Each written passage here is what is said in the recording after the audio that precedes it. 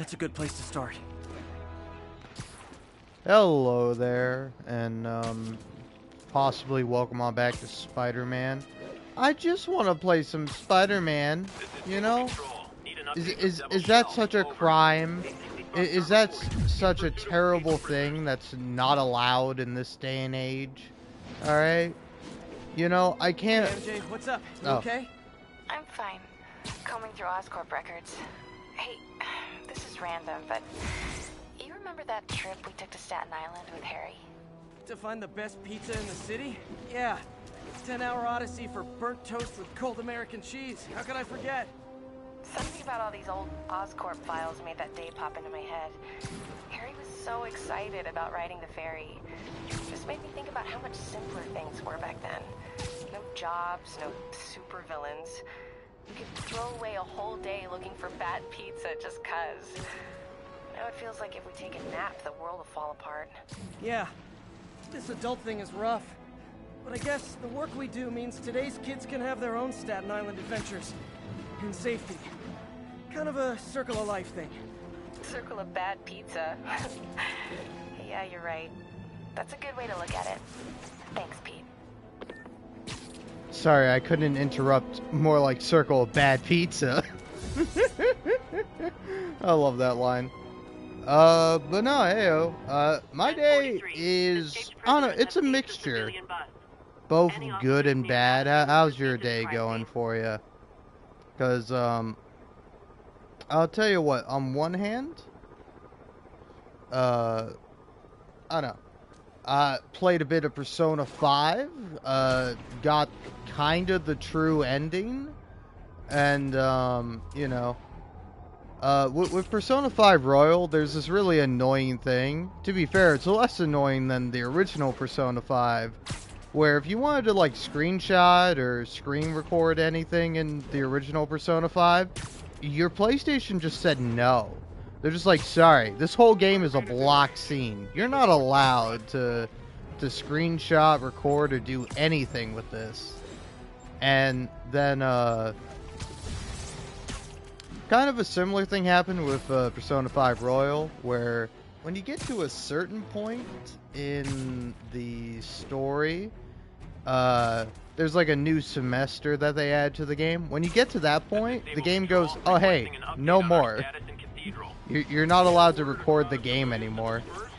So I got up to that point today, so I was like, well great, I can either live stream this screen with just my voice, or, you know, I could stop, and I eventually decided to stop. And then I was like, you know what? Now that I've gotten to this point, I can delete the game, and I can download Spider-Man. And I can be Spider-Man. So, you know, at least that's some condolence. That's one good thing that's happened to me today.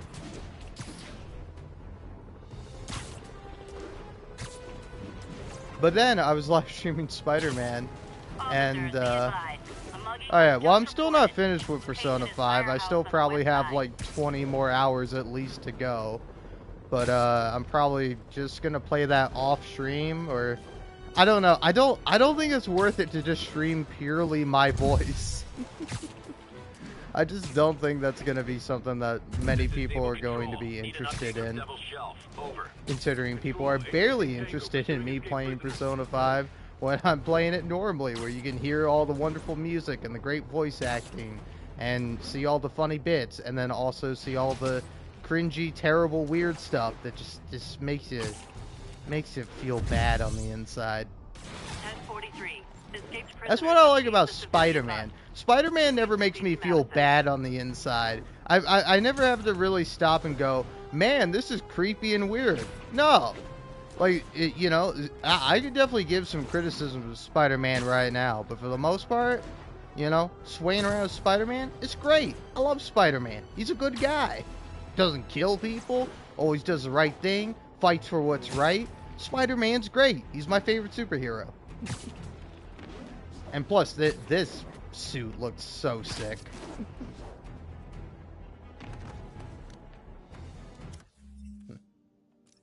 Any other suit I might want, though? I mean, that's a pretty good one. I do like this one too.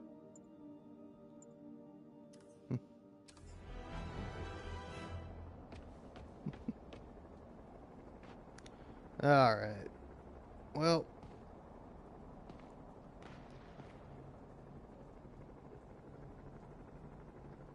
Is my mic too loud? I feel like my mic might be a little too loud. I feel bad about it. There, I'm hoping that's good. I just turned it down a little bit. Alright.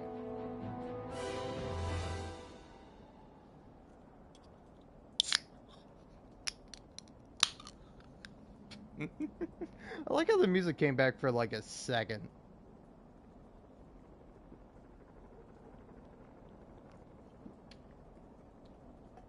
And that's just dead silence for me opening up my drink. Which is a Cheerwine, my favorite soda.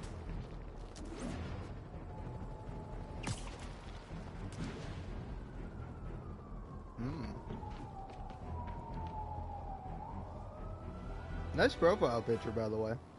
I like it. It's hard to see the full thing on my PlayStation because it's just a tiny little corner on my screen. But I like the crow.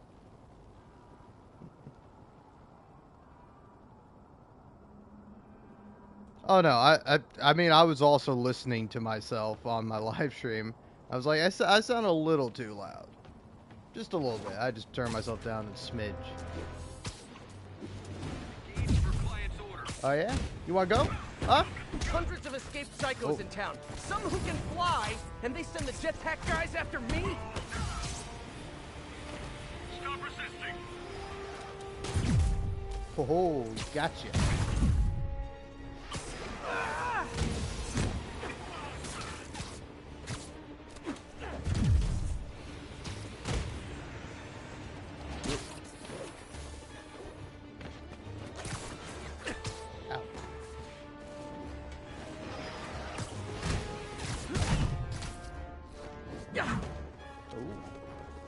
Oh, that's nice.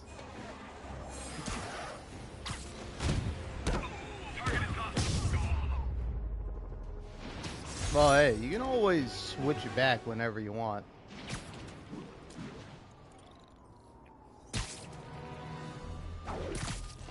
You know, reported assault in progress. you got me thinking now. Maybe I should change up my profile picture.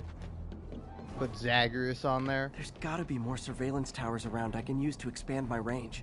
I don't know though. If you played Disco Elysium and you know anything about that game and the main character, which is who my profile picture is, it's the main character from Disco Elysium, a drunken detective. He's literally me. I mean, he's not, but I played that game and I never felt so seen. I like there are certain moments in that game where I played that game and I'm like, this is the greatest game I've ever played. But it would be nice to switch up my profile picture every now and then. Zagreus would definitely be a good choice for me. I like Zagreus. Ooh. Officers, be advised. Escaped prisoners are stealing food supplies. Nearby officers, please proceed to the Bryant area. Alright, anyway, I'm gonna play some Spider-Man, and I swear if my internet cuts out again, I'm just going to bed. I'm just gonna go to sleep, because... like, I don't know why. Sometimes my internet just does not want to cooperate. Oh, I'm not gonna land a hand? I'm gonna hand a web, or land a web. Wow. Thought you might need one, officer. You don't know the half of it. Never seen anything like this devil's breath stuff. Forensics is having a hell of a time. News reports say this is where Otto released Devil's Breath. Might have left some residue I can track. Some residue on this sign.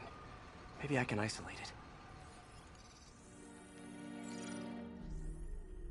Alright, time to see if this is AT-rich leader the exact sequence. same thing. This looks promising. Yep.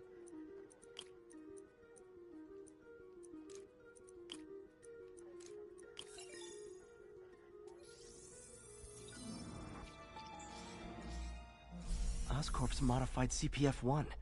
Definitely Devil's Breath. Should be able to track the dispersal path now.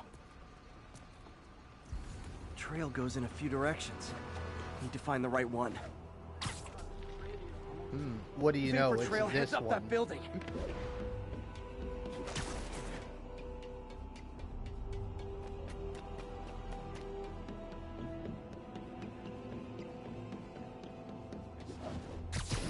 Trail leads down into those vents. What was Otto doing up here? Should be a door or an access hatch around here.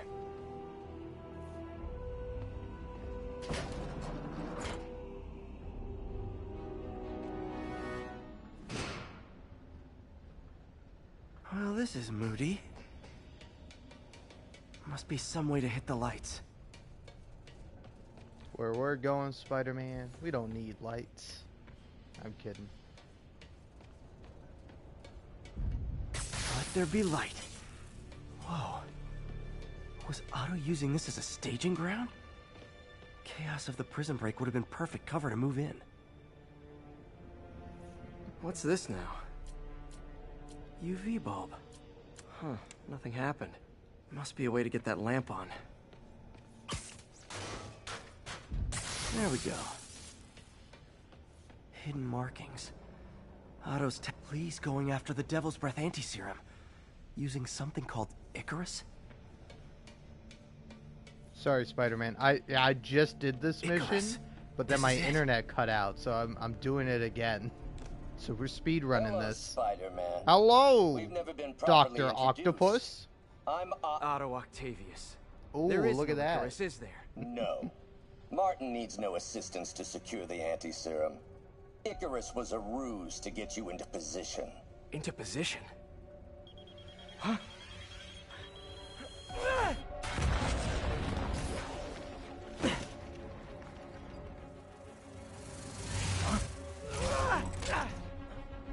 Need a lift? So refreshing to work for a man like Octavius. Backup plans for his backup plans. Hey! Pete? Are you okay? What's happening? Traffic's rough. Listen, Lee's gunning for the anti-serum. We need to find Oscorp's Devil's Breath lab before he does. On it right now. Pulling every building permit in the city. If there's a record of the lab, I'll find it. That's great. Okay. Talk soon, MJ.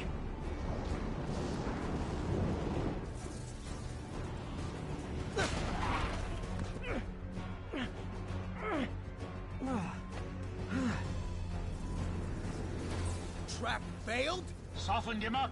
Time for plan B.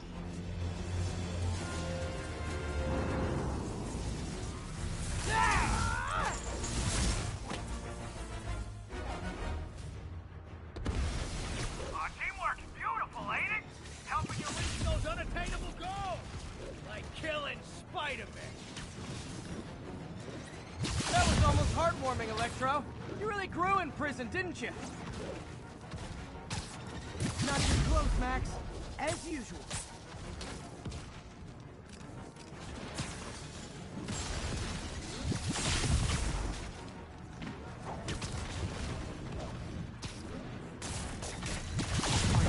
Now I can get in close. I can damage him if I web the transformer.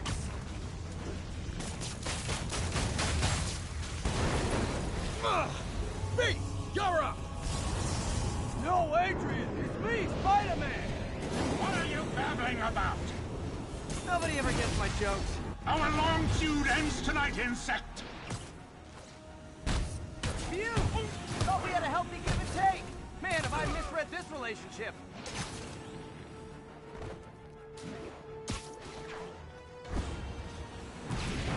Next time you're mine! Hold up a sec.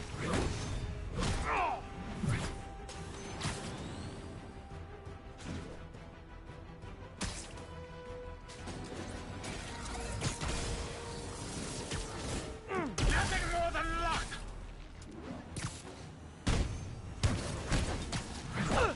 Spider-Man! I must break you. You got it! You got my joke! so happy I can almost stop fighting!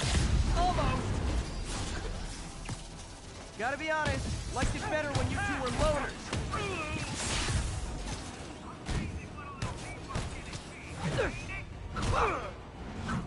Need to catch Take over, Electro! The vigor of youth, the wisdom of experience, a fine pairing. Just like oil and water, sure. No trouble, kid!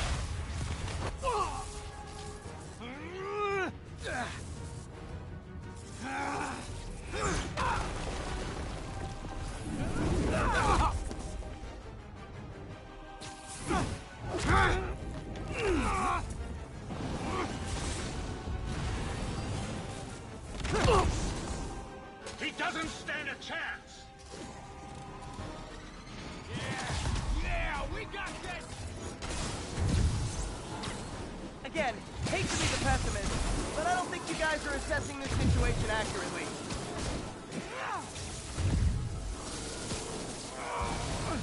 Stay still!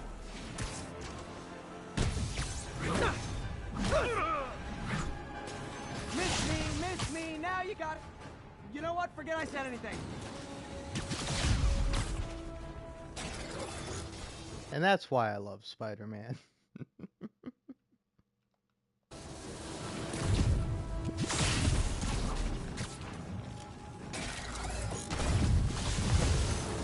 Don't do that again!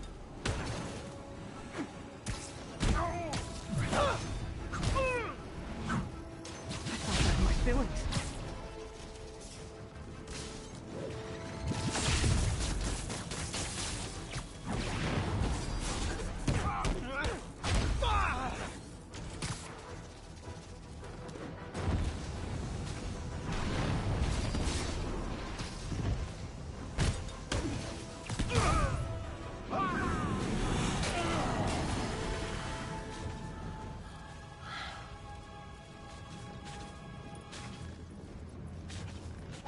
Should check on Sparky.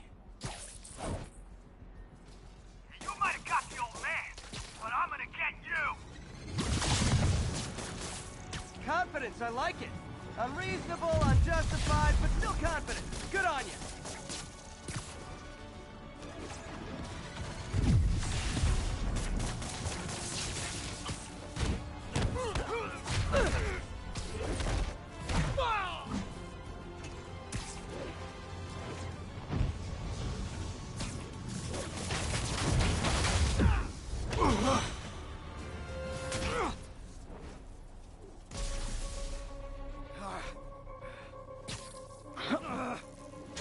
What's happening?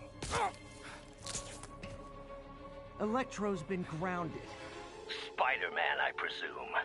If you really cared about this city, you'd be helping me expose Osborn for the criminal he is. By killing Oh, hey, innocent no people? worries. I would've Don't restored let the me keep power. you up. You're sick. Hey, thanks You for need tuning help. in. I have all the help I I'm need, sure one of and these we will not days I'll stop eventually until get back Norman to gets what he playing Hades. deserves. In fact, tomorrow I'm gonna play some Hades. Don't know what time exactly, but it can be any time. But yeah, thanks for tuning in. Hope you have a good night's sleep. I hate it when they team up. Just need to catch my breath. Oh, I love this little moment where Spider-Man just falls asleep. Where he's like, I just gotta catch my breath, and then whoop. Alright, peace out.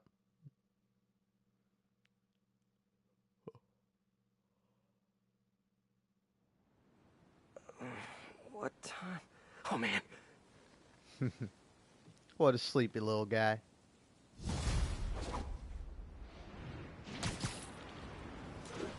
Need to update Yuri.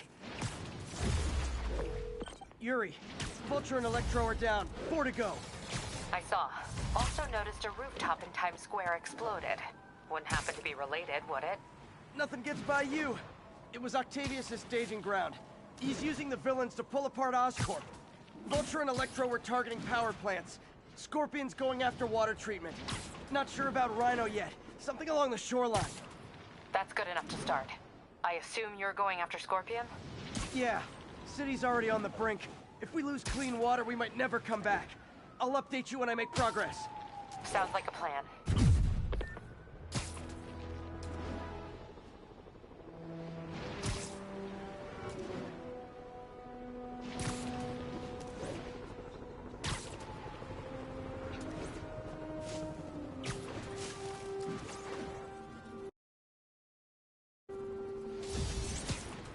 Okay.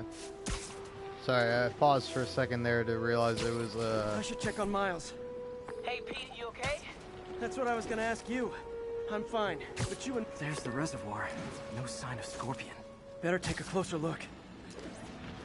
Oh no, I feel bad. I wanna continue that conversation with Miles. Douglas, this is Stable Control. Boss wants an update on your status.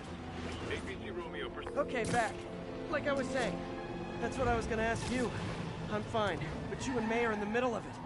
We're busy, but people need help. And I'd rather be doing something than waiting around for somebody else to fix things, you know? Yeah, I heard that. Just make sure you protect yourself.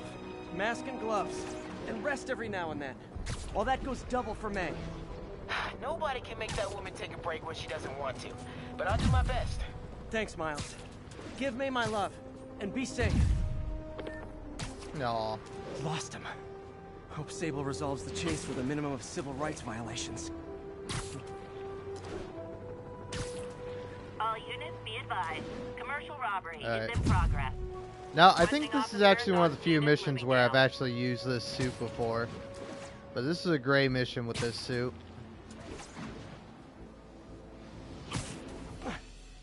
Now, if I was a mercenary dressed like a scorpion, where would I be? Behind you! Me, I'd end it now. But Octavius is paying, and he wants to torture you. Which I respect. Damn it! What did he inject me with?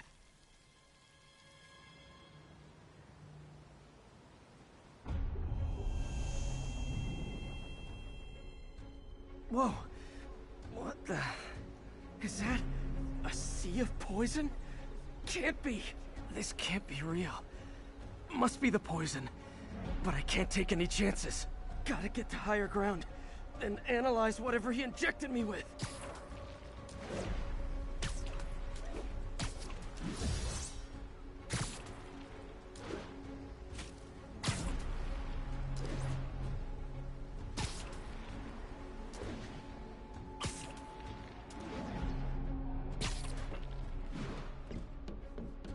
Okay, should be safe for a minute. Need to analyze the neurotoxin, so I can create an antidote. Scorpion's made some upgrades.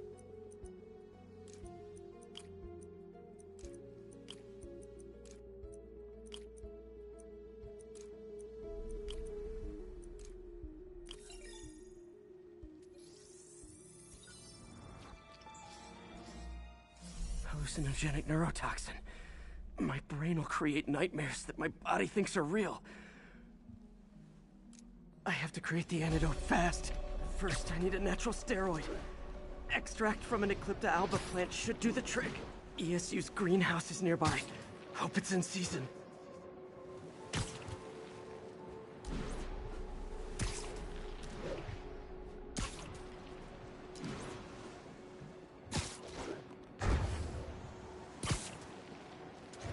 There's the greenhouse! Eclipta alba should be inside.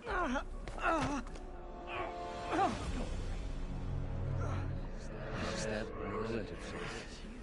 It's you. Where'd it go?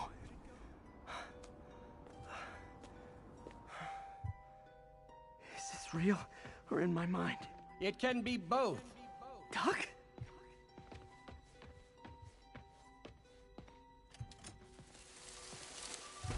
It's just the hallucinations intensifying. You can get through this.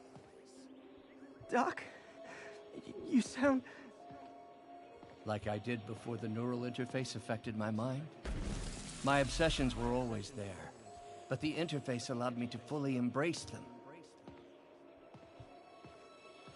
I have to fix this. Fix you! Somehow! Ah, Peter. Always trying to shoulder the responsibility, even when there's no hope. I can't tell you how many times your unfettered optimism has kept me going when things look bleak.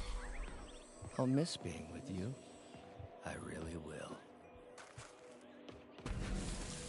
I'm sorry, Doc. I'm so sorry. Yes, you're sorry. And yet, you let it happen. Makes one wonder where your priorities lie. I mean, if I was really that important to you, why would you let me destroy myself? I can help you. It's the neural web. It's affecting your mind. You mean the neural web you helped create? The hard truth is, you did this to me. Without your help, I would have never done any of those terrible things. I should have seen what was happening to you. Never left you alone with those arms. Good luck. I wish I could offer you more help. Stay strong, Peter.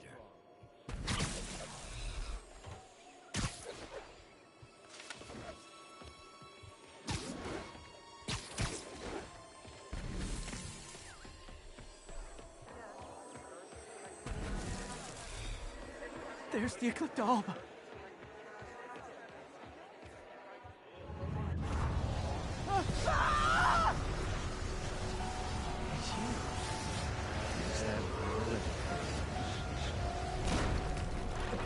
Buy me time, but I need an antitoxin to mix a permanent antidote. One of Harry's research stations was developing a synthetic atropine. Gotta get there fast.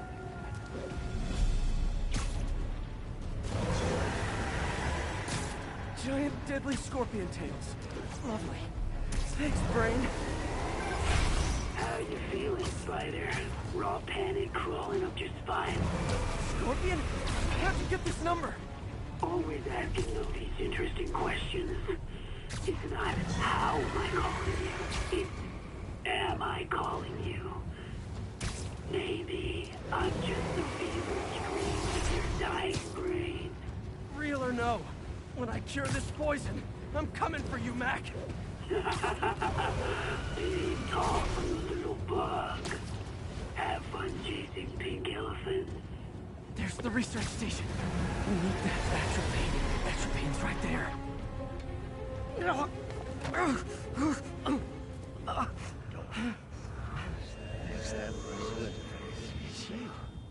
Atropine's gone. Oh, not again.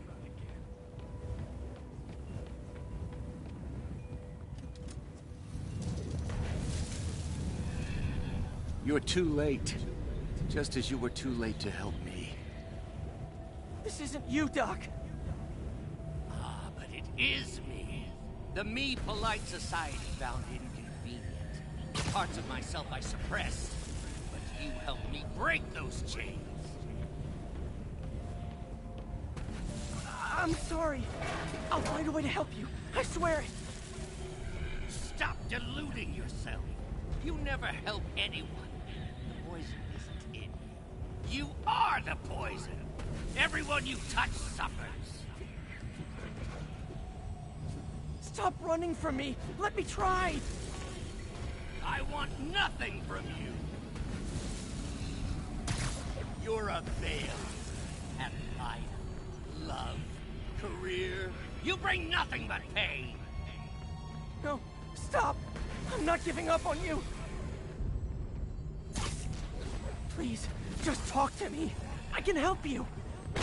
So you can treat me like all the rest. Containing me, suffocating me. No, I will let my genius shine on its own. I saw you, Peter, taking notes, stealing ideas, a rat in my own lab. To think I called you a friend. I am your friend, Otto. Please. I've always supported you. I always will. Supported me by selling my ideas to Norman, by sabotaging my greatest works. Don't think I didn't see. Don't think I didn't know. Please, Doc. Please.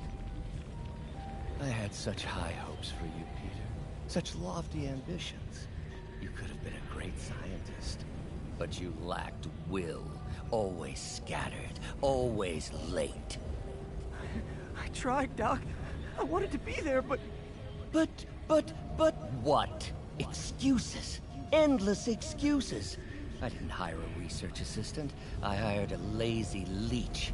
A boy playing at being a man. No, that's not true. No! If you had been there for the grant committee, or for the pre-check, or for our endless fittings, if you had ever been there, maybe I wouldn't have had to take action. Please, Doc. There's still time to turn back. Still time to heal. And do what? Crawl back to that pitiful lab? Toss tennis balls with my incompetent assistant? No! Now it is my time for greatness. You'll not hold me back again. Stay away, Parker! I won't be sabotaged by you again. There it is. The atropine.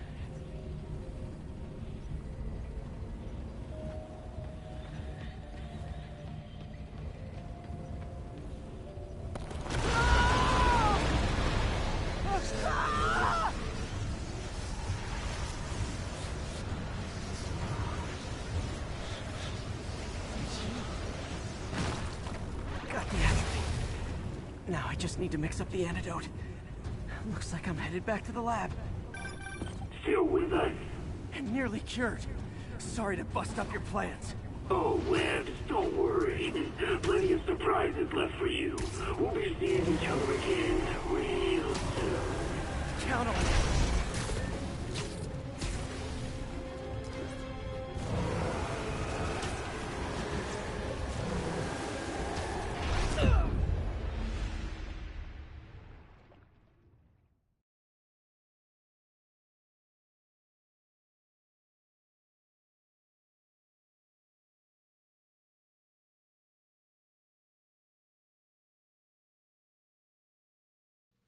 Got the atropine.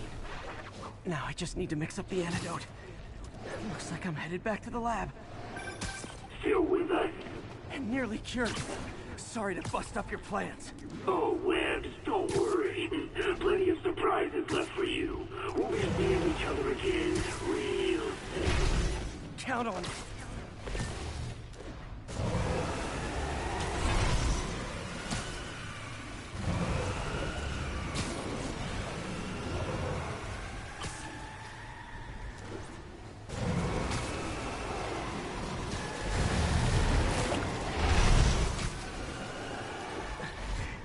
Made it.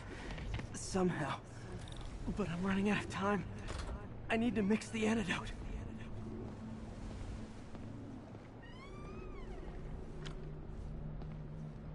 Finally.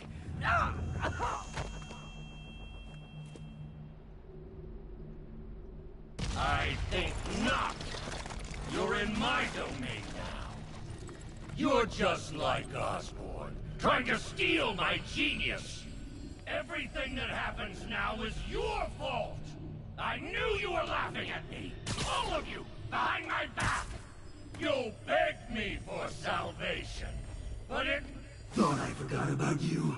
Scorpion, are you even real? Oh.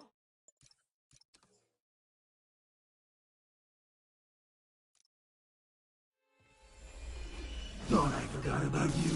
That gave me an opening. Another hallucination. At least he had an imaginary glass jaw.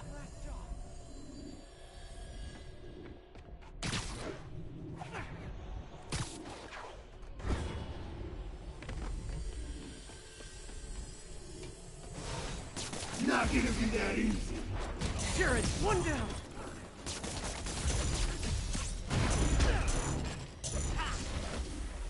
Got him.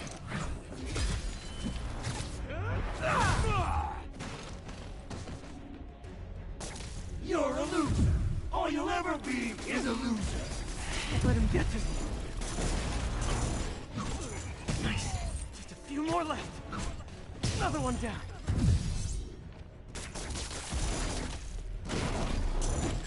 One more.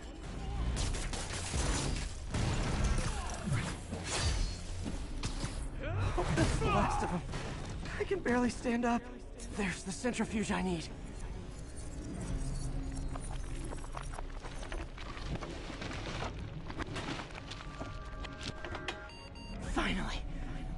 running out of time. I can feel it.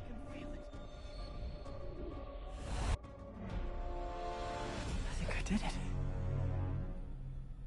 Where'd my suit go? I think I took decontamination a little too far. I'd better put some clothes on. Much better. Let's just go ahead and forget that ever happened.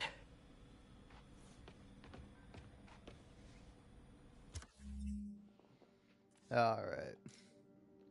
I will say, that's a funny little moment, but I want to see, yeah, whip this outfit.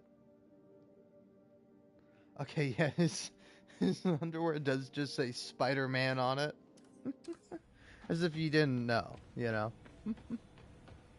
This is Spider-Man underwear.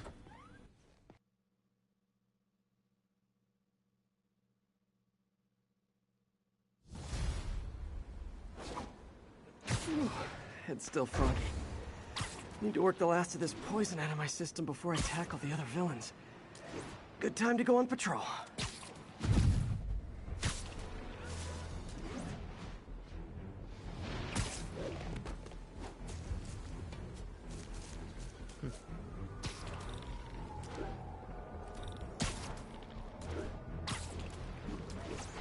Contact with Spider-Man control. Weapons free. Enemy engaged. Wash your windows? Heavy Morgan, all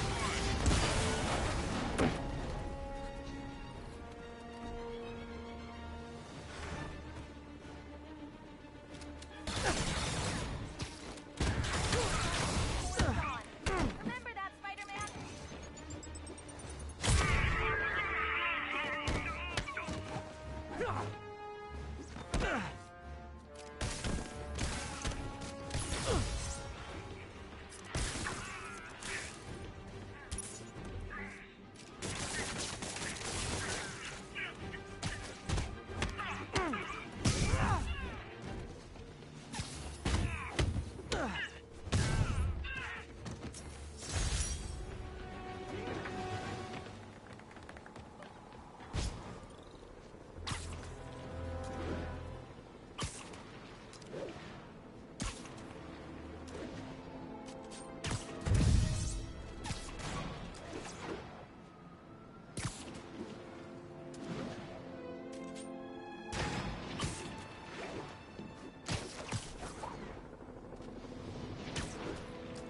MJ, hey, you mind if I toss a kind of thorny ethical question at you?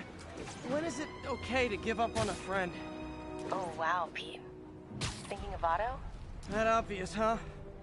Yeah, understandable, though. Man, the high-minded, generous part of me wants to say, never. Being a true friend means being there, even when people lose their way. But with what Otto's done, I just don't know, Pete. I guess you have to decide if the Otto Octavius you knew was still in there or not. Maybe if he was ever even in there at all. Yeah. Thanks, MJ. I gotta process some stuff, I think. Call me anytime, Pete. I'm here for you.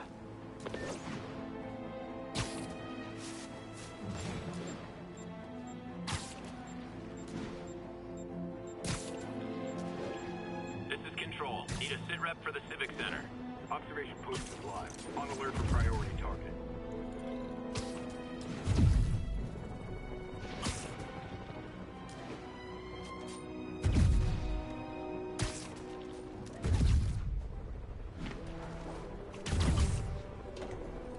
Okay.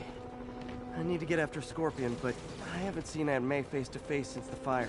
I think I can afford a quick pit stop at Feast.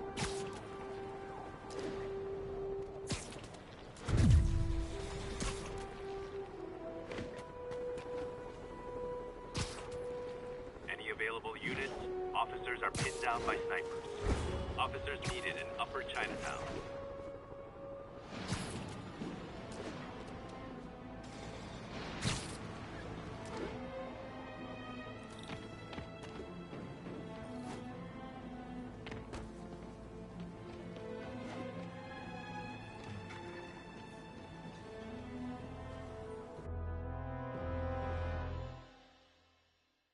Right over here. Until Miles gets back, the best thing we can do is keep everyone fed. Oh, Peter, it is so good to see you. How are you? Healthy? I'm good. How are you holding up, May? Good, but busy. Oh, let me go. Oh, there.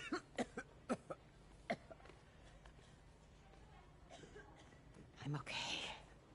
Didn't you tell me something once about accepting that I'm human just like everyone else? You and Ben. Masters at turning my own words against me. I am fine, Peter. Just a little rundown. Where's Miles? Could he help out? Oh, he is. He's off picking up medical supplies from the relief center. It's amazing how quickly we go through antibiotics. Okay. You stay off your feet for a bit. I'll organize the unloading and check in with Miles. Deal? Deal. Give me a chance to nurse my wounded Parker pride.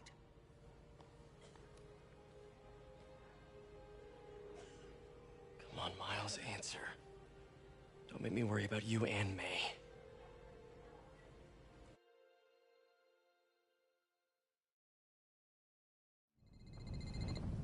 Quiet. So much for a milk run. How did a bunch of convicts even do this? Looks like an exploding bulldozer went through here. I can't turn back. Beast needs those antibiotics. You hear? Need to distract him. Hacking apps should work. I heard that. Okay, that did it.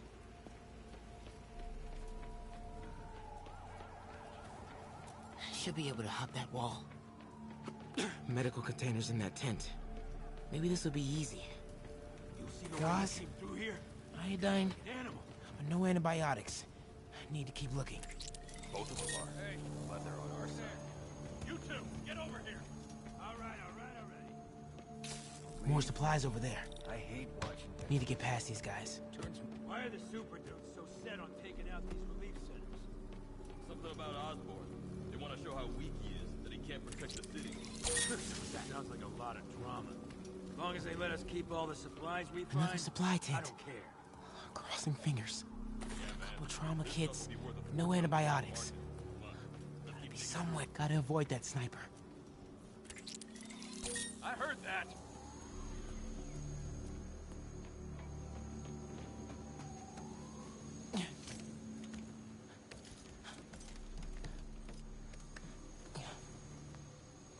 More supplies. Oh, come on, Crate. Be the one. Amoxicillin. Perfect. That is a very large man.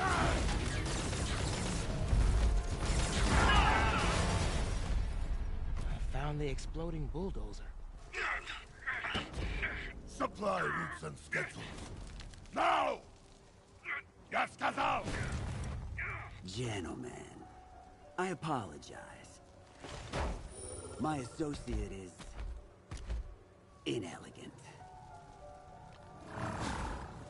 He doesn't understand the fine art of persuasion. Did not need to see that.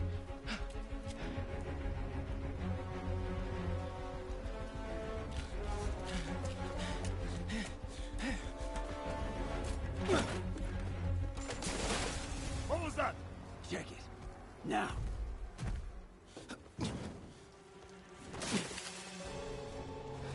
Don't think he saw me. Time to get out of here. Whoever is here, come out! I have no time for this. That tunnel. We are having fun with lights now? I will have fun with your face! Come out! And I promise not to crush you! Please don't see me. Please don't see me.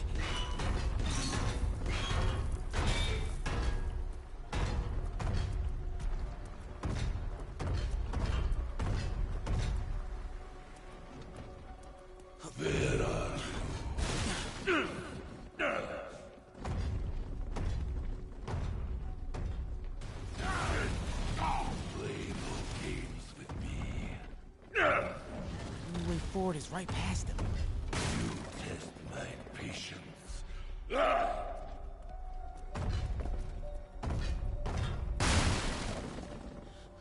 Wait for it.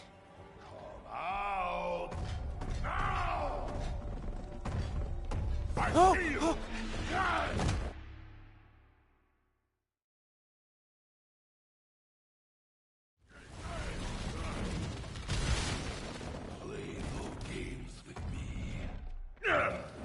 The way forward is right past them. Wait for it.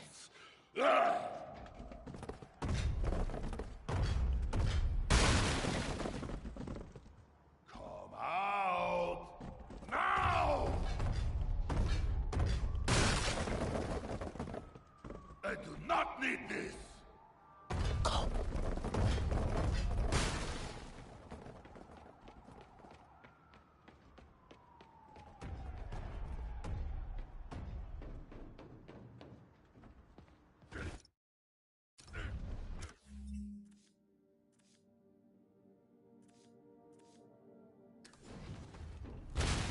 Oh! Close! Too close. Gotta get out of here. No! More! Gotta be getting close. Guys!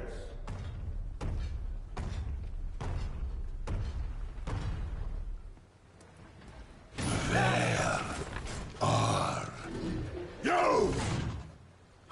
Oh, man. Okay. I gotta get out of here. No hiding! Maybe if I get up there. When I find you, I will crush you! There, that container. That's my exit. You cannot hide!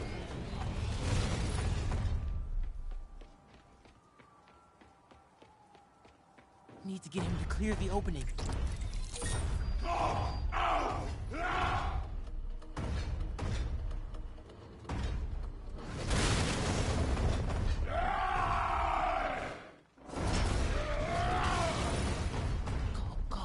Go.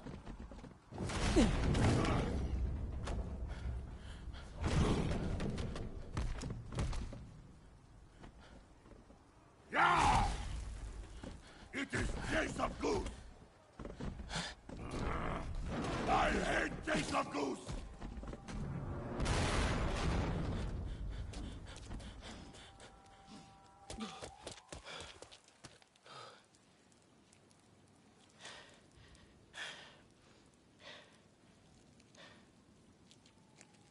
Okay, so let May know I have these. Get off me! Just give us the wallet! Give it us, man! Help! Hey, leave him alone!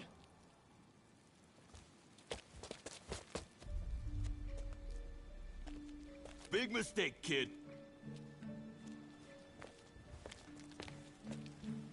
You can't just push people around like that. Or what? Like this? Haha, kid's got guts. Hip squared. What the hell's he saying? Not gonna be saying anything in a second. Oh!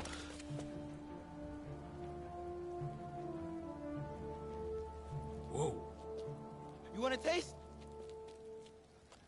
Nah, I'm good, kid.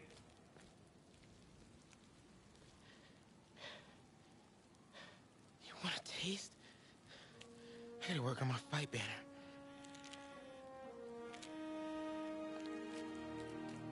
Miles? Hey, I've been trying to reach you. You okay? Hey, so, don't freak out, but, I gotta fill you in on some stuff.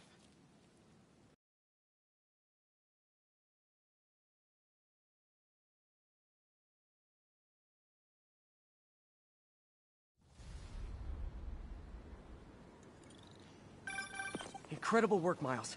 Stick close to Feast. If the convicts get desperate, they may try to raid the shelter. Way ahead of you. Anything else happens here, I'll let you know. Great. Thanks, Miles. Yuri, figured out Rhino's deal. He's attacking Oscorp's relief centers. Think I know which one he's hitting next. Reports of a possible earthquake and/or demolition derby at the Harlem Center. Sounds like our boy. Headed there now. You holding up okay?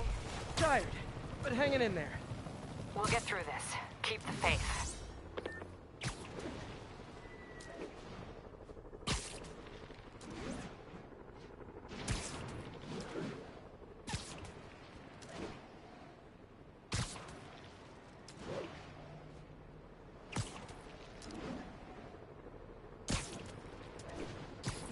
getting much coverage. I should look for more towers to activate.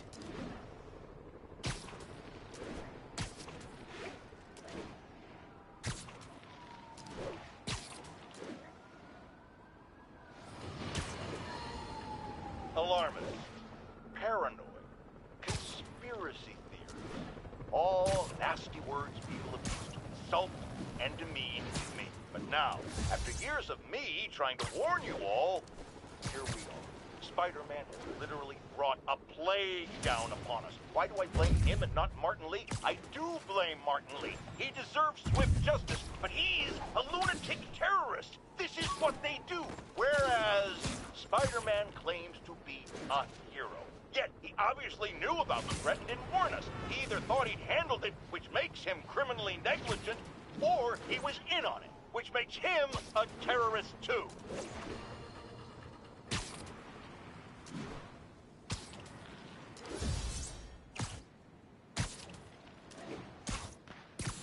Backup needed for a chase in progress. Incident is active near Ansonia.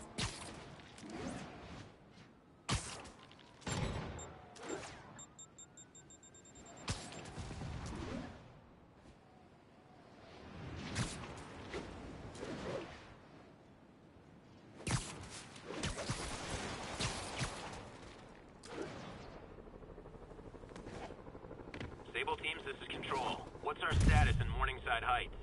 Traffic control established. Checking all suspicious persons.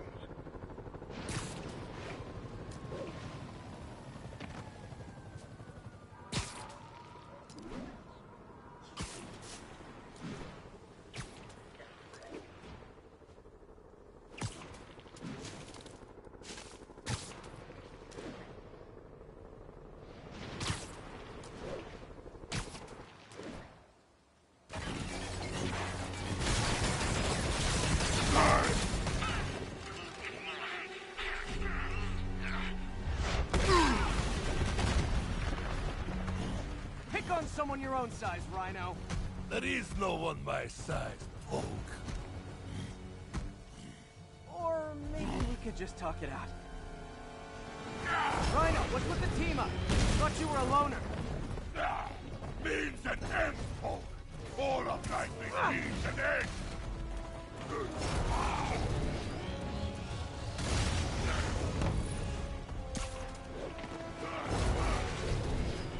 So what's the end for these particular means?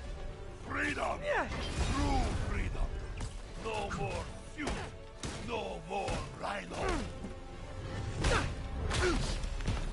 Okay, Rhino. Let's wrap this up. Never send an 8-ton infant to do a man's job. Let's finish this. Oh, Scorps, love you, but did you know which route you cut in, right? What were you gonna do if I didn't go? Beg him to give up? Yes, Gargan, that is exactly what I would have done. Ah, like an old married couple, you two.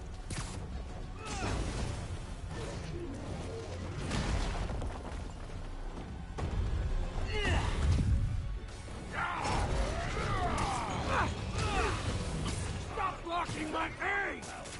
Alexei, move your ass!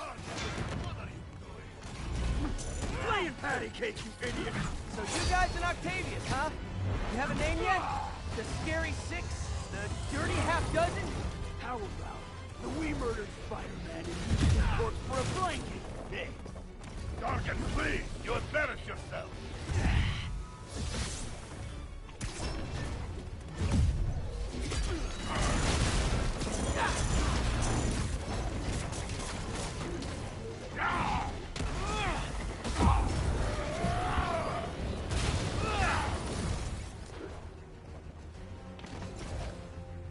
Get him, you idiot! Get him? Come down and help, Rock! Guys, please! There's plenty of me to go around!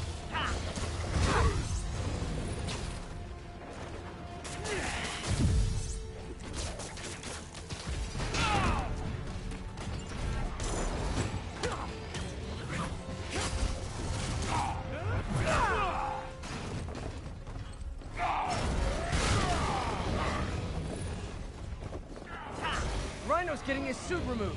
What did Octavius promise you, Scorpion? Scorpion has no principles. He fights for profit.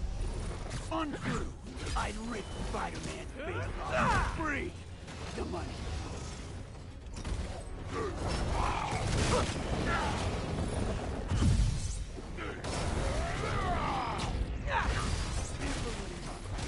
With a moron like you. Come here and I'll fix that.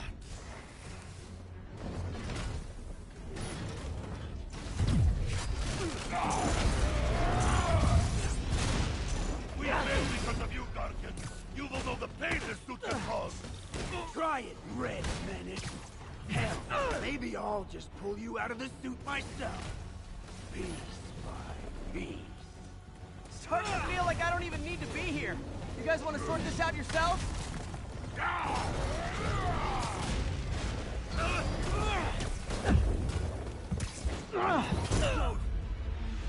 gonna name my yacht after you. The Squash.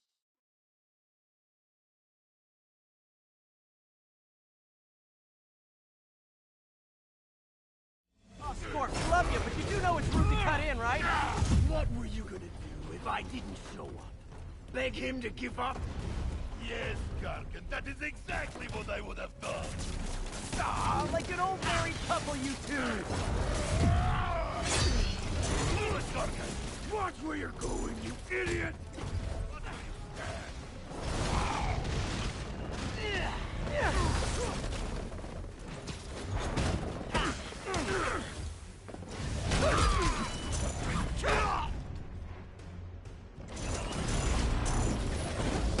So you guys and Octavius, huh? You have a name yet? The Scary Six? The Dirty Half Dozen?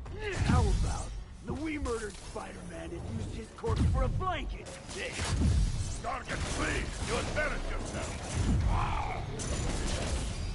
Get me out of here. Be a man, Gargan. Be yourself.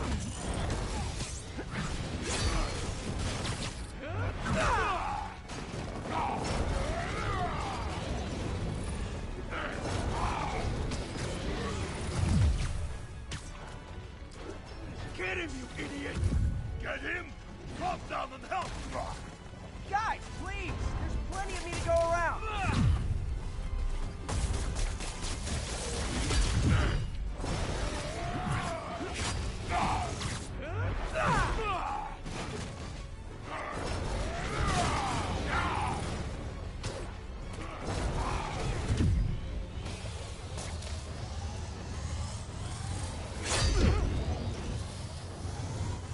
Rhino's getting his suit removed. What did Octavius promise you, Scorpion? Money. Gargan has no principles. He fights for profit. Untrue. I'd rip Spider-Man's face off for free. The money's a bonus.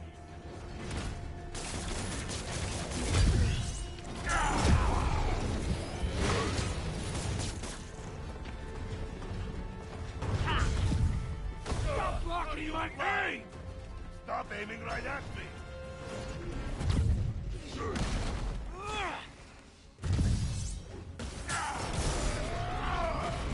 We failed because of you. Try synthetic, Gargan. I will squash bug myself.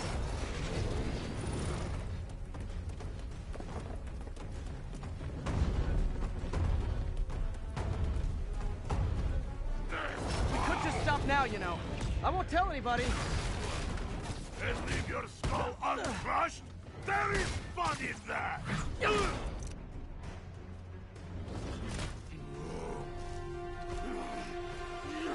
Do you know what Octavius will do if he finds out you failed? I failed? Yes, you freak show!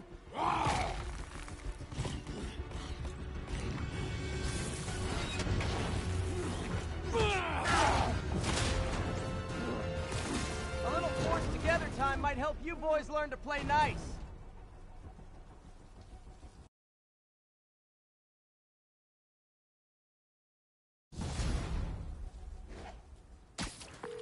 All right, Yuri, that's 4 down. Just Octavius and Lee left.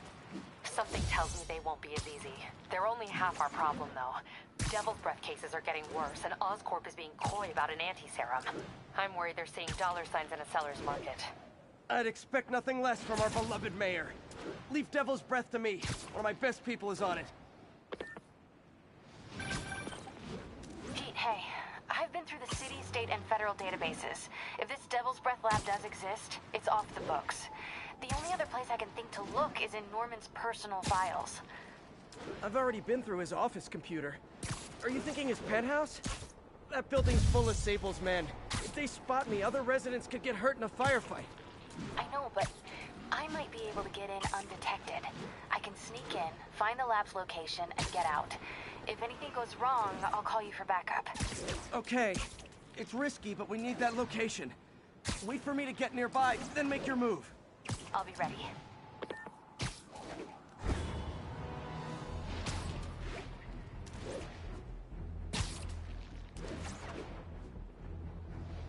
All units, armed fugitives are assaulting a police vehicle. Available officers, move on Yorkville.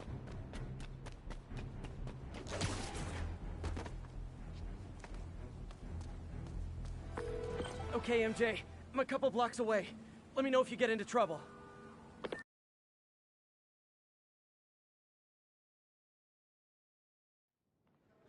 Thanks, Pete. Wish me luck. Okay. Norman's penthouse is on the top floor, but the elevator's on lockdown. Need to get into the security room to unlock it. Excuse me. The lobby seems pretty busy. Is everything okay? Residents have been asked to temporarily vacate their units while Sable International performs a security sweep.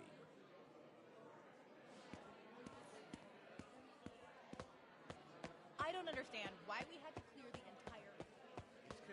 Yeah, that elevator goes... There's the security room. But that guard will see me if I go in. Residents are pretty upset. Maybe I can rile them up to create a distraction. Left my stupid inhaler upstairs. I heard they'll let you up if you claim special circumstances. The health emergency might do it. Really? Come on, let's go talk to security.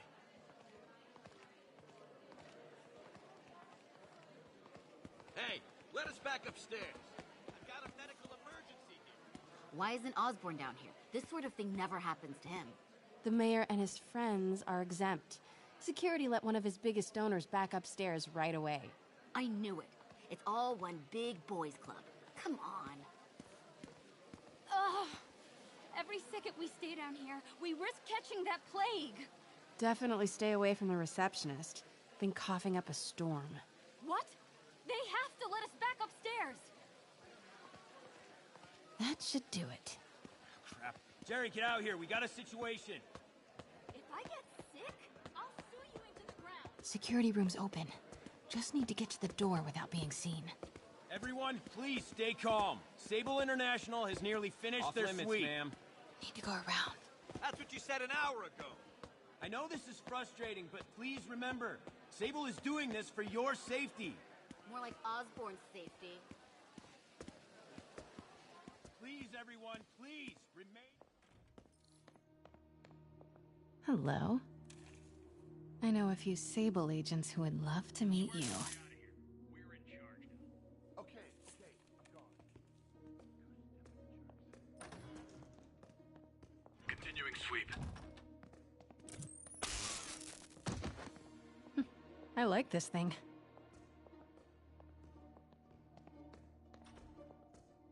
Gotta turn him around.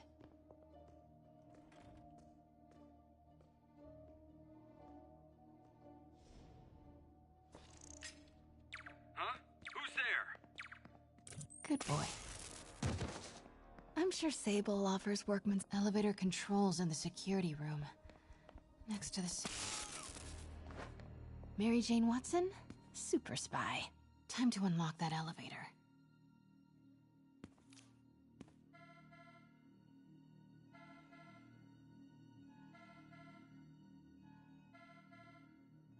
That did it. Norman's clearing out, and the elevator's unlocked. Time to head upstairs.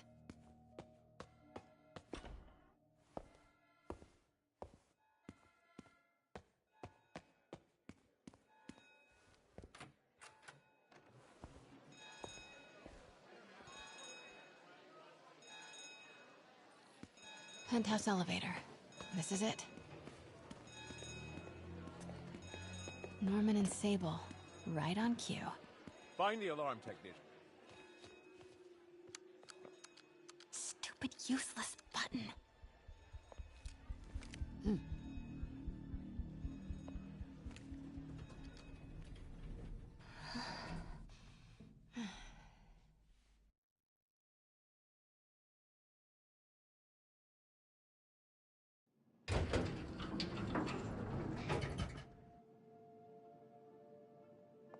Norman's guards have all cleared out.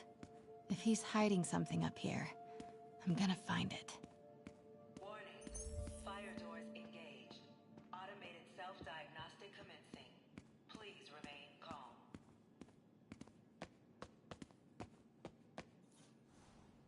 Blueprint for the apartment. Tons of empty space right behind the wall with a family portrait. Who leaves space unused in a Manhattan apartment? MJ, Sable presence downstairs just ballooned. I think Norman's being moved. Worried they might spot me. I might have had something to do with that. Keep your distance. I should be okay for now. What is this thing? Schematics for a prototype combat mask. Looks like it can reveal structural weaknesses.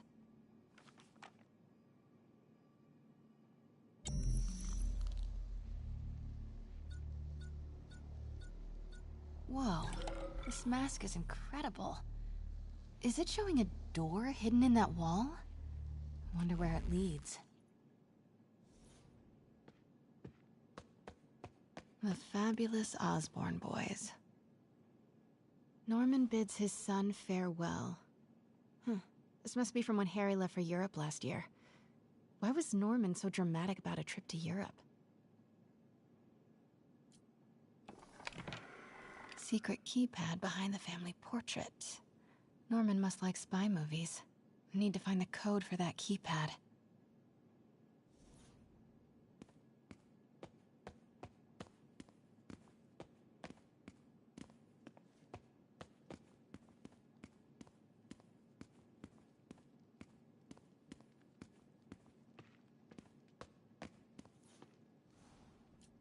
Work order for keypad lock. Looks like he used Harry's last day as the code. That must be the day Harry left for Europe.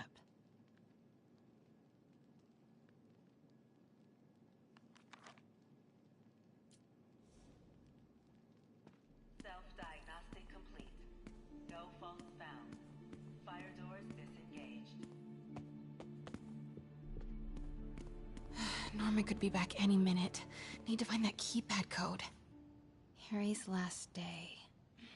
I know he left last summer, but was it July or August? Harry kept a journal. Maybe he recorded the date there. Norman locked up Harry's room, wants it untouched for when Harry returns from Europe. But where did he put the key?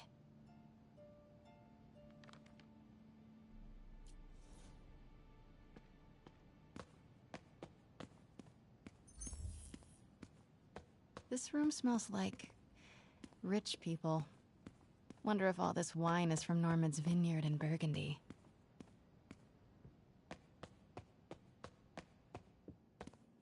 City's in a state of emergency, but Norman still manages to get his laundry and cleaning done for him. What a hero. Hey, Dad.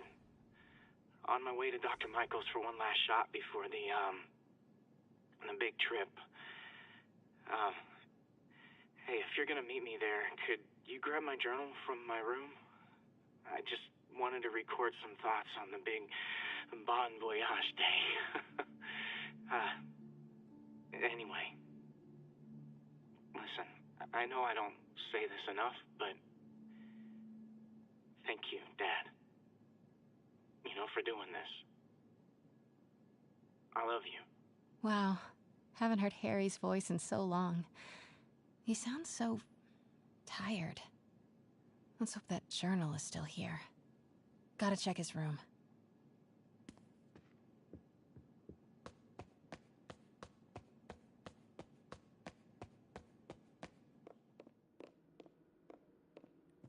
Harry's room.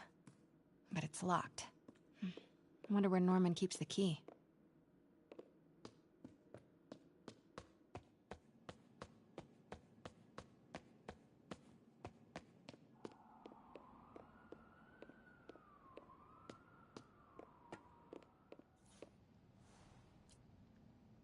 Emily's terminal diagnosis. I know Harry's mom was sick, but I had no idea it was genetic. Did Harry ever get tested?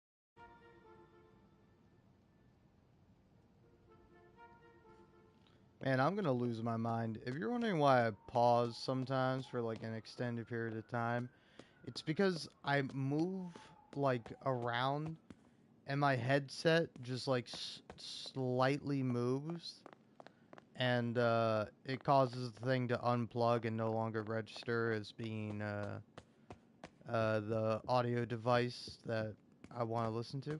Also, it's real inconvenient the setup I have, because like I have the USB or USB-C Shure microphone, which I'm talking into right now.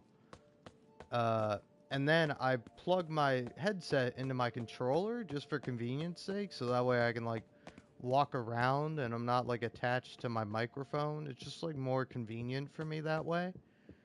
And plus, when I had my headset plugged into my microphone, it did cause some problems where I would have like the audio cut out, but I don't know if that was necessarily on the microphone or on my headset. But regardless, I think I just got to get a new headset, man, because I'm sick of just like moving my arm slightly, and then I hit my headphone cord, and now it's unplugged, and now I gotta reset it up because like, oh, it's so annoying. This is such like a minor problem, but like, you know, if my headset gets disconnected, I have to pause. I have to go, hey, put the audio out through my headphones, and then I have to go to my microphone and be like, hey, don't use my headset as the microphone, use the USB microphone as my microphone. And then, you know, it's also annoying because every time it will reset to being like the default gain, which I have it at 4 gain right now. But the default is 6. And do you see how this might be a problem? This is 5. And this is 3, actually. And there we go, that's 4. That's what I'm supposed to, that's what I want it to be at. Oh, man.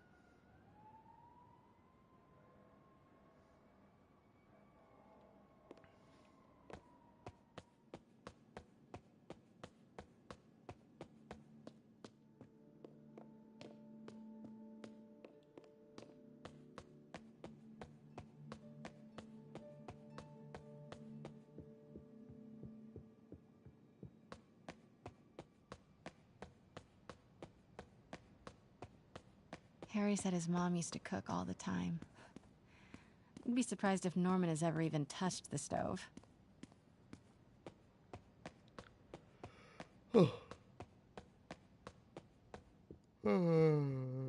Sleepy boy.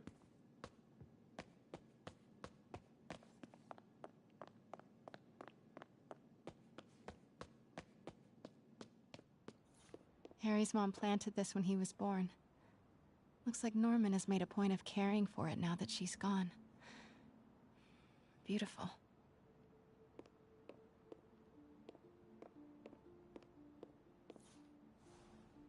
Happy birthday, dear. Sorry I'm a little late. It's been a busy month. I miss you, Em. Especially today.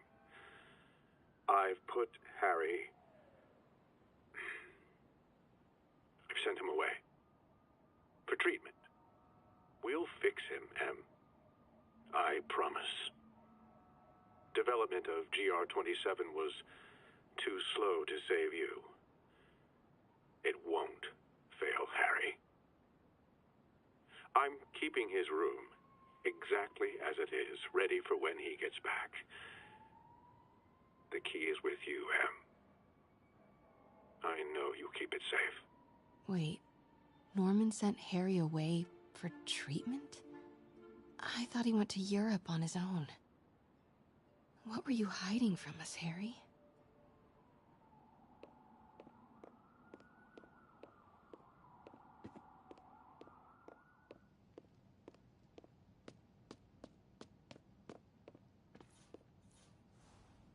Norman and Otto. Wow. They look like they used to be so close. What could have ruined a friendship like this?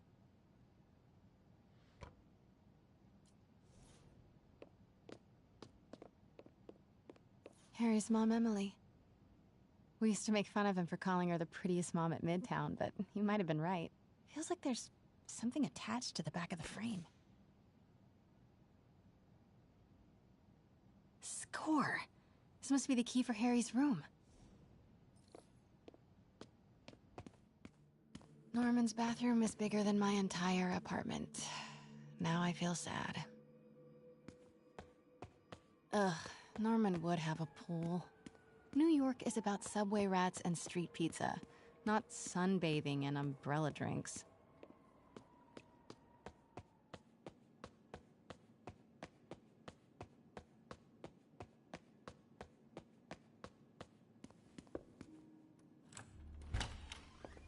What? This can't be for Harry, can it?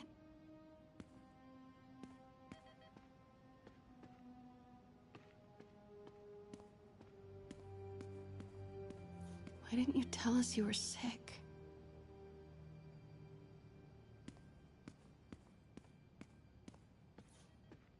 Law books. Harry wants to be an environmental attorney, like his mom.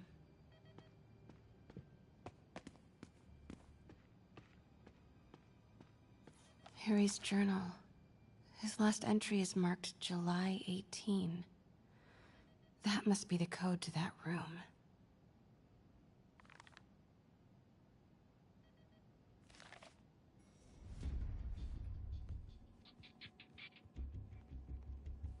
I am saying we should not rush off without a plan. We? You are staying here. The antiserum's ready, and I'm going to supervise production. You will be completely vulnerable without me. I seem to be completely vulnerable with you. I'm going alone. End of discussion. Keep Team 2 on standby. I'm getting some air. Pete, Norman's cure is ready. He's headed to the lab it's at now. Can you follow? Not without alerting him. Somebody spiked Sable's coffee today. Her men are set on double secret probation alert. Okay, then stay ready. I've almost got the location. Control, grid's clear. Repeat, grid's clear.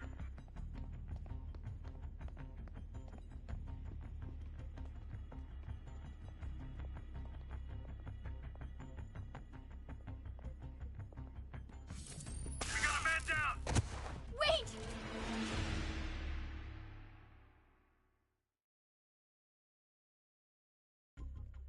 Pete, Norman's cure is ready. He's headed to the lab it's at now. Can you follow? Not without alerting him. Somebody spiked Sable's coffee today. Her men are set on double secret probation alert. Okay, then stay ready. I've almost got the location.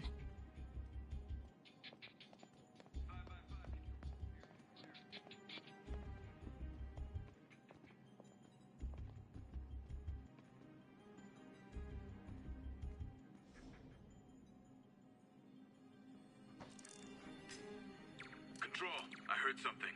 Running a sweep. Also, something that's kind of funny that I've only like just noticed now I heard something. Running a sweep. is that I'm pretty sure that's Noshir Dal, the actor for Charles from Red Dead Redemption 2, as well as he's like a fire chief in Spider-Man 2 and Mysterio. It's kind of funny to just hear him as like one of these random Sable guys.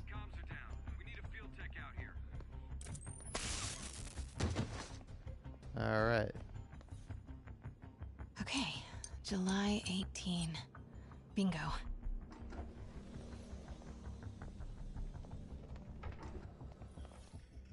Super creepy. Gotta find the location of the Devil's Breath lab. Something in this room must be useful. Spiders. Is Norman trying to reverse engineer Peter's abilities? The labels on these cages.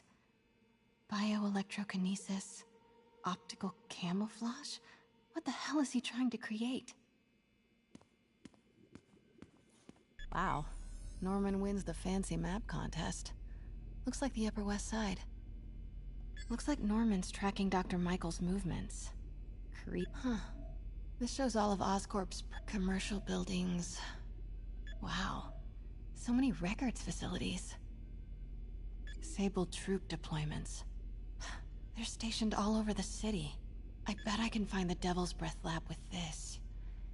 It must be an Oscorp property with a ton of Sable protection, frequented by Dr. Michaels. Norman's got a real mad scientist thing going on.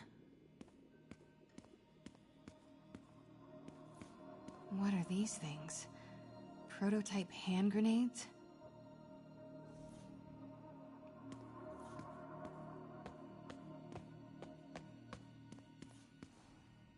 Norman Osborn, GR-27 research log. The whole project has gone to hell. GR-27 is a cure, not a disease. But try telling that to the evening news. Somehow, they've picked up the technician's morbid nickname, Devil's Breath, and are using it to stoke hysteria. They have no idea what it's really capable of. A cure for cancer, genetic disorders, birth defects. With just a little more research, I know we could perfect it. Instead, I'll spend the next 18 months on PR mop-up. What a waste of time. Devil's Breath isn't a disease. It's an attempt at a cure? I almost can't believe it.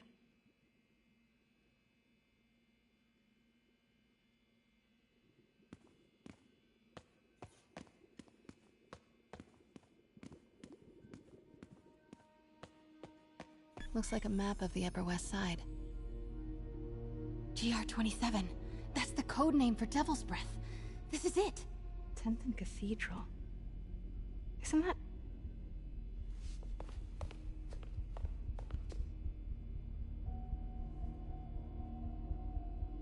I knew it. 10th and Cathedral, Oscorp's records department. Perfect place to hide a secret biotech facility. GR-27 Martin Lee incident. What is this?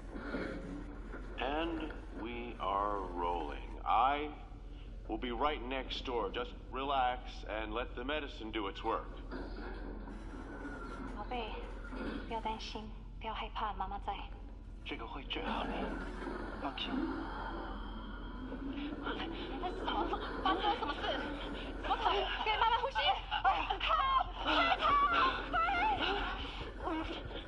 ！I thought this was just a consultation. Boys seemed ready. I'm going in there. No, you can't. It's too late. Make it stop.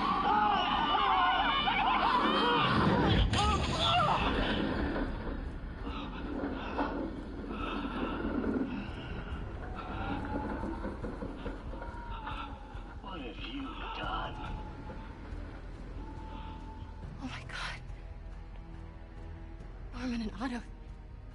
They started all of this. They created Lee. I have to get this.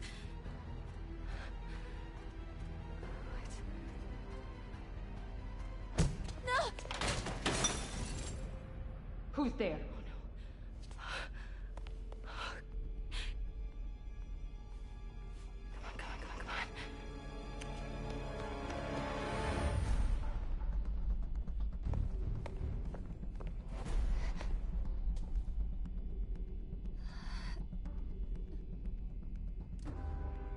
Damn it.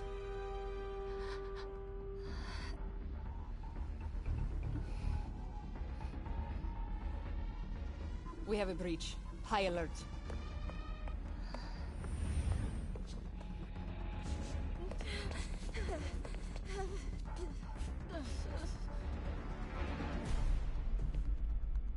Pete, I've got the lab location. And a lot more. How far away are you? 2 avenues over. Say the word and I'm there. Great. Keep the motor running. Alpha team, stay alert.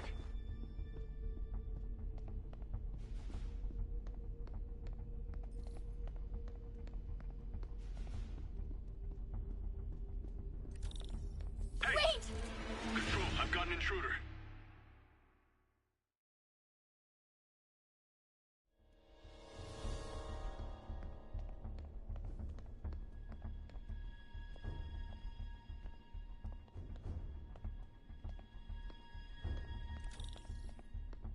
Need to clear that balcony.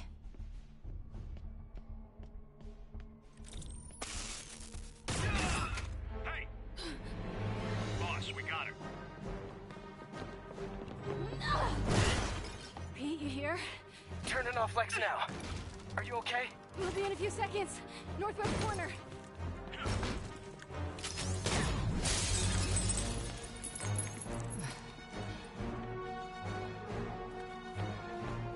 You ready?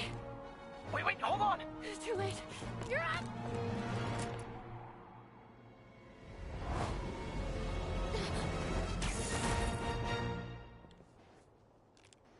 You are crazy.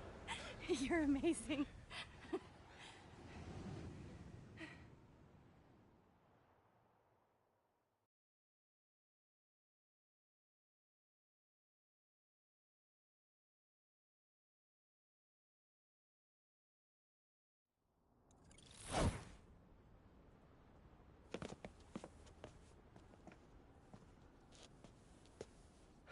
It's all so much to take in. Harry's sick, Norman and Lee, and Dr. Octavius? I know. This is all my fault. No, not this song again. You are not alone anymore, Pete. Let Miles and me look after Feast. You find Norman. You find the cure. Thanks, partner.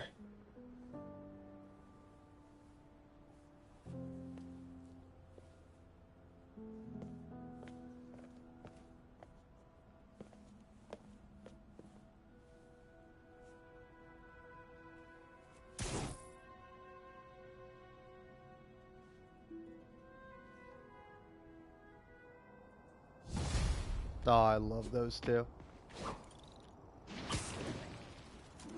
I have to get that anti-serum and start putting things right.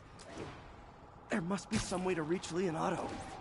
Convince them to give up this crusade for revenge. They've both done so much good for the world. They can't throw their legacies away just to spite Norman.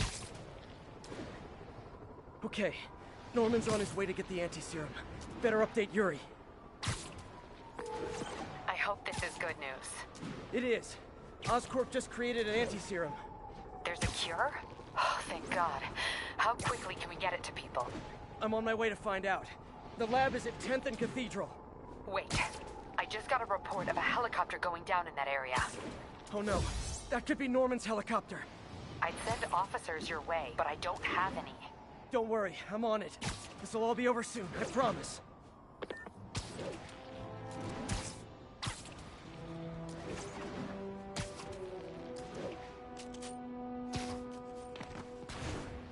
Attention units.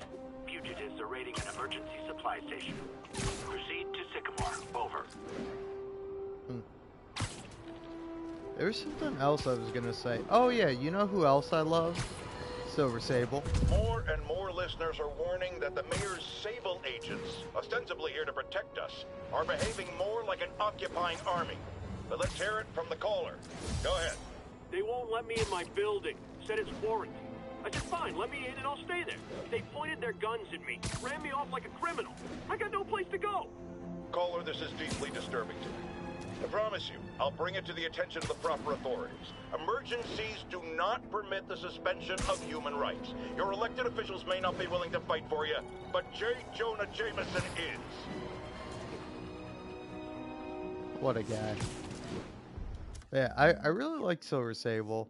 And then also, I think it's kind of funny how, like, okay, people's heights are listed.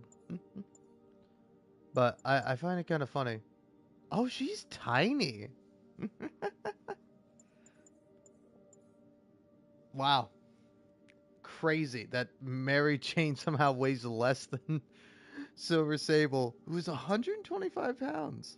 And 36. Damn. Damn, she looks good for 36. Holy hell. I mean, to be fair, 36 is like good age. Alright. But, Yuri's 38? Damn. I thought she was younger. I thought she was at least like, I don't know, like like low 30s at most, you know? I thought she'd be like 20 something, but no. Damn. All right. But yeah, no. I like how Mary Jane is like the rarest hair and eye color combo. Cuz like red hair is like the rarest hair color, and then blue eyes are the rarest eye color, and then both of them together, the rarest ones you could have. Meanwhile, Silver Sable also blue eyes but white hair. So is that technically rarer? Oh man. Also, I'm so sad too, because like I don't know. I swear she has a crush on Spider-Man. Like she likes him. Because like I don't know. There's a moment. There's a moment in particular when she brings him to feast, and she's there like watching over him, and then Mary Jane walks in, is like, Spider-Man, are you okay? And then she leaves. She gets out of there and it's like, no, stay, Silver Sable.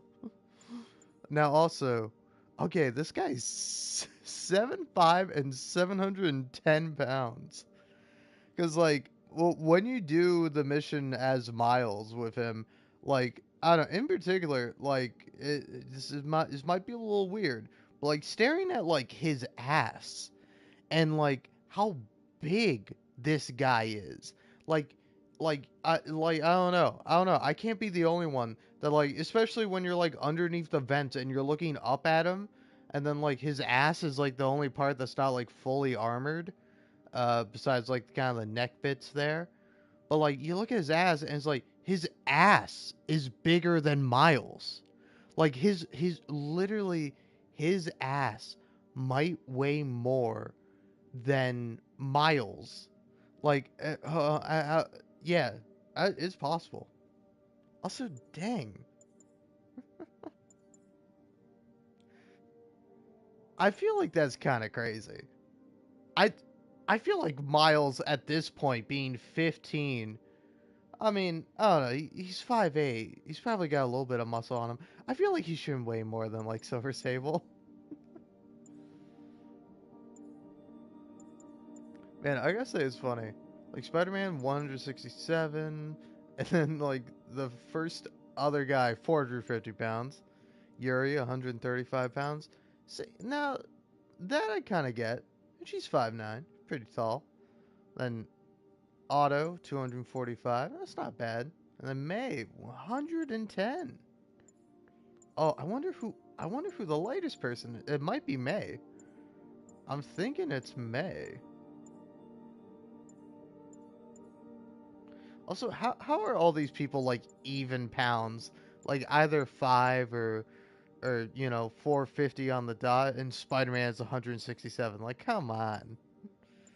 210, 710, 165. Yeah, the person who weighs the least is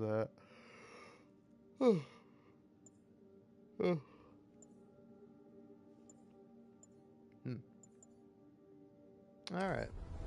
Oh, sorry, I got a little preoccupied with that. Man, Silver Sable's 5'5"? It's crazy to me. I mean, it shouldn't be, but I don't know. She feels taller. In my head, Silver Sable is taller.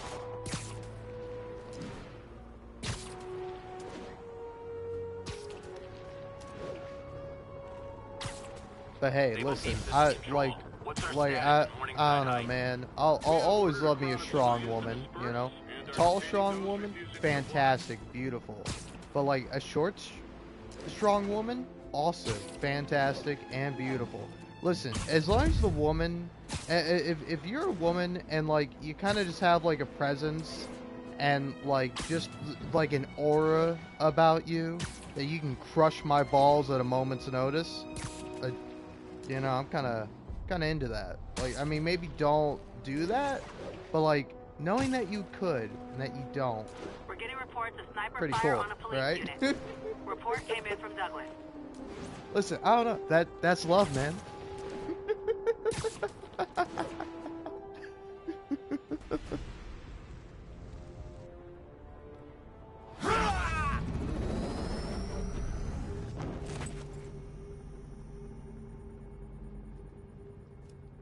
Open it.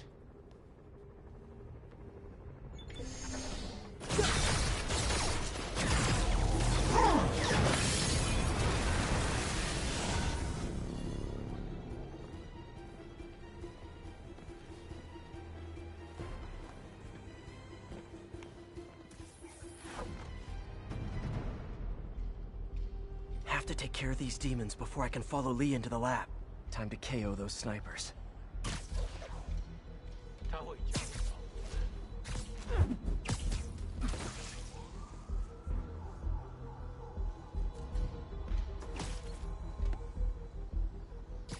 Nap time.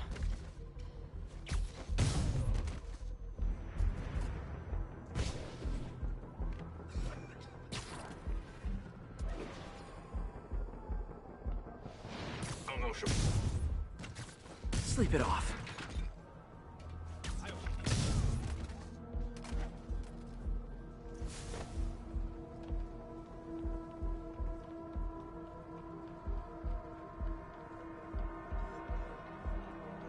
Need to get through these demons quick, before Lee gets a hold of the anti-serum.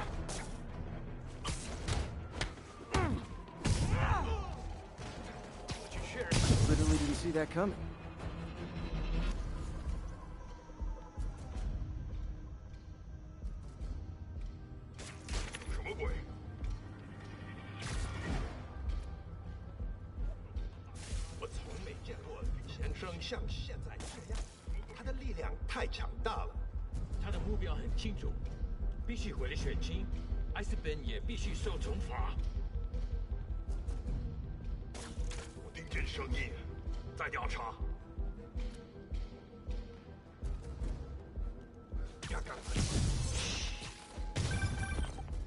Spider-Man, leave now. My men will handle this. Sable? Lee wiped out the agents stationed here. They're not handling anything. You have been warned, superhero. Sweet dreams.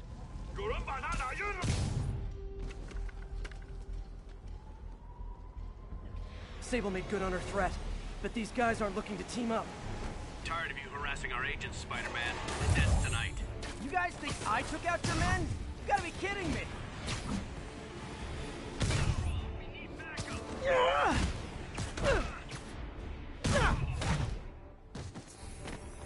Take him out.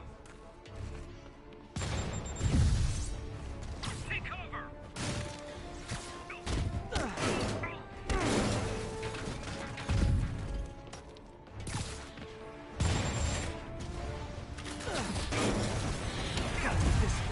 get inside.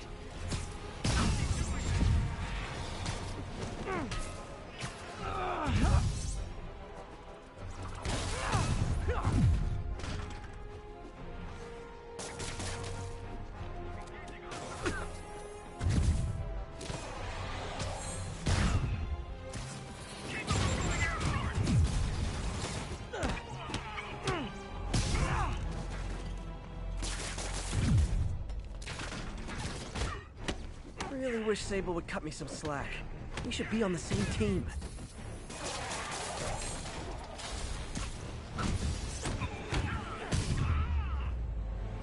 Demons and Sable are down. Time to follow Lee inside.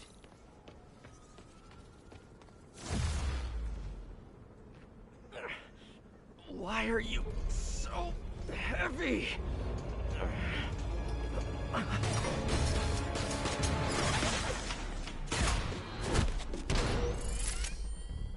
You harass my men, destroy my equipment, and cost my client millions.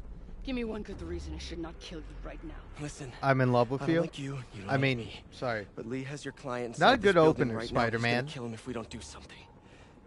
We could fight each other, or we could fight Lee, but not both.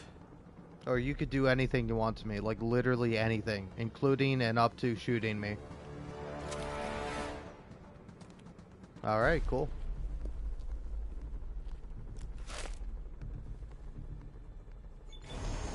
This mean we're good? You will help me secure Norman. After that, I make no promises. Works for me. Lee's out of control.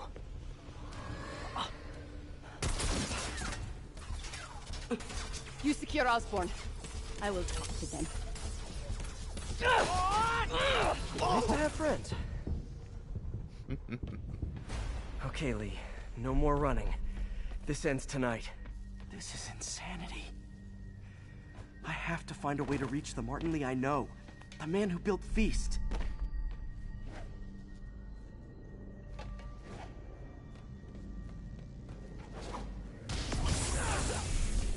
No way to go but down.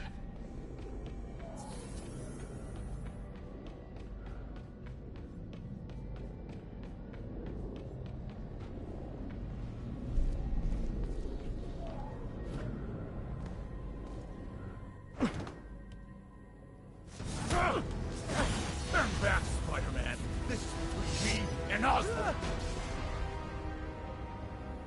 I know about the accident. I know what happened to your parents. The accident? You sound as clinical as Osborn.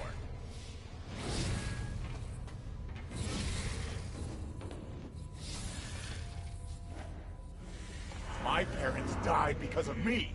Because of what Osborn did to me. You're more than your past. Don't let it control you.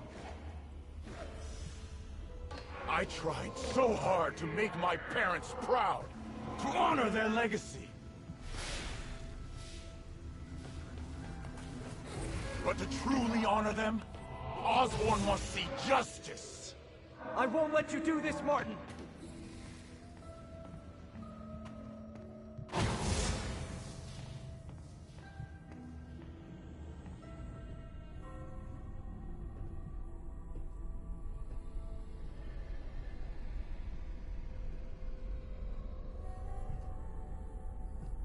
Lee's pain, his anger, it's fueling his power.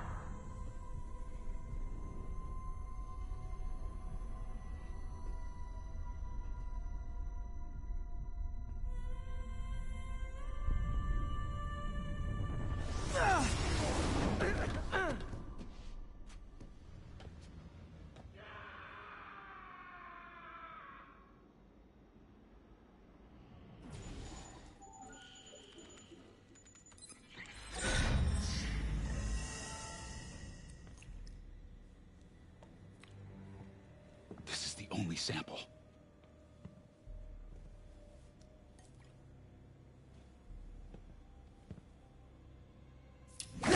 No!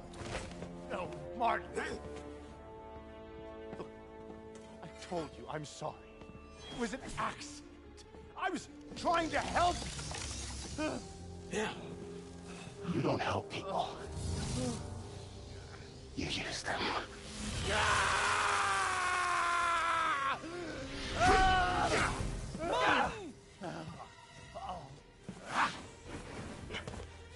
This won't bring your parents back. Why do you insist on trying to save this piece of scum? I'm trying to save you, Martin. Don't let revenge win. Fight it!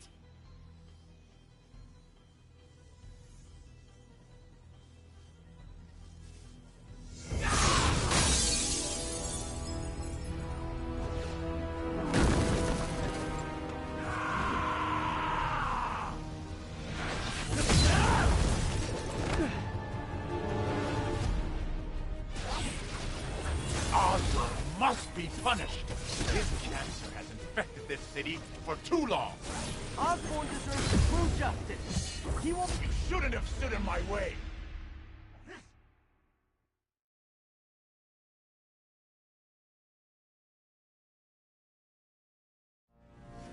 Alright, not gonna lie. Osborn must be punished. His cancer has infected this city for too long. Osborn deserves true justice. He won't see it unless you stop now. I'll never stop.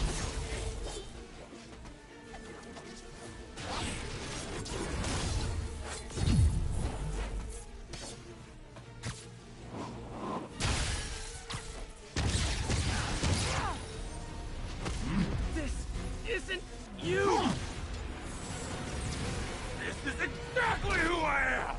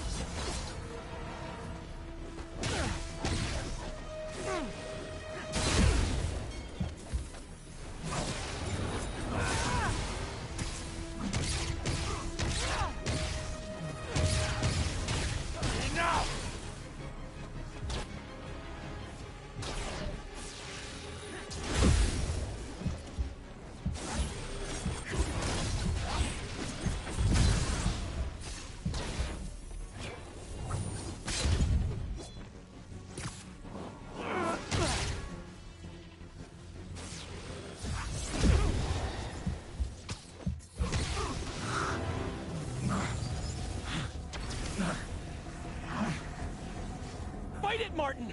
You can walk away! No! Osborn must suffer!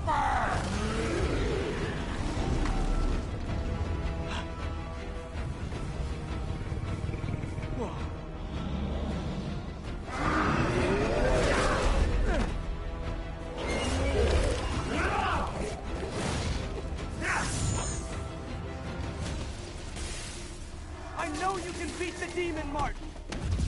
Beat the demon? I am the demon!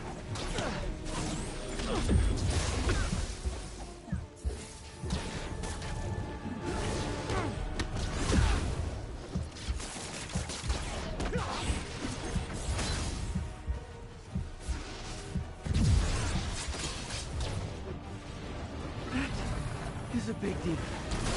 Big demon.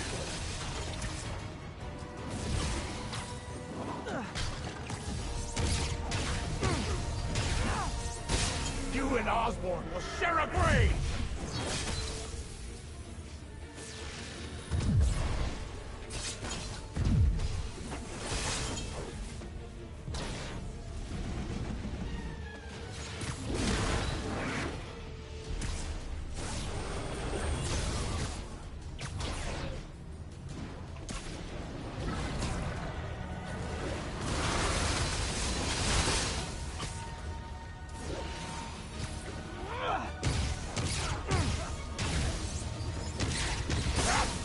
Enough! This will all be over soon. I sure hope so.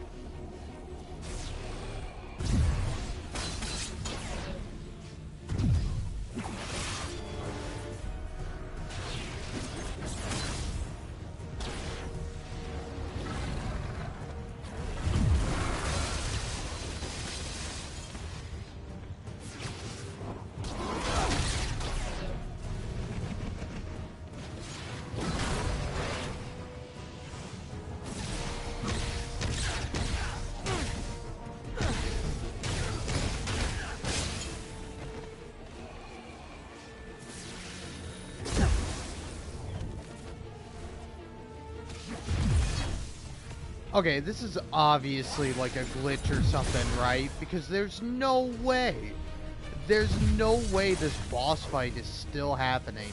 I'm not missing anything. It's not like I have to do a certain thing in order to be able to defeat Martin Lee at this part. Like, the game is just kind of yanking my chain at this point. Okay, yeah, there's no way. There's no way it's not fucking with me. Alright, Martin Lee.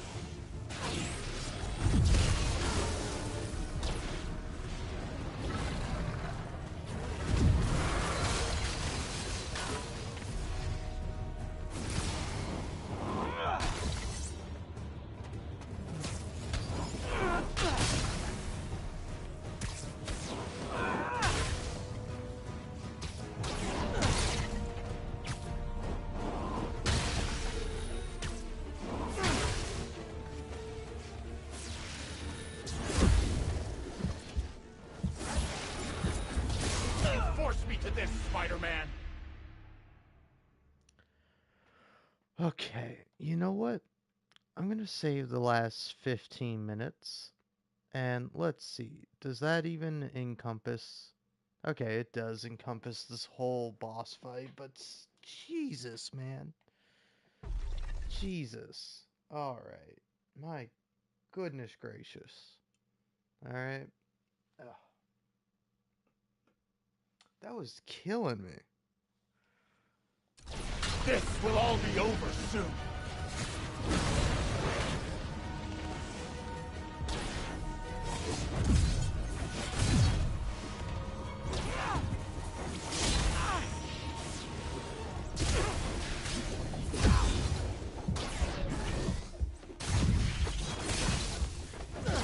I wish things could have been different.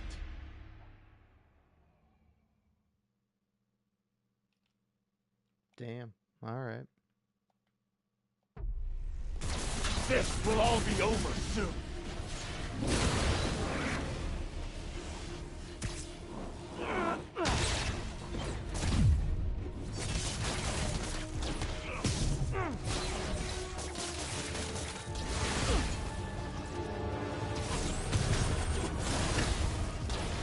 My will is stronger than yours! We'll see about that. Can't give up. He's almost down.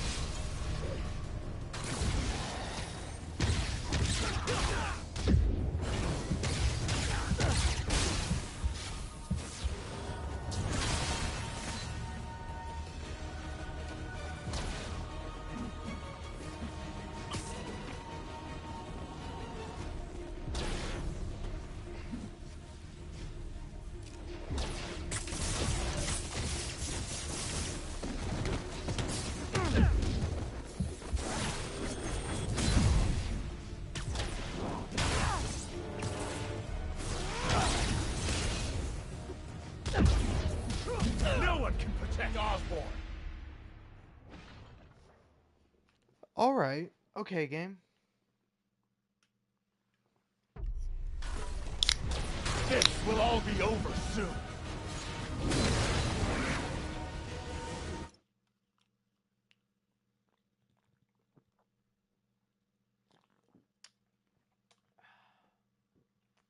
Just had to have a sip of a drink.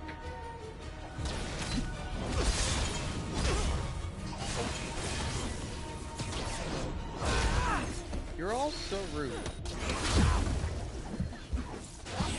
Now to finish with Osborn.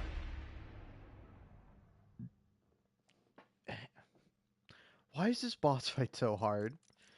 Like, surely it's just glitching out on me, This right? will all be over soon.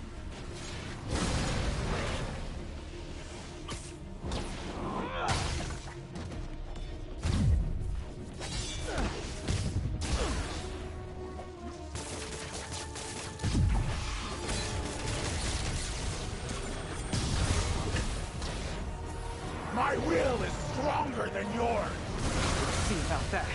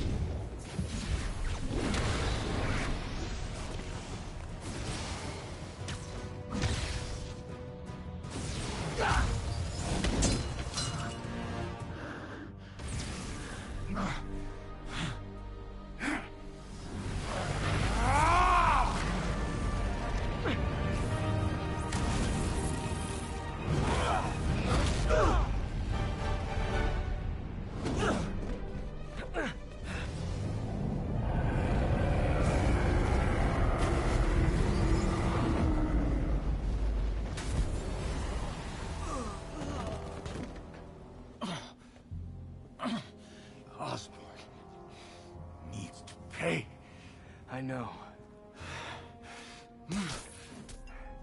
But this is the wrong way, Martin.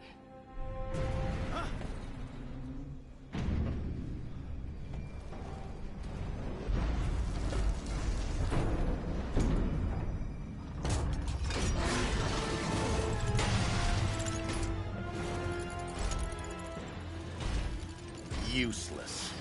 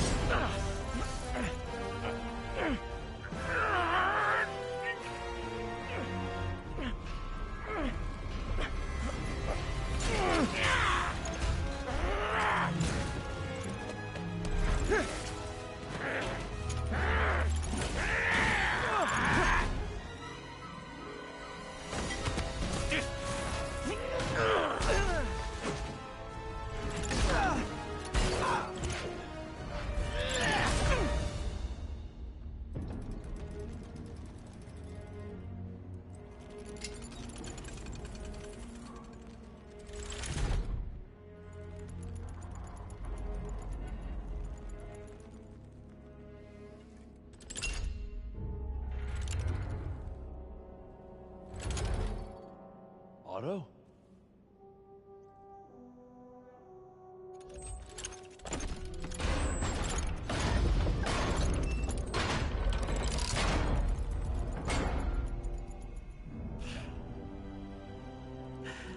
That look on your face.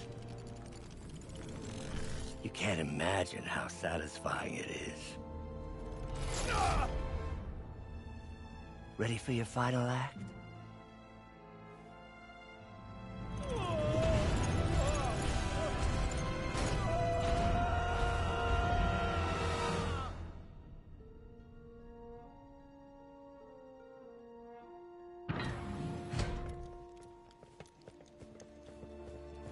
Hey.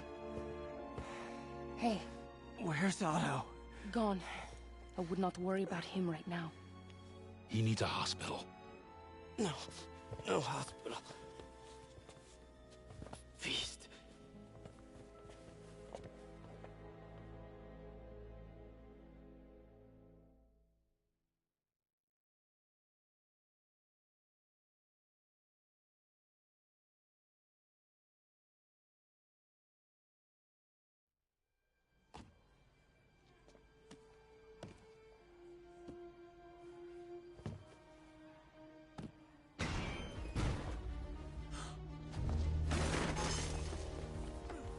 I need to speak to your head doctor. There's no doctors here. Well, who's running this place? Me, mostly.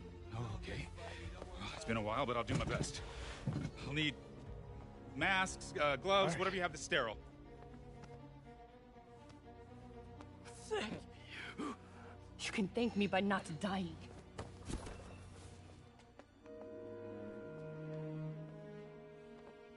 Oh my god.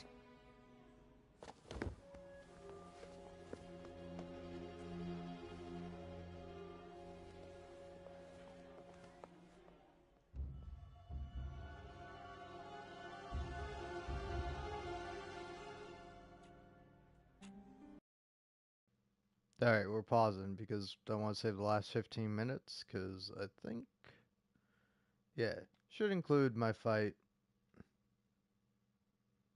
as well as, more importantly, me finally finishing that. I just want to have that saved. But, yeah, while I got you here, while it's, all paused and stuff, you know, again, you know, I find it really funny that, like, you know, this is because I've played the game multiple times, but you'll notice, like, immediately, as soon as MJ walks in the room, and she's like, she doesn't even say anything, she just kind of, like, gasps, it's like, oh no, or she says something, but then Silver Sable, like, immediately, like, gets up and walks away, but then we cut back to, like, a close-up of, like, Silver Sable going and like walking away, and it's like I don't know, it's surely I don't know, it's like it's such a weird thing, because like it's got to be jealousy, right? You know, just like immediately, because like I don't know, with her coming in feeling a little protective over Spider-Man, and then she's like, you can thank me by not dying, like, oh, I don't know, there's some sparks there, but you know.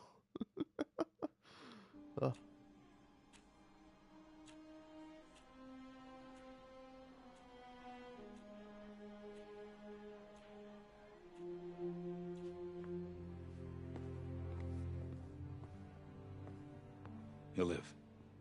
But he needs rest.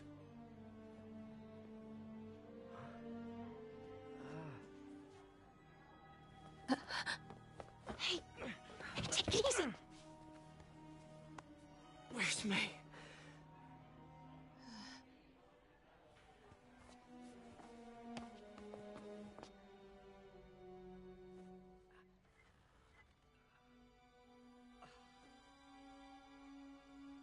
They say she could go at any moment.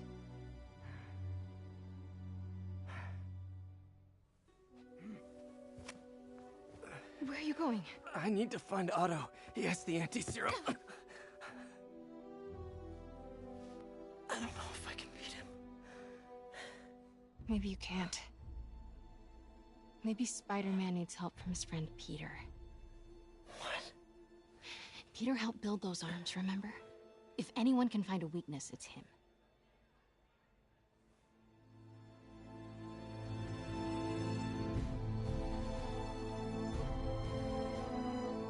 Go get him, Tiger.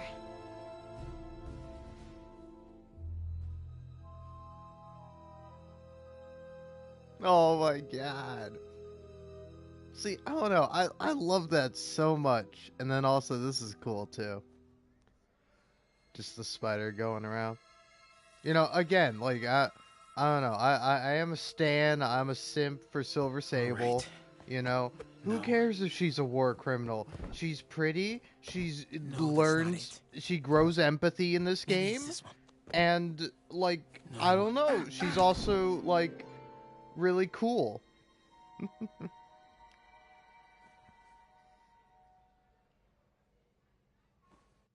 Ugh. You know, it's like, you know, glad Miles got his powers, but I like he's better than me, because if I felt like a bit or a bite on my arm. MJ's right. I built the neural interface. That means I can destroy it. There must be something at the lab I can use. Yeah, exactly, Peter. But yeah, no, if I felt something bite me and then I slapped it and it was like that, it was like a tarantula or something, I would be freaking out. I'd be like, I'm gonna die. That was probably poisonous. I'm gonna die. Oh my god, that thing bit me?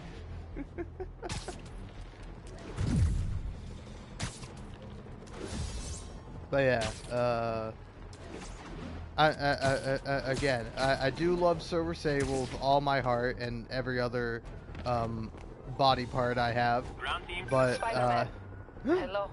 Hello. I gotta change this number. I must No. be in New York.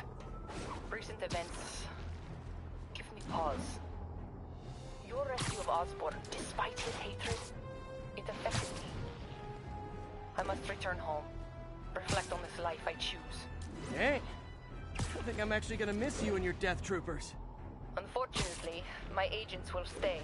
Though I question our work, they do not. And Osborn continues to pay. I am sorry. So close to being good news. Indeed. I will miss you and your bizarre witticism, Spider-Man. Until we meet again. What a strange, violent lady.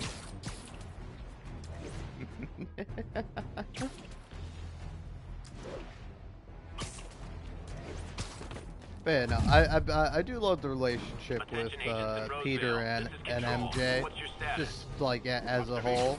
But like, Silver Sable, I don't know, man. I don't know. Sorry, typically this is not something I'll do in my live streams. Not typically, you know. But I'm sorry, you get a strong, maybe, you know, moderately to majorly violent woman, and you just put her in a game, and oh my god, I want her to do anything to me. Kill me, fight me, kiss me, destroy my balls, whatever, man. You know, I'm down. Alright. Like, I don't know, I love Meve in Thronebreaker. Oh my god, I love Meve so much. She's so great.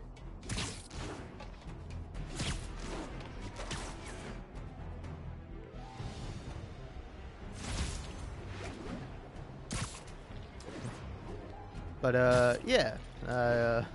Sorry, I'm ignoring the main mission and just, talking about my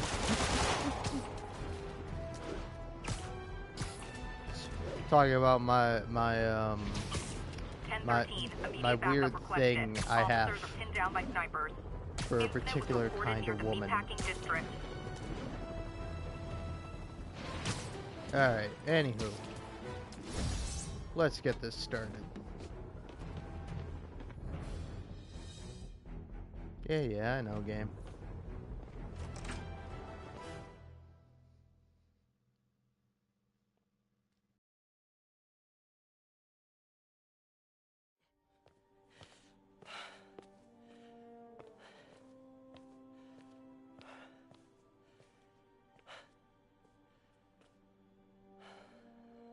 We did the impossible, Doc. But now I have to destroy it. With a little creation of my own.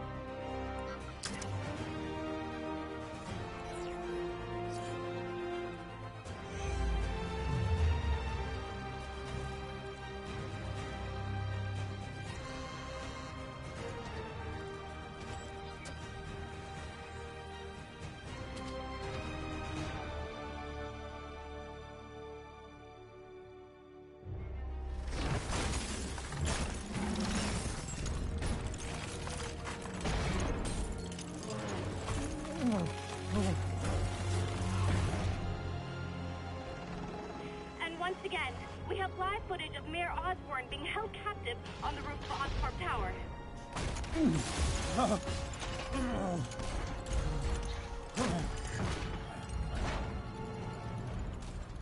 You want me to beg? Not gonna happen! The world will know the truth before they mop you off the pavement. No!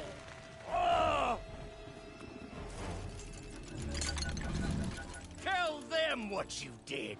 I never... Everything you have is built on lies! Lies!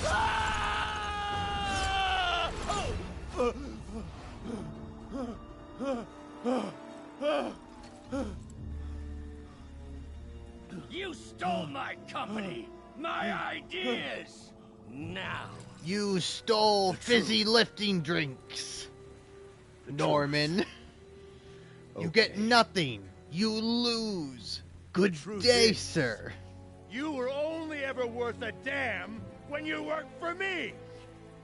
The truth is, you could never accept that I'm better than you. You're a failure, Otto, and you always will be.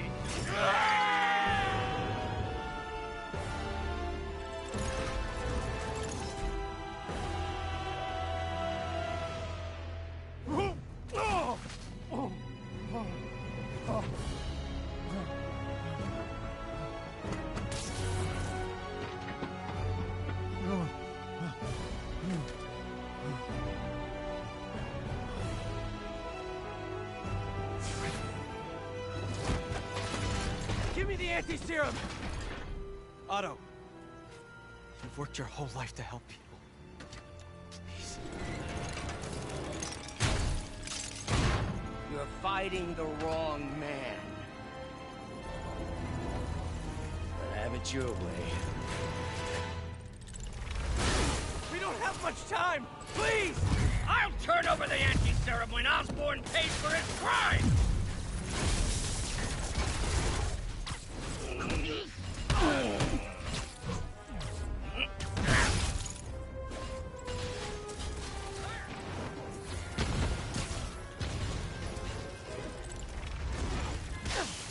Just give me the anti-serum! You've already done enough to ruin Osborn! No! He always bounces back! He had to lose everything!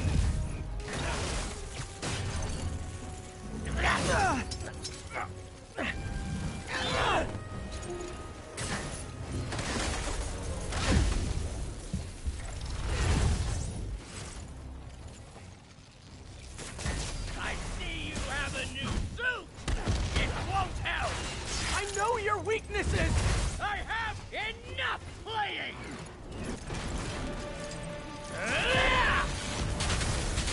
Gotta move.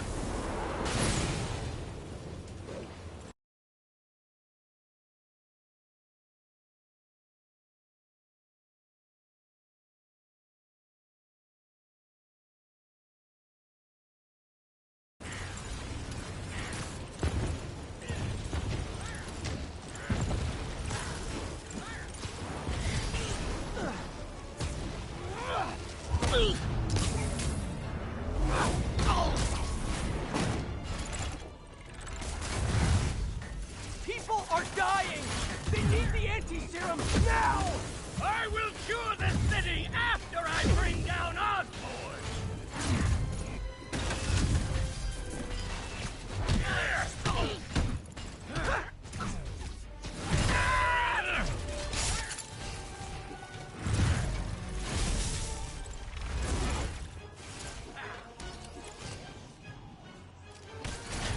Let me save the city! Then we can do whatever you want! I already know what I want! Now get out of my way before I really hurt you!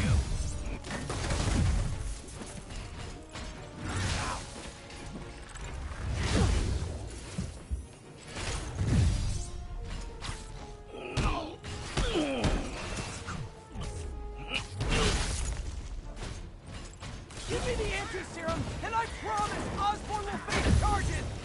Liar! Just like Osborn! Nothing but lies!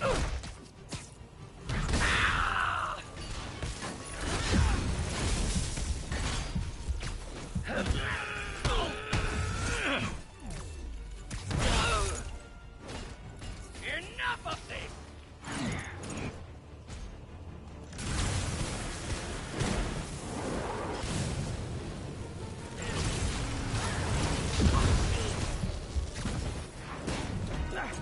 What are you... Ow!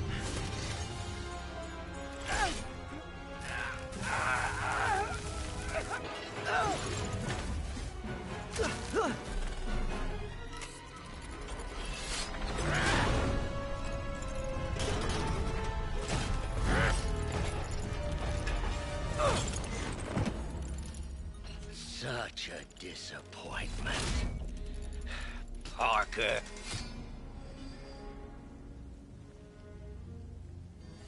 You knew? I tried to warn you, Peter, but you didn't listen. You knew. I won't let you win. This means too much to me! Not more than it means to me!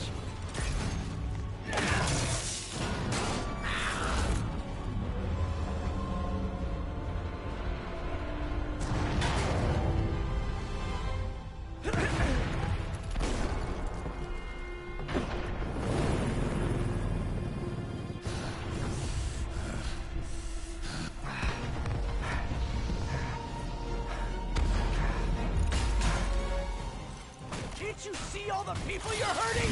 You'll never understand! You haven't suffered like I have!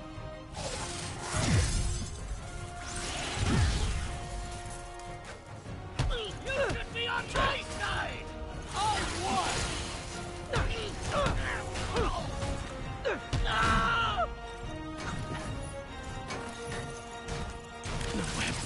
Shooter's a wreck!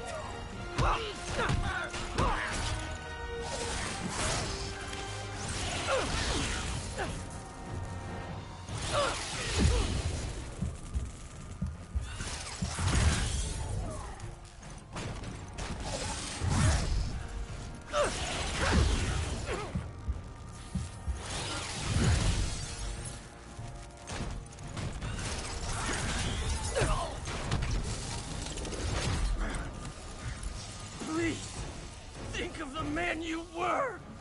That man is gone. You can't save me, Peter. Then I guess you'll have to save yourself!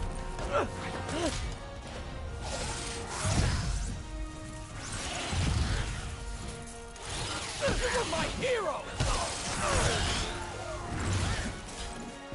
You meant so much to me!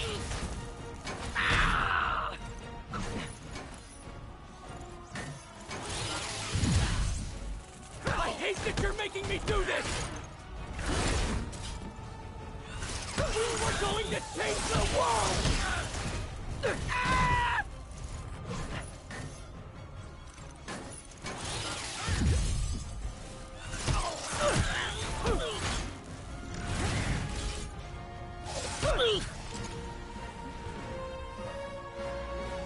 You look tired, Parker. Not tired. Just hurt.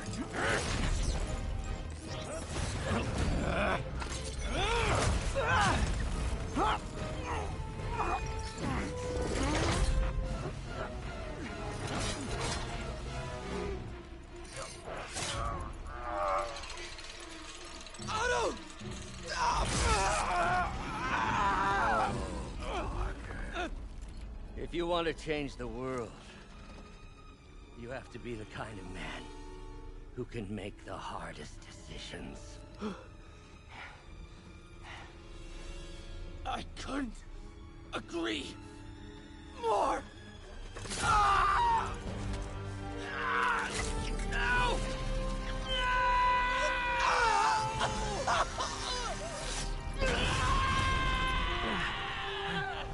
The anti-serum.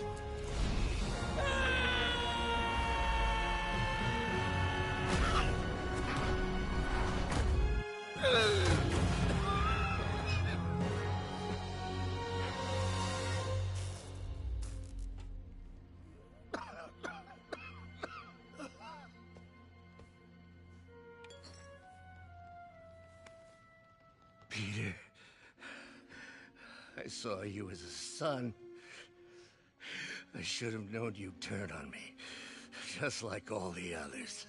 Turn. Turn? I've worshipped you.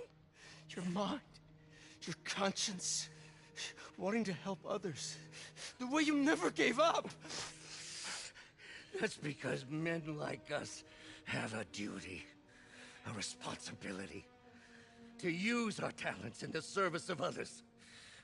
Even if they don't appreciate it, we have to do what's best for those beneath us, whether they understand it or not. No, you're wrong! You are everything I wanted to be! You just threw it away! Yes, of course. You're right, Peter. Oh, I see that now. The neural interface affected my mind. But I can fix it. We can fix it. Together. If you'll help me. Do everything I can. I'll make sure you get the best help. No! If they put me away, they'll take my arms. I'll be trapped in this useless body.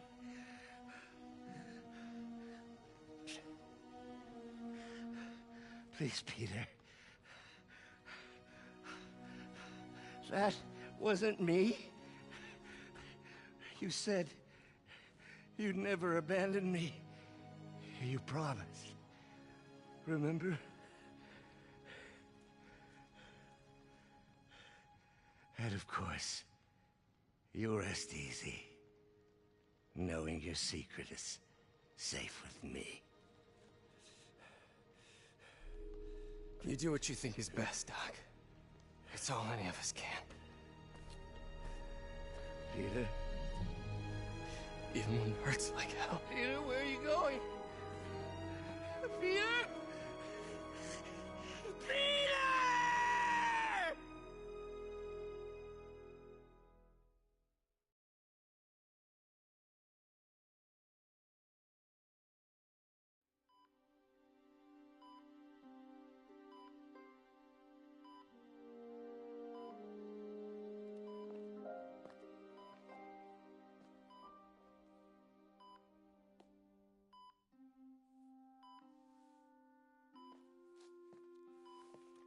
Still viable. We'll need the entire sample as a base to produce more doses. How long will that take? A few hours. Maybe a day.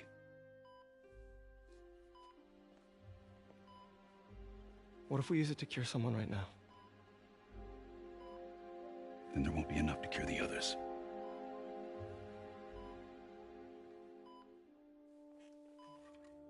I'll give you a few minutes.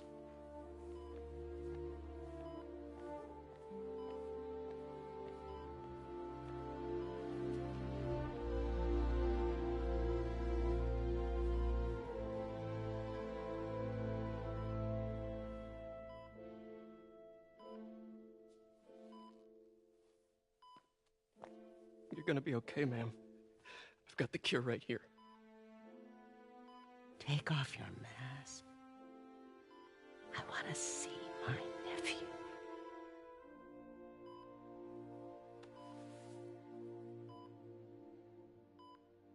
You knew? I've known for a while. I never wanted you to worry. I did. And I am so proud of you. And Ben would be too. All the people you've saved.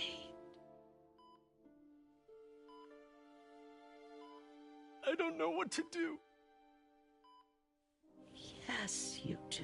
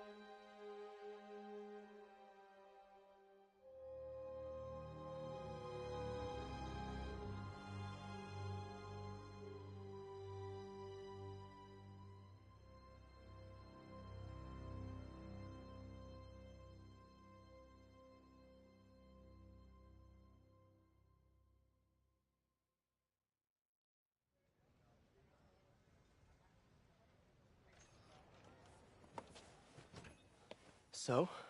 Hi, Mary Jane Watson, Associate Editor. Congrats! Thank you. I knew you could do it. What about you? Find a job yet? Oh, no, but, I'll be right with you, honey. Thank you. I was actually... Hmm? Yeah, I think I might want to become a chef. I'm sorry, no, it's... You're a scientist. A good one. Yeah, the last project I worked on, I created a monster octopus that almost destroyed the city, so... Yeah. I mean, you do make a hell of a chicken curry. I do. Still working on my dumplings, though. Going camping? Oh, my new place isn't gonna be ready for about a week, so I'm gonna be crashing with Miles for the next few nights. Oh.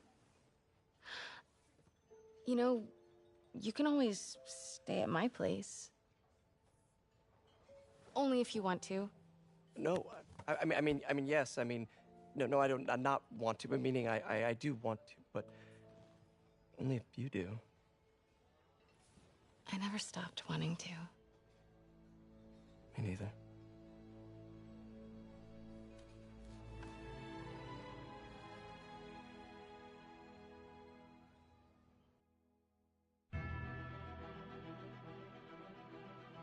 That's what I'm talking about, baby. The kiss.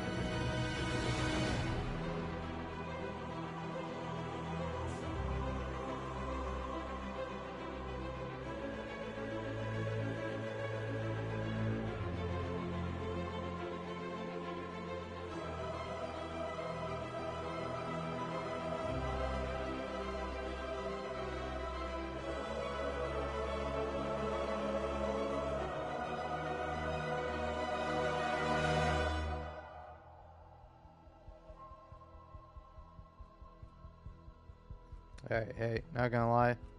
Can I skip this? Thank you. I'm not an expert or anything, but I think it's in the way that you ask her. I'm getting too nervous. Hey, alright, so where do you want this? Right over here is fine. Alright.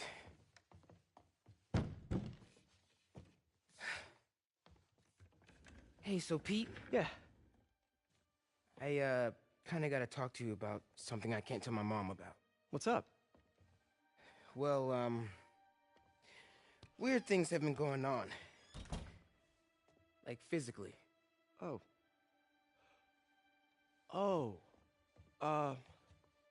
Well, you know, you're at that age where your body starts to change. And so you may be noticing some areas, No. for example. Not that. I think it's better that I just, I show you. No. It's pretty weird, right?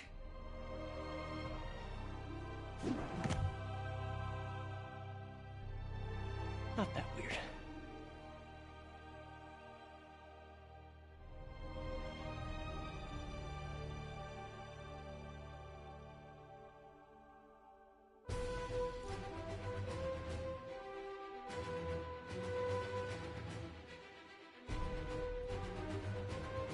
Alrighty. Oh, I do love that little cutscene. I'll tell you what, man, it does kind of bother me that, like, you know, like, are they just holding themselves up with their hands? Because, like, that is something that kind of bugs me about Spider-Man, is that, you know, he can crawl on walls, but, like, why can he still do that in, like, shoes?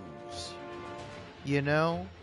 Like, I feel like, wouldn't that be a thing on, like, your actual body, you know? If you got, like, super spider powers, wouldn't you have to have, like, contact with your skin, you know? Because your skin would be kind of sticky? Actually, yeah, how does that work? Like, just imagine you're, like, trying to hold hands, and then it's, like, you're stuck because, like, their hand is sticky? And like... it's like just a thing you can like turn on and off. I don't know. Yeah, look, there he is. No Sheer Doll. Yeah, he was in there. Performance capture and stunt actors. Also, don't know if I'm saying his last name right. I am sorry about that. But anyway, let's see the post-credits scene.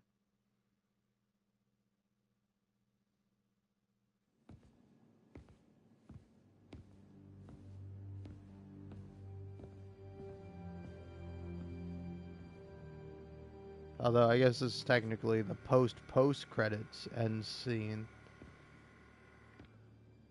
You know, I gotta say, I like this scene, but I'm annoyed at the end of Spider-Man Miles Morales. Like, instead of anything being teased that was like related to Miles, it was like just this scene again, but this time Dr. Connors was there. It's like, ooh, the Lizard's gonna be in the next game. And it's like, we already know. But I'll keep trying. I will find a cure. I will. Alright, also... I love you, son.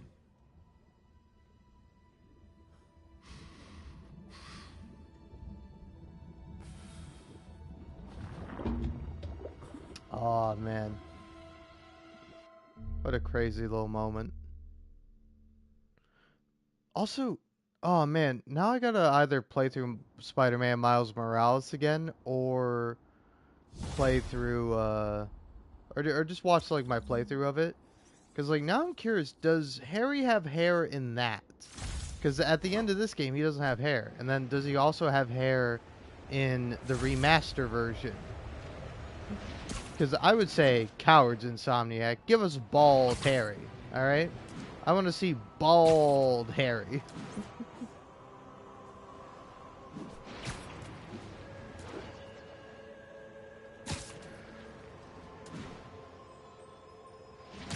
I don't know, it is possible he could just be wearing a wig all throughout Spider-Man 2.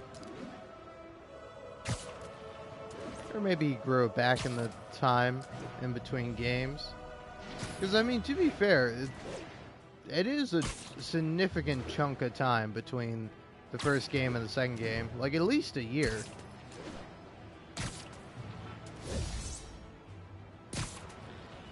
So, yeah, I guess it's not that Yuri, big of a deal. You're back.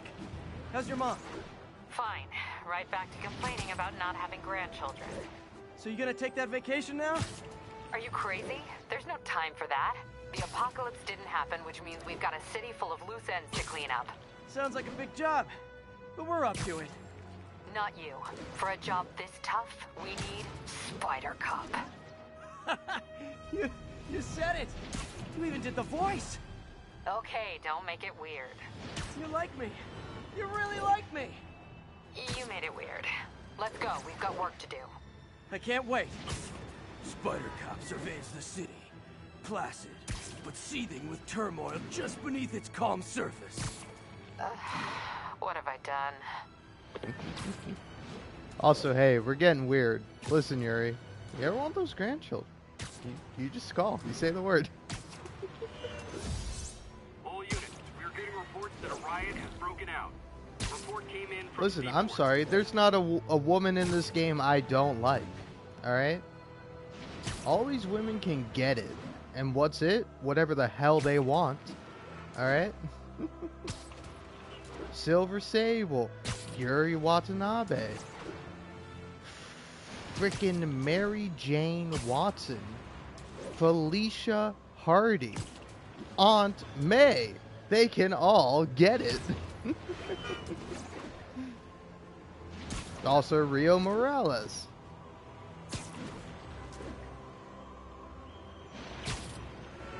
And that is that all the women? I mean, there's Screwball, but Screwball can she can get a kick in the face. That's what Screwball can get. All right, from me at least.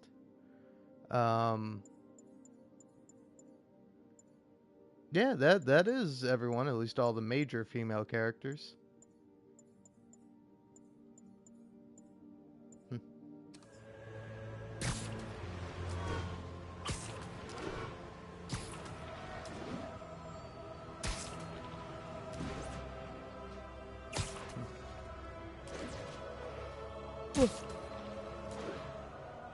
Oh.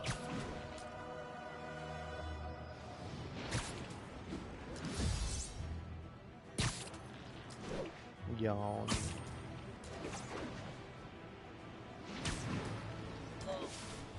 Hmm.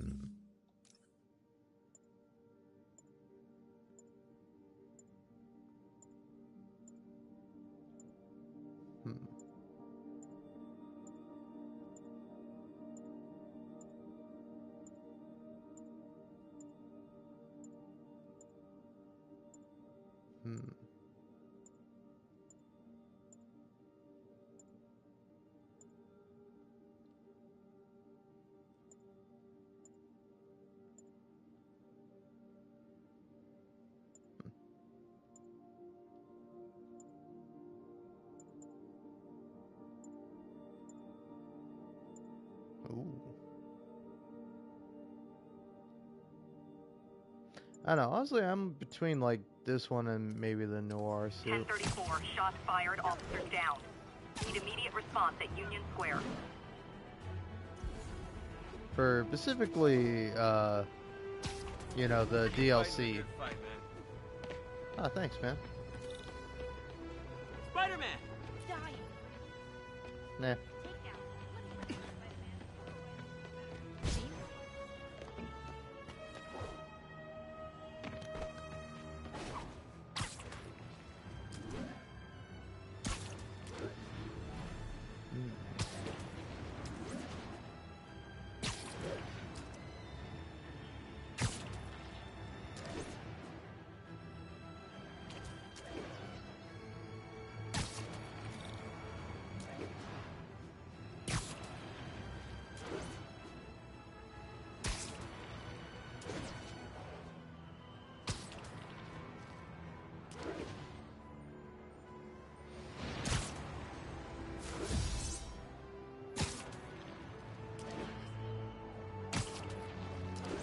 Not getting much coverage.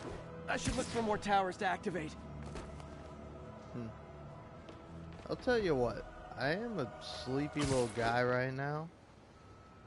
But before I get out of here or do anything All else, units, we have officers pinned down I by do snipers. want to know location at something. Tips Bay. Because, Over. like, I'm thinking about it, and I'm like, you know, I kind of wish there was, like, a female villain, other than Screwball, of course. You know, she's the only lady villain in the game. And, you know, I think she's fine. You know, I kind of do hate her guts for making me do her dumb challenges, and she is annoying as hell, and I wish nothing but the worst for her. But, you know, like, that's kind of par for the course for a villain, you know? That's kind of what you want a villain to make you feel. But I was thinking about it, and I'm like, I don't know what Silver Sable should be classified as. Because, like, I definitely don't think she's a villain, you know? I think she's an antagonist for a majority of the game. Eventually turn reluctant ally. And honestly, I just wish that there was, like, more of it, you know? Like, I think the moment with her and Spider-Man is cute. And I like it a lot, but I think there should have been more. Like, it should have been more of, like, a build-up. Like, they should have had a mission where they actually ended up working together. And, like, I think that would have, like, really made it more impactful. And, like, I don't know, you could, like, see her, like, get along with Spider-Man. Because, like, they never really get along, you know? Like, Spider-Man just agrees to, you know, hey, we gotta get Norman Osborn, and there's no point for us to fight. But, you know, you want to fight me, your you know, client is gonna die, so there's that. And then, you know, they get attacked by some,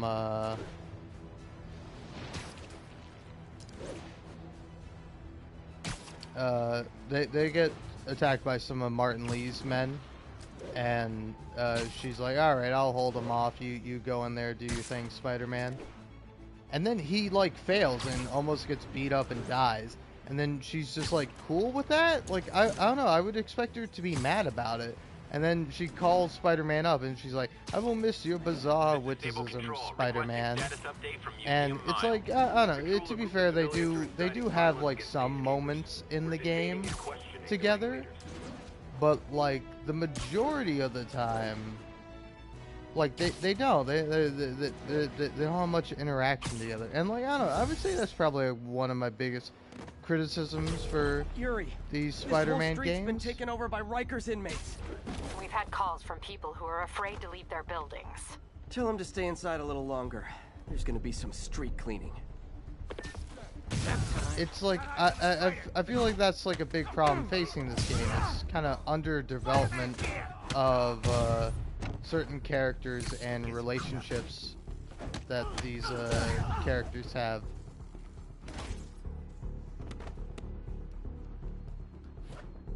Because like say I think like MJ and Peter have a pretty good relationship, and then I also like Peter and Miles's relationship, you know? Like, it's kind of a shame that, you know, like, the biggest moment is just like an endgame kind of teaser. Kill his ass! Whoa! Chill out there, pal. You're gonna kill my ass? Have you seen it? It's great. I don't know why you would ever want to kill that thing. Unless you're speaking metaphorically, of course, and you want to do something else to Spider-Man's ass, which, hey, I get there, but, you know, you gotta ask for consent, buddy. Alright? So, you know, instead I would ask Spider-Man, may I please kill your ass, if you, catch my meaning.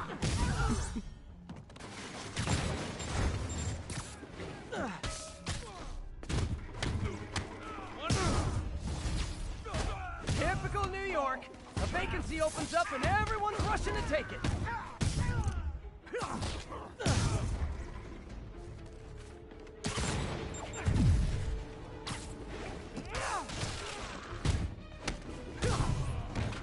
Get clear!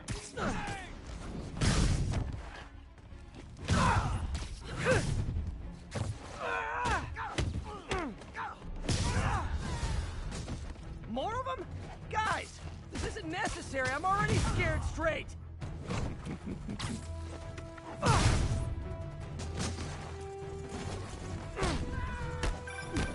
Spider-Man, I've spoken to people on the block who say the escapees tried to break into their buildings. Fits with what I heard. They want to take one over. They'll be a lot easier to deal with on the street, without hostages. I'm working on it. Talk to you soon.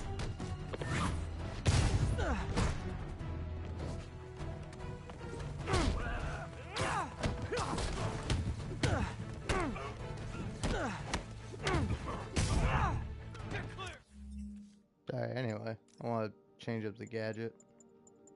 I do like the quips, but like, Battle Focus is just the best one.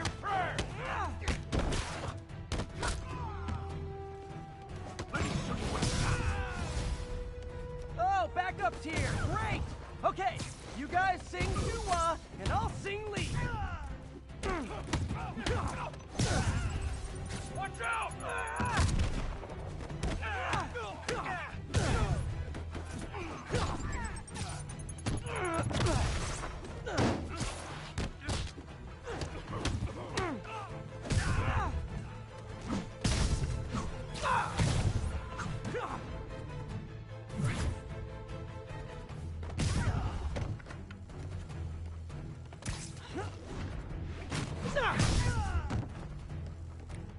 Hey, Spidey!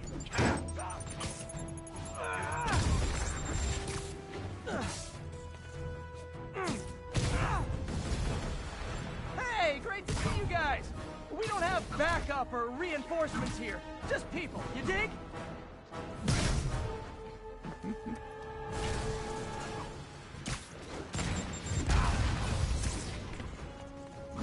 Never like that guy.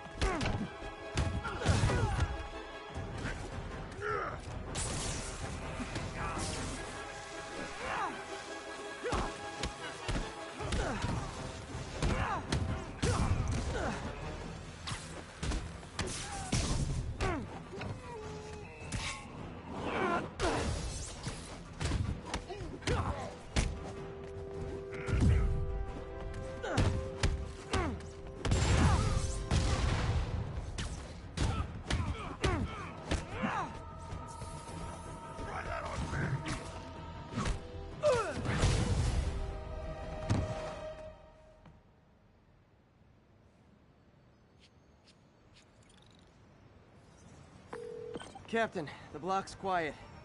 Everyone in an orange jumpsuit is down for the count. Great job. If they'd gotten into a residential building, they'd have done a lot of damage.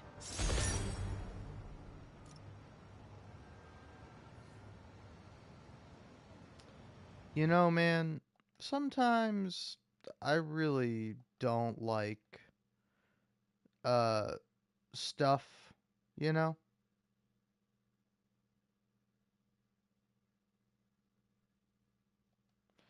Because you know, I want to do this thing before I moved on to do anything else, and I wandered into this. But yeah, I just looked up anti-hero because I want to know specifically what the definition of an anti-hero is. And you know what the first result is?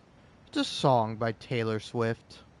You know, I'm sure Taylor Swift is great, but you know, I'm not like her demographic. I don't like Taylor Swift. You know, nothing you can ever do will ever make me like Taylor Swift. But like, you know, it's like a pretty big thing. I feel like her song should not be the first thing that pops up.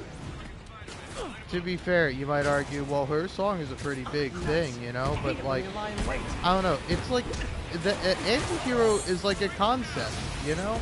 It's a pretty widespread major thing that a lot of people have heard of. There are a lot of major like anti-heroes out there.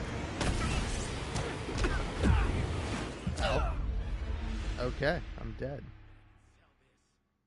But yeah, anyway, alright, let's see how many views this dumb video. 182.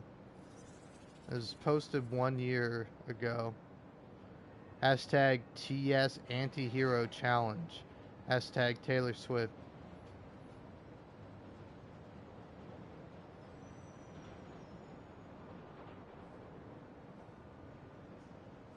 I mean, I won't deny, you know, she's talented, but I just don't care for it.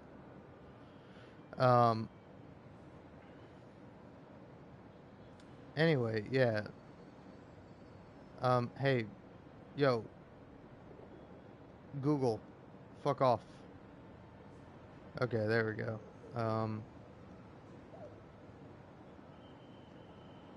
An anti-hero, sometimes spelled as anti-hero, or anti-heroine, we can just say hero, you know? Like, I'm sick of gendered words, alright? Get that gendered nonsense out of my face, alright? We're living in the modern era. People are people. Just call them all the same thing. You know, like, we're all actors, regardless of your gender, you know. If you want to say you're an actress, that is fine.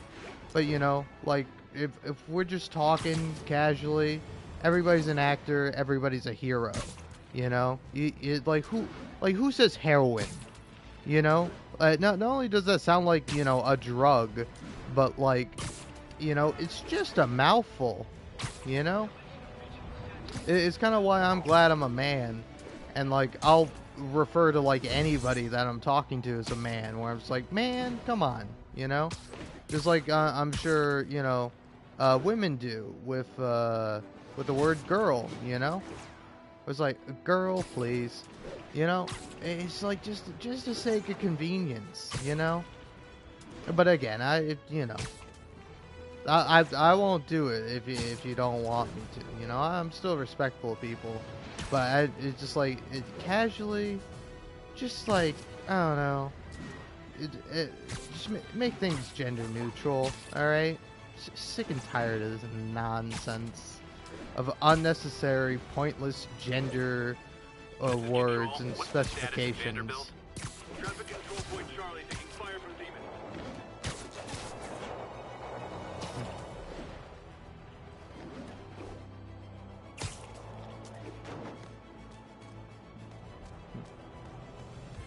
Alright, so, an anti-hero is the main character in the story who may lack some conventional heroic qualities and attributes such as idealism, courage, and morality. Although anti-heroes may sometimes perform actions that most of the audience consider morally correct, their reasons for doing so may not align with the audience's morality. An anti-hero typically exists typically exhibits one of the dark triad personality traits: narcissism, psychopathy, and Machiavellianism. I don't know how you say that. What is that again? Machiavellianism is I don't know. Machiavellianism is a personality trait characterized by interpersonal manipulation, indifference to morality, lack of empathy, and a strategic focus on self-interest. That's kind of the same thing as like the other two, ain't it? You know? Like, not every narcissist is a psychopath, and not every psychopath is a narcissist, but like you look up Machiavellianism, and it's just like, oh yeah, that's when you're like a narcissistic psychopath. And it's like, you know. But yeah, anti-hero is a literary term that can be understood as standing in opposition to the traditional tragic hero, i.e. one with high social status, well-liked by the general populace, and possessing a tragic flaw. Past the surface, scholars have additional requirements for the anti-hero. Willy Loman, as shown through his name, Lowman, embodies the base anti-hero. Some scholars refer to the Rancian anti-hero, who's defined by several factors. First is that the anti-hero is doomed to fail before their adventure begins. The second constitutes the blame of that failure on everyone but themselves. Thirdly, they offer a critique of social morals and reality. To other scholars, an anti-hero is inherently a hero from a specific point of view and a villain from another. This idea is further backed by the addition of character alignments, which are completely displayed by role-playing games, or which are commonly displayed by role-playing games. Typically, an anti-hero is the focal point of conflict in the story, whether as the protagonist or as the antagonistic force. This is due to the anti-hero's engagement in the conflict, typically of their own will, rather than a specific calling to serve the greater good. As such, the anti-hero focuses on their personal motives first and foremost, with everything else secondary. I mean, you can kind of describe Silver Sable as an anti-hero. That was the whole thing. I was wondering if Silver Sable could be considered an anti-hero. This is Sable Control. Need a status update on the situation in your... Electro trying to destroy our power grid. The Vulture raining death from above.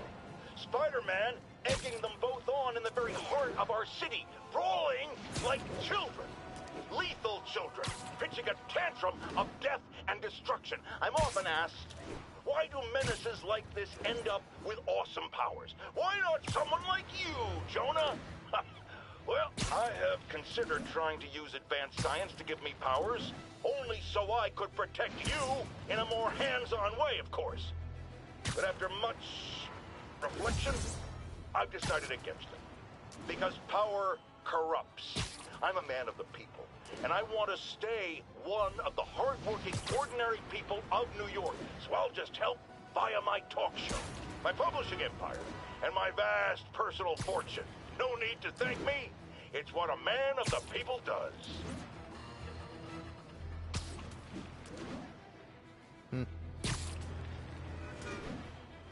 But yeah, no, I just, Attention unit. Police transport is under armed assault. Available officers, move in on Manhattanville.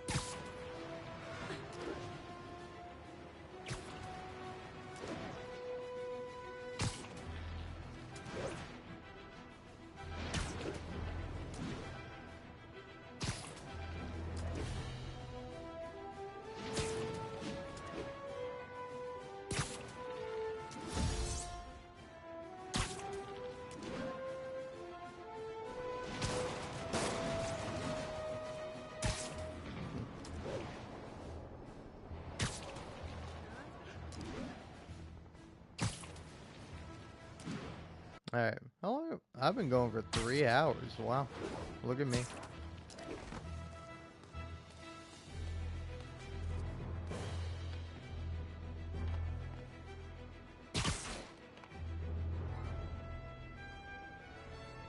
Ground teams, this is Control. Need a status update from Firehouse. Control, APC Tango pursuing escaped prisoners. Subway's that way.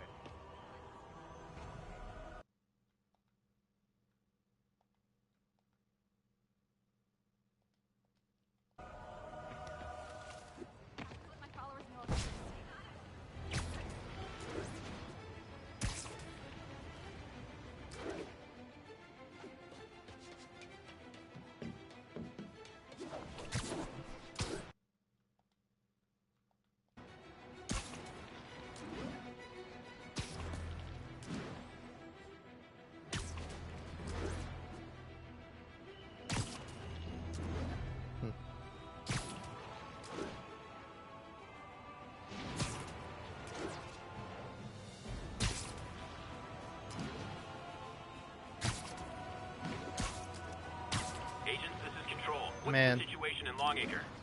TCP is 5 by 5, detaining all suspicious persons.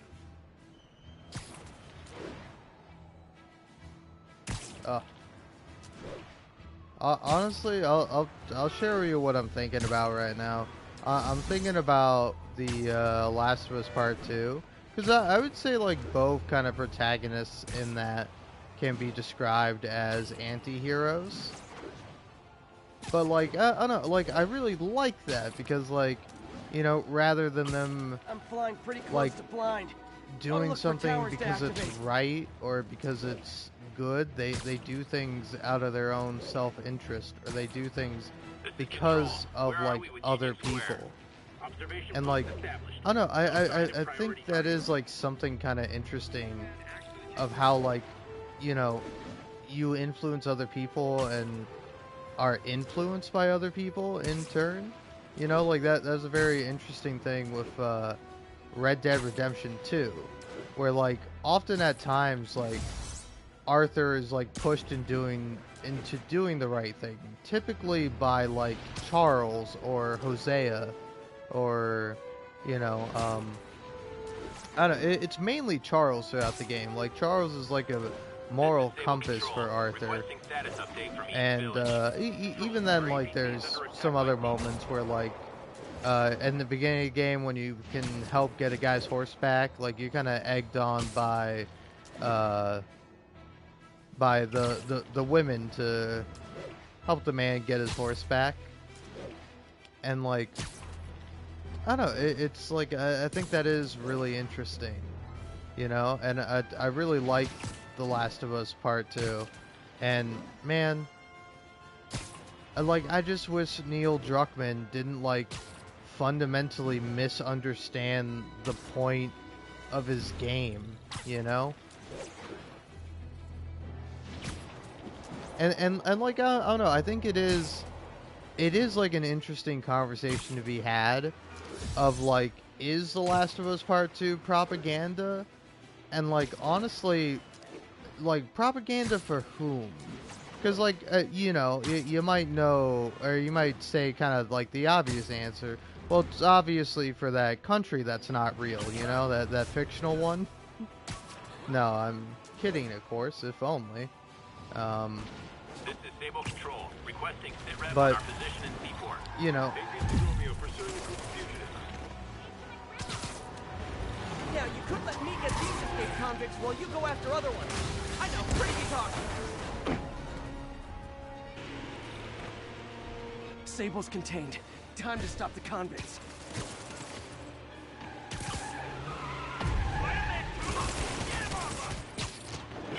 Long time no see.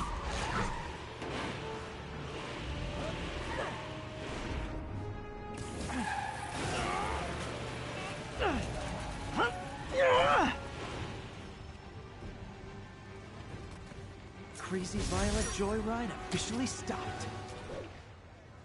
but yeah, like I don't know, again, this might just be my personal interpretation of The Last of Us Part 2. Sorry, I'm just talking about The Last of Us Part 2 now.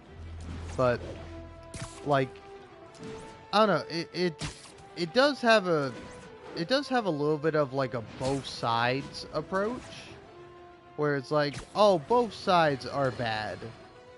Damn My it, Jonah. friends, the Rhino and the Scorpion are back behind bars. Yeah, hey, that's but great, only man. after wreaking unimaginable havoc in a reckless rampage with Spider-Man. Hopefully, they'll never see daylight again. But we need to be ready if they do. Normal humans can't stand against the likes of the Rhino. So, here's my proposal. You've heard of police dogs, right? Now bear with me. We train, outfit, and deploy police rhinoceroses. You got a rhino? We got a rhino too, baby! Alright, that's the only good idea that J. Jonah Jameson has ever said. That's the only good point he's made. Alright? But it's still also a bad point because, you know, ACAB. And that it would include any theoretical rhino that worked for the police. But yeah, no, I really like The Last of Us Part 2. But like, I don't know, even with like specifically the main characters in the game, like Lev, who's a part of the Seraphites, like it's shown that like the Seraphites are not great, but like I think it's also just like a criticism of like fundamentalist like religion, you know, where like it is oppressive. And like, I mean, correct me if I'm wrong, but like the Seraphites in the game are Christian, you know, like they are like specifically Christian, which, you know, it's like, you know, it's they can be like in text Christian, but of course metaphorically it might be Muslim. But you know, it's like I don't necessarily buy that, because, you know, like, again, like either religion can have like these issues when taken to the extreme, you know. Officers near Devil's Shelf, please report to the scene. Where like, again, that's also like a dumb thing with the quote-unquote conflict that's happening, where it's like, oh, well, you know, did you know that one side doesn't like, you know, people in the LGBTQ plus community? And it's like, yeah, you know what, the other side doesn't either. Like, is gay marriage legal in the colonialist project that has taken over a land from its native people? Like, do they allow gay marriage? No, they don't. Are they cool with, you know, LGBTQ plus people? Maybe, but also probably not, you know? Like, it's just an unfortunate kind of situation where, you know, like, religion can be used for good, and religion can be a very, you know, beneficial thing for those who believe it, and even for those who have a community because of it, you know? And I'm not here to tell you what to believe. But when you begin to force that upon other people and, you know, judge other people for that, I think it's a problem that should be addressed. But, like, obviously, you know, that's completely unrelated to the mass murder of people that's happening in a certain place, Palestine. If you didn't know what I was talking about before, I don't know how. Have you just kept your head under a rock? Have you not seen any of the news? But yeah, it's, I don't know, like, it's really terrible. And if you don't know, the thing with Neil Druckmann is that, you know, he made a lot of posts that were like unequivocally in support of Israel, the country he was born in, you know. So I think that is like, it's of course no excuse, and it's, you know, like I'm of course not, you know, defending him or doing any apologia for him, but, you know, I will say that when you're born in a country, you're probably more susceptible to the propaganda that they put out, you know, because I'll tell you what, as an American, you know, like, you kind of have to learn, and you have to realize, oh, hey, America's not a good country, like, in any way. like, a lot of the stuff that America claims is good about it is not actually good necessarily. And, like, even the stuff that could be considered good is usually, like, lies or only for the privileged and the lucky, you know? And it's just, like, it's an ongoing problem that needs to be addressed. Raided by raft escapees. Reported location is the garment district. And, you know, it's just like, it's almost impossible to imagine. It is unimaginable what is happening in Palestine, but it's not. You can look it up. You can see the bodies, the destruction, just the absolute atrocities that are being committed there. And it's nightmarish, but it's reality. It's what is happening. And, you know, you might argue, oh yeah, well, this guy being in support of this terrible thing, you know, doesn't mean anything. But no, it means a lot. And if that's the case, you know, I'm not gonna support anything like that if, you know, it is possible for me, you know?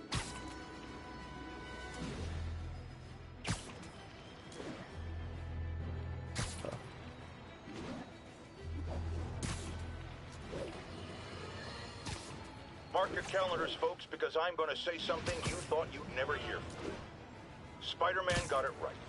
Does that mean I was wrong about him? Am I apologizing? Hell no. You see, I have it on good authority that he is a regular listener of this program. And now, it makes a lot of sense. He heard what I said. He internalized it. And he learned. Improved himself. And against all odds, he did the right thing. So, Spider-Man, you're welcome. However, don't think I'm going to go easy on Spider-Man from here on out.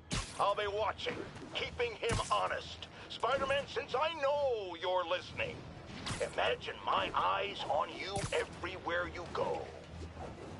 I mean, not like the shower. That would be weird. Or the bathroom. Or let's go to commercial. Oh, man. I do love J. Jonah in this game. Like, he is almost assuredly a parody of Alex Jones. Report came in from Tribeca. Demons have a bomb rigged in one of those cars. Need to stop them. Guys, don't look down. But I think the cops are onto you. Okay, I wish the game would make sense sometimes. Okay, cool. No, hey, awesome. I love how these guys have pinpoint accuracy to a guy who is swinging around and, like, at least several hundred feet away.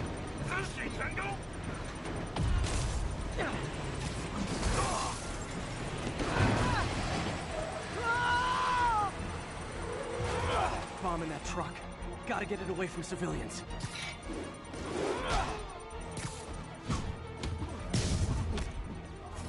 More demons? You know it's hard to give so many of you one-on-one attention, right? Damn bomb in the truck. Gotta get it out of here.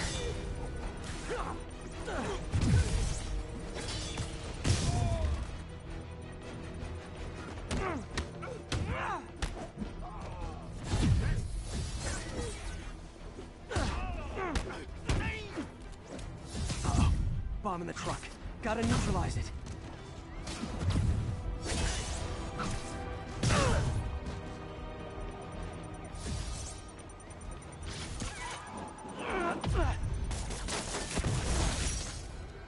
Phew. Just like that movie with the bomb on. Aww. I forgot that happens. Oh well. Oh yeah, but you know, that's all to say that, like, I love The Last of Us Part 2. I think it has, like, phenomenal performances. I really like the messaging of it.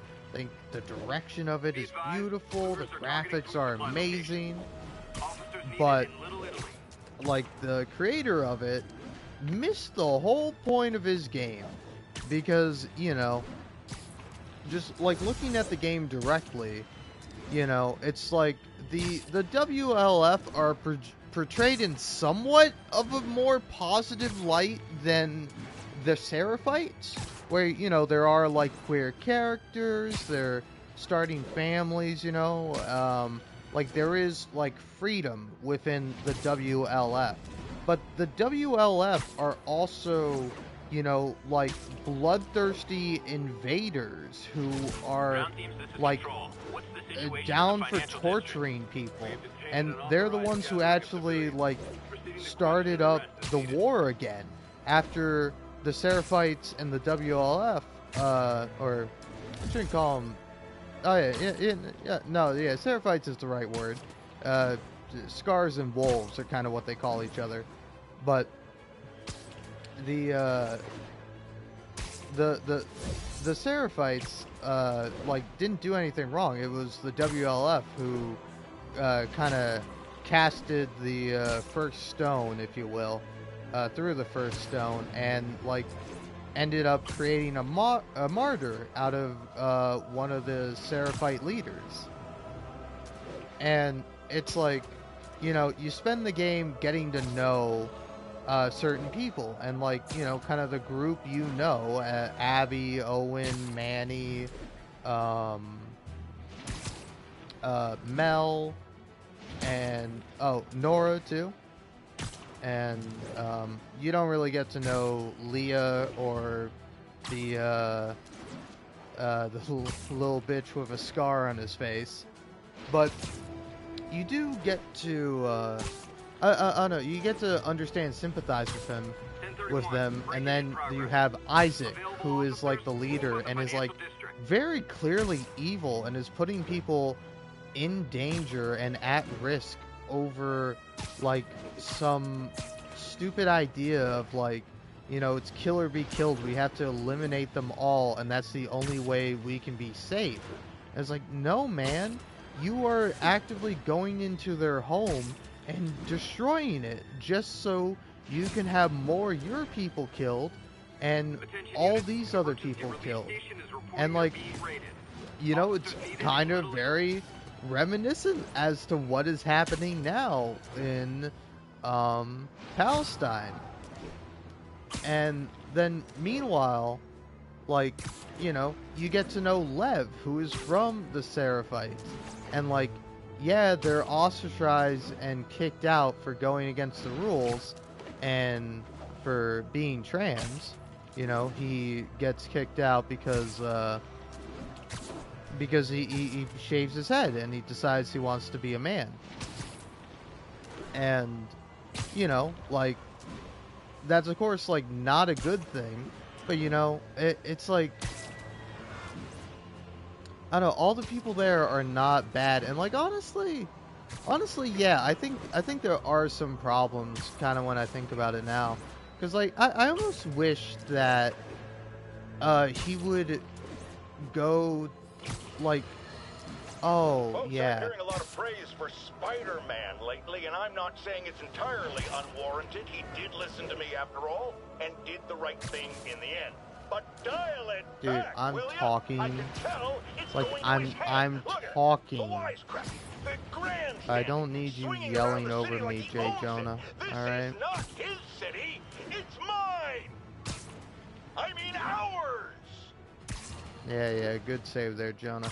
Anyway, I think I would like it a lot more if Lev ended up going back to his mother, and then either, like, his mother accepted him, but said, you know, he would have to leave for his own safety, like, not just because, you know, he's trans and he would be persecuted by the Seraphites, but more so because, like, their island is being invaded, and, like, they're all, like, they're attempting to be killed, or they're, you know, the WLF are attempting to kill all of them.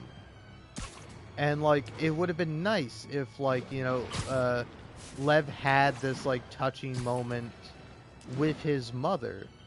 And it would have been a really sweet thing. And then, like, you know, like, honestly, it would have been great if like, kind of she died and made the sacrifice instead of Yara, you know? Like, I think that would have been, I don't know, it would have kind of came out of nowhere, and I understand why it's done in the way it's done, but I think it would have been better if there was, like, just, like, something else with a mother other than Lev goes back and has to kill his own mom. Like, I think that's just, like, tragic for tragedy's sake, you know? Because, like Lev speaks highly of his mother, you know, and I think Yara does too, to a certain extent. Though I think she's a lot more resentful of her than Lev is. But, like, I don't know, it is kind of depressing. And then, like, I don't know, like, I think there should have been more humanity with the Seraphites, because, like, they are people. Like, you know, they would joke around. Like, not everything has to be 100% serious, but, like, I don't know, I think that is sort of, like, a bit of a problem with the game. But, like, you know, just because you don't see that doesn't mean it's not true. Like, after all, you meet Lev, who is, like, a good kid, and he wants to, he like, wants to be a good person, do the right thing. And, you know, you gotta, you know that he's not the only one. That there are multiple people within the Seraphites who live amongst them who are good people and want good things, you know? And it's kind of a shame that that's not, like, pointed out more. But it is, irregardless, like, still wrong of Isaac to invade the island and before I know what's happening around here. To, you know, attack these people.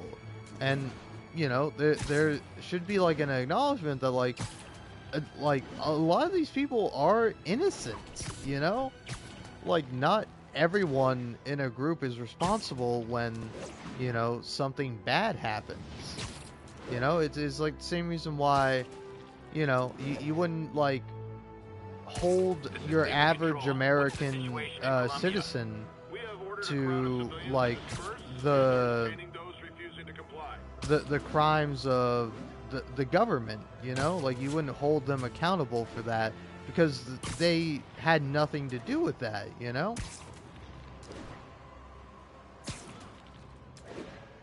It's like, say even, like, the soldiers themselves in war, like, you know, I definitely think they could have made better decisions, and they should have, you know, probably not become a soldier.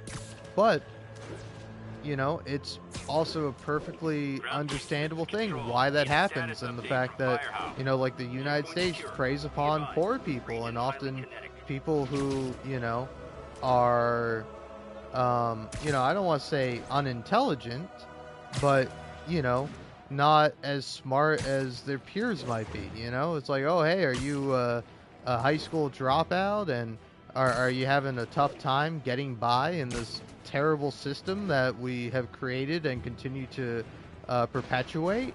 Well, hey, guess what? You can join the military, and you can maybe have a chance of escaping your life. That is a course that, you know, you're not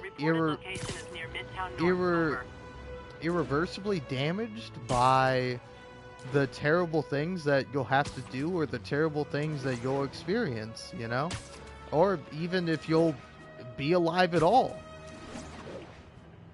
And it's like, it's truly a tragic thing, but, like, you know, as bad as a soldier might be, and of course, you know, I think soldiers should be held accountable for their actions, the soldier is never going to be as bad as a person or as responsible for atrocities committed as the people in power giving them orders, you know, forcing these people to be in these situations.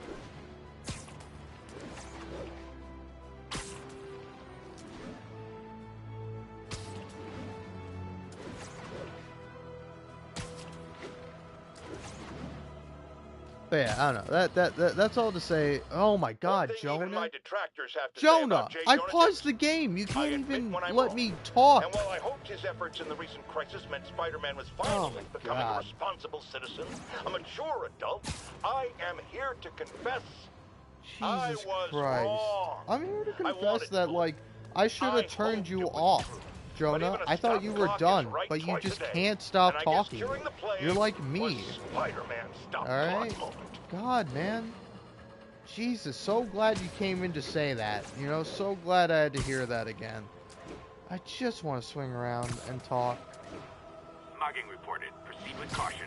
Suspects are But yeah, I know that is all to say that, like, you know, I think The Last of Us Part 2 ultimately has a good message, and like, I think the game itself is good, and there is value to be held there. But, you know, like, it is hard to separate the art from the artist. You know, they're, you know, explicitly kind of tied together. When you play the game, you see Neil Druckmann, and it's like, you know, and it like sucks too, because like people hate Neil Druckmann for like all the wrong reasons, you know. And I don't know if I hate the man, but I certainly hate some of the things he said and hate the things that he supported.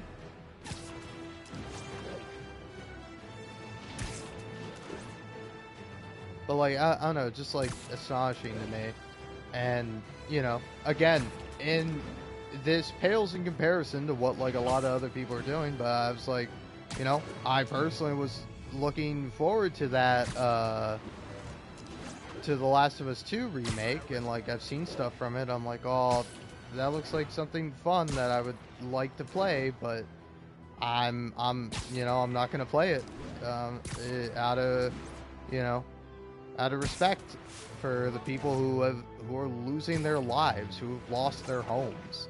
And, you know, it's a very minor, small thing, but it's something, at least. All units, officers are pinned down by snipers. Reported location is near Douglas.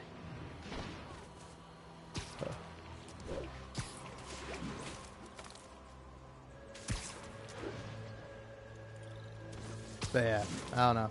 I was just thinking about The Last of Us Part 2. When you think about that, you start thinking about a lot of different things. Because, like, again, I love that game. Like, I will still stand by it as, like, a piece of art. But I'm certainly not going to, you know, stand for the creator. Especially when he, like, did he just misunderstand his art? You know?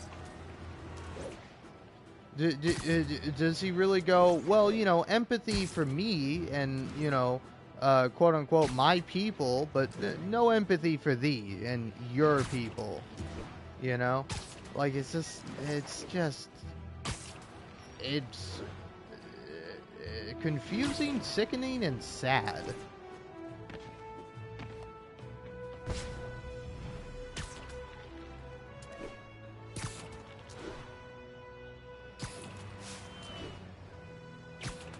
Attention units. Fugitives are raiding an emergency supply station. Officers needed in Yorkville.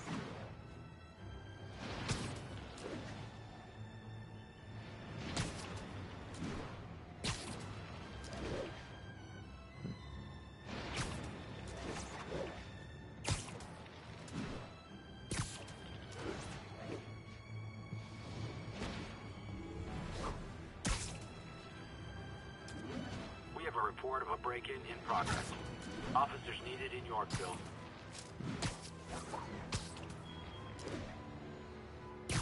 Alright. How long have I been going? 3 hours and 36 minutes. About half an hour since I last checked the time.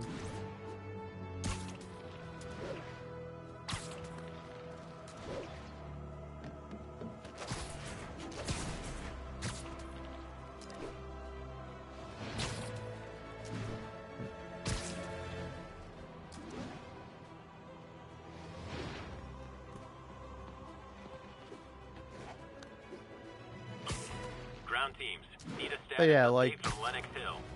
Observation post reporting in. All clear.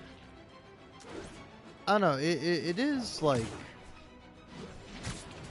I don't know. I definitely think some aspects of the game, especially looking at it, are like interesting to think about, and like, you know, how exactly Neil Druckmann wanted these things to be interpreted. Because like, I don't know. Maybe I'm just interpreting it wrong. But like, take for example, like one thing that was mentioned when the game kind of came out is that in one of the, in like the kind of the main city you go to, Seattle, I believe, when you go there, there is like a giant wall in front of the city, and it's very reminiscent of the border walls between Palestine and Israel. And like, you know, and Neil Druckmann has talked about kind of the inspiration for the game and behind it, and kind of specifically, like, I don't know, it's specifically like 2 Israeli soldiers being killed, and like how angry that made him. And it's like, you know, it's like, I can maybe understand, you know, that to a certain extent, but then how do you not feel the same anger, if not more, for everything that has happened to the Palestinian people? You know, like, you know, I understand that, you know, Jesus fucking Christ, Jonah, enough out of you, enough. I'm sick of it. No more talking from you, Jonah. No more. Jesus, man. Ugh. Audio. No more. No more, Jonah. We're done now. We're gonna let me swing around. We're gonna let me talk and get out my thoughts and my feelings, because this is all I can do. Ugh. But yeah.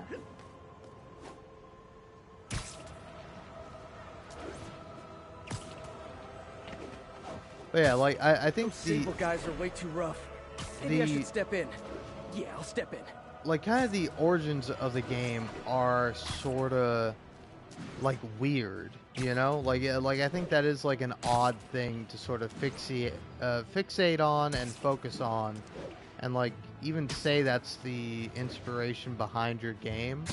But then within the game itself, you have like these people who are like metaphorically kind of a stand-in for Israel, do these horrible things and be presented as terrible. But of course, you know, not everyone in there is terrible. But like the leader, Isaac, is very clearly a villain. He's very clearly an antagonist. And it's just kind of fascinating that you don't put 2 and 2 together there for reality. And then even so, with the border wall I mentioned earlier, like, I think kind of several interesting things about it is that I don't think it's supposed to be good. Like, you don't see that and feel like a positive presence from it. Like, what you instead see is what does make you feel is like uncomfortable, because it's like a remnant of Fedra, or is it called Fedra? I don't know. I forget what it's called, but Fedra. But yeah, I think it's Fedra. But essentially, like the U.S. government in game, which is almost kind of like a stand-in for the British government in Palestine, and kind of how they took over and they ran things, and then the WLF, which is a stand-in for Israel, took over from them and kind of, in a sense, became them, you know? And like, they are kind of portrayed as like unequivocally the bad guys. Like, they are fascists in the game. And so are the WLF to a certain extent. And so are also the Seraphites to a certain extent. You know? But it's like, just because there's like a system or there's a government does not automatically mean that everybody under that government and living in a certain place is that way. It does not automatically make them bad people, you know? And again, kind of going back to the gate, I'm sorry I'm all over the place. I'm high, tired, and you know, just out of my mind in general. But, you know, like, not only is the wall like a remnant of this like evil faction, but it also like it's like unnecessary, and there's like kind of a sad thought where it's like this like prevented people from seeking shelter, you know? It also kept people who would have rather left and gone out on their own, but instead they were controlled and you know, prevented from being free from the river to the sea. And like, I don't know, it's not presented as a good thing. And also another thing is that it doesn't work, you know? Like, it doesn't work, and it's not a good thing, you know? And like, again, I think there are some problems, like the fact that, you know, the WLF, when they invade the Seraphite Islands, it's kind of shown that like they're going to receive heavy losses, and they're going to, you know, have a lot of people die from it. And it's like, you know, it pales in comparison to the amount that to the amount of destruction and death that they cause, you know? And it's like, to kind of present these things as being equal is just like misleading and wrong, like fundamentally.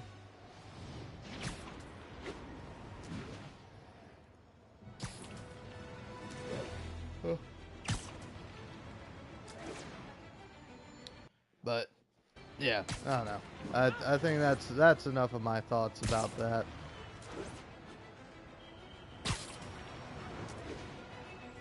I don't know, that all to say in conclusion, I don't know, look up the BDS boycott movement, you know, do what you can, you know, care about other people and their lives, because, you know, they matter.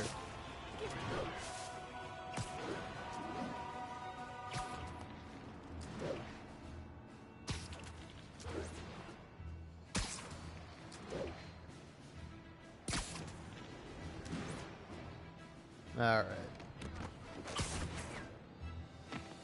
I think it's time for a couple things.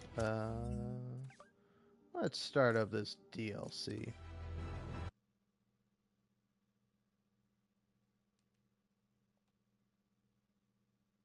Oh, always love that, man. Mary Jane Watson, Associate Editor. Begin research notes. My sources are saying the Maggia is mounting a comeback. The old crime families were all but wiped out, until Fisk went away and they started filling the void. The old Dons were working harmoniously for years, but now that there's a power vacuum, there's bound to be a power struggle.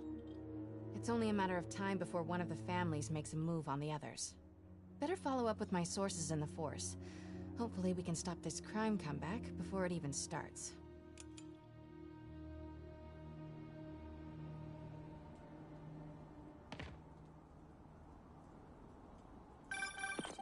Hey Pete, I'm working on a story you might be interested in.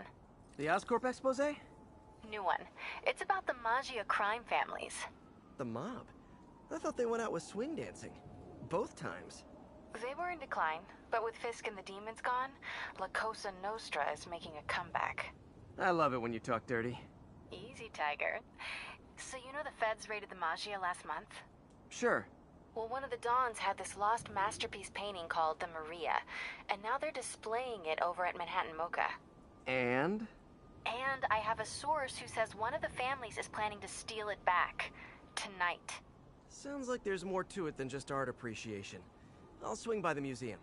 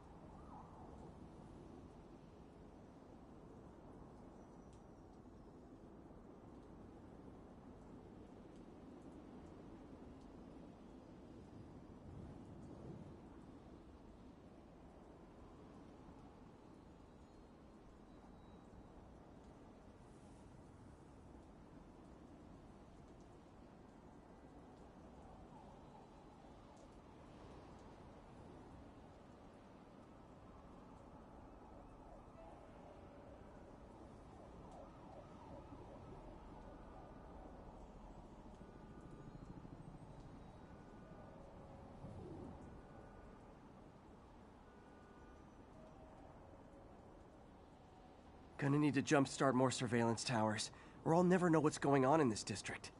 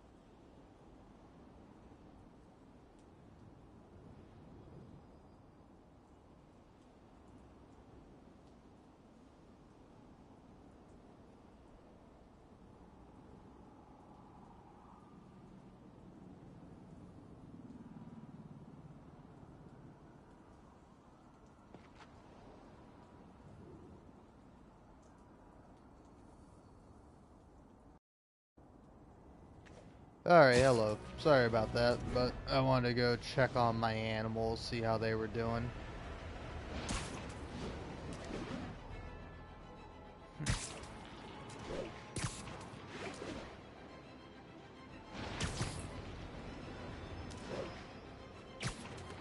Okay, hold on.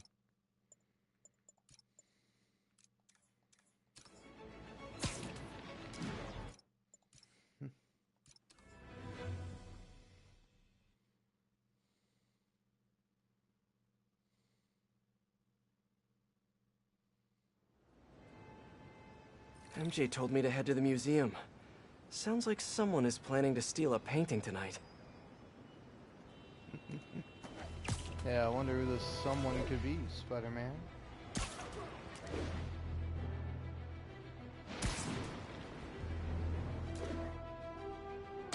Man, I was gone for a while.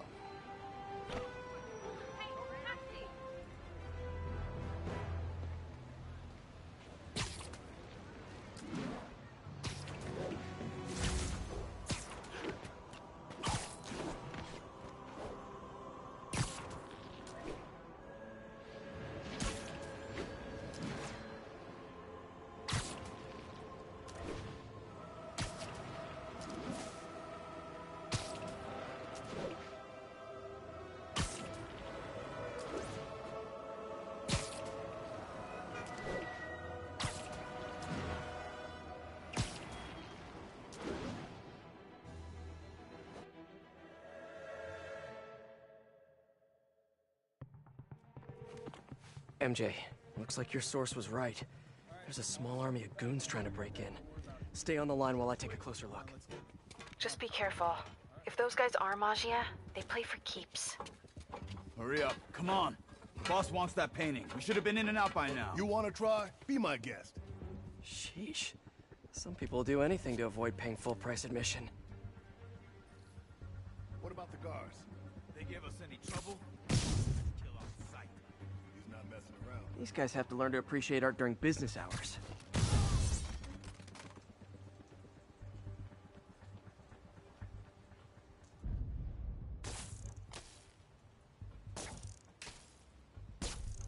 Something's over there.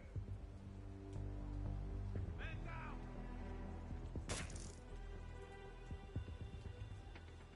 Okay, Look! Spider-Man's here! Who's there?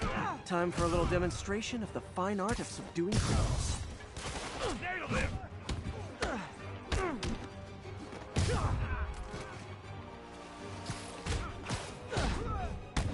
Look up, you moron!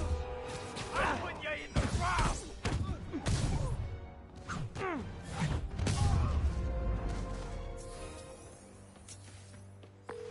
I know some of these guys. That's Federico Fratelli and Sal Petrillo.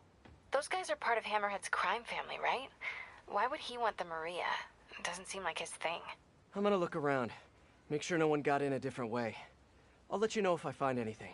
Front door's still secure. Better check the other entrances.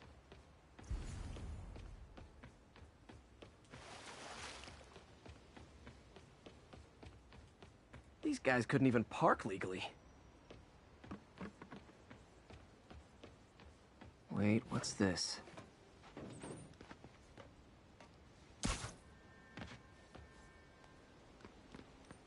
Nope, no one got in through here.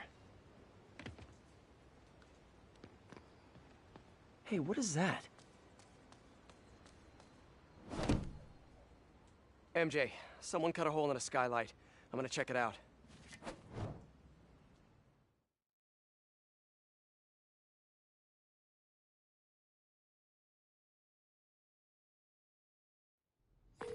So while Hammerhead's guys were trying to break in the front, someone else slipped in through the roof? Looks that way. No sign of anyone. At all. Shouldn't there be guards here at night? Yeah, maybe check the security booth near the entrance.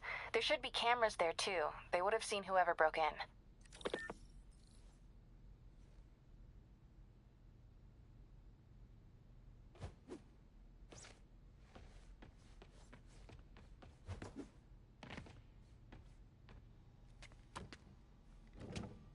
The security booth's secure. Need a palm print to get in. Any clue about what happened to the guards will be inside. Is there a way to override the lock? Not without a guard's hand. Actually, their handprint. If you can't find the guards, maybe you can lift prints from the things they touched. Oh, yeah, good idea. Always happy to lend a hand. Okay, if I were a handprint, where would I be?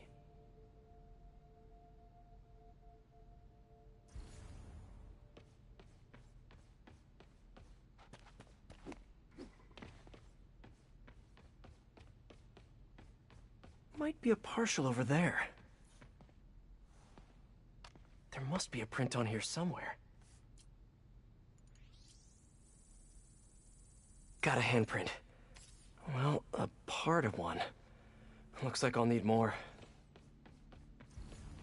Weird. It's like the guards just vanished. Now, where can I find some more partial prints?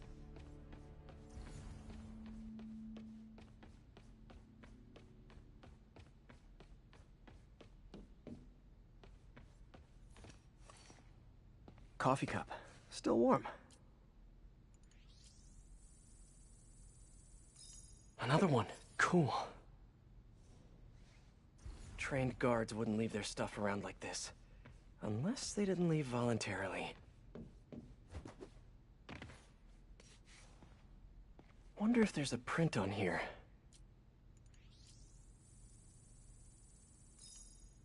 Okay, I should have enough partials to reconstruct a handprint.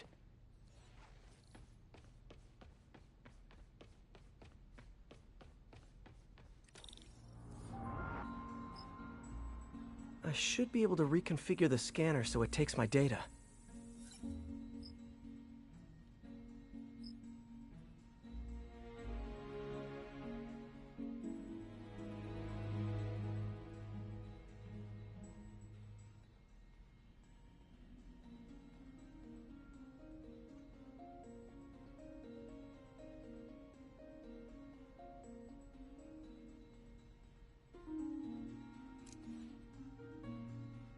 If I bypass the optic sensor, I can upload my own data.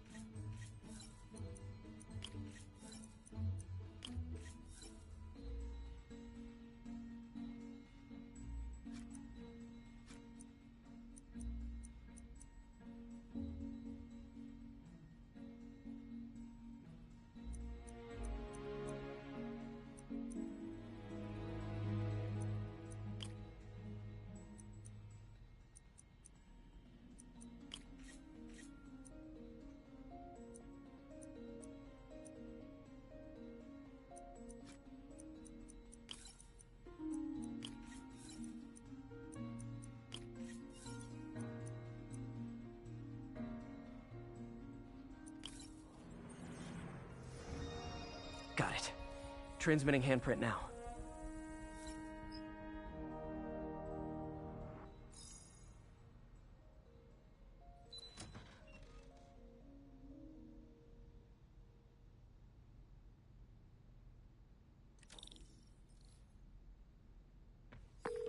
We're in. Nice. What do you see? They're alive. Looks like they were tranquilized. No signs of a struggle. Definitely not Hammerhead style. So if not Hammerhead, who? Is there a camera feed? Let me check.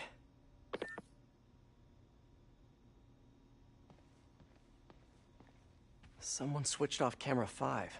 Well, that's suspicious. Let me turn it back on and see what they didn't want anyone looking at.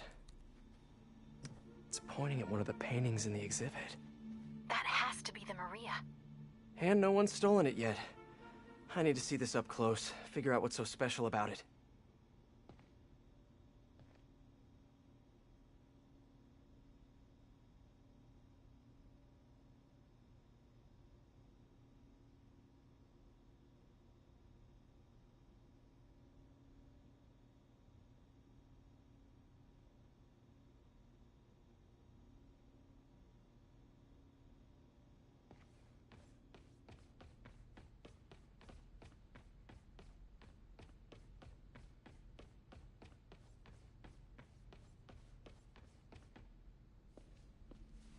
The Maria is a brilliant example of modern pastoral impressionism. The saga of its repeated theft and recovery are almost as intriguing as the artwork itself. Looks like a pretty normal painting to me. It is. There's way more valuable stuff in that museum. So why is the Maggia so worked up about this painting? Hang on, MJ. Someone's coming.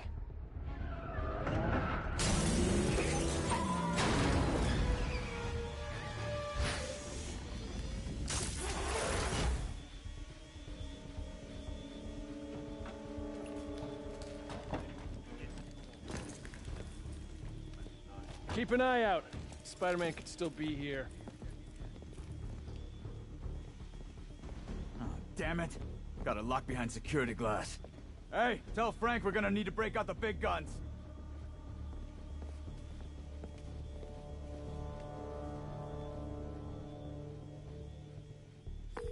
MJ, Hammerhead's guys called in reinforcements. They haven't spotted me yet. Good. Try to keep it that way. Eyes open. The signal we got means spot. Stop! You're in there! Got webs here! Keep an eye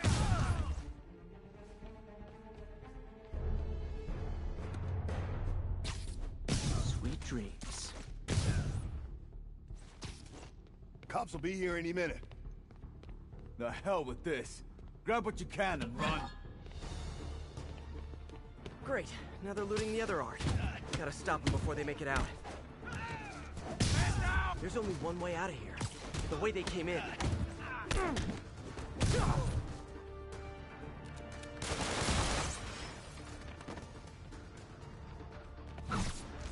time, try the gift shop.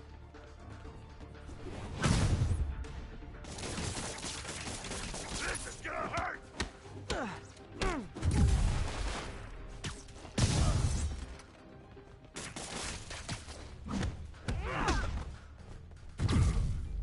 him in the ground! Don't let him... There's the exit! We just gotta get out! They're trying to steal that art.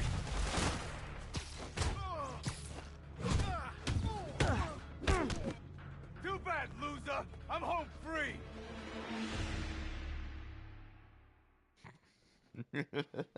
Not gonna lie, I like that guy.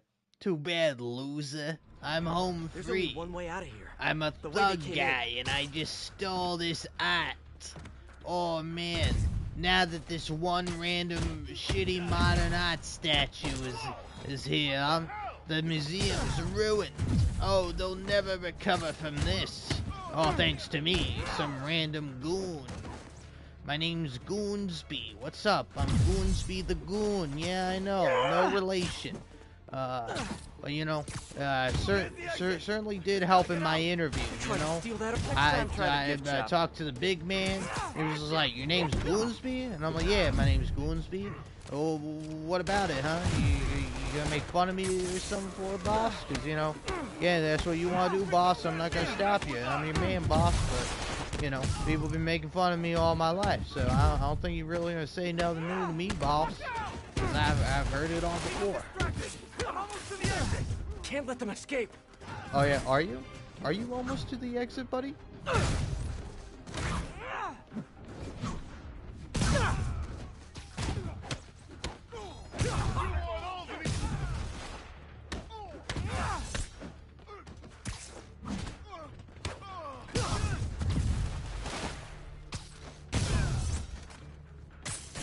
Keep him distracted! I'm almost to the exit!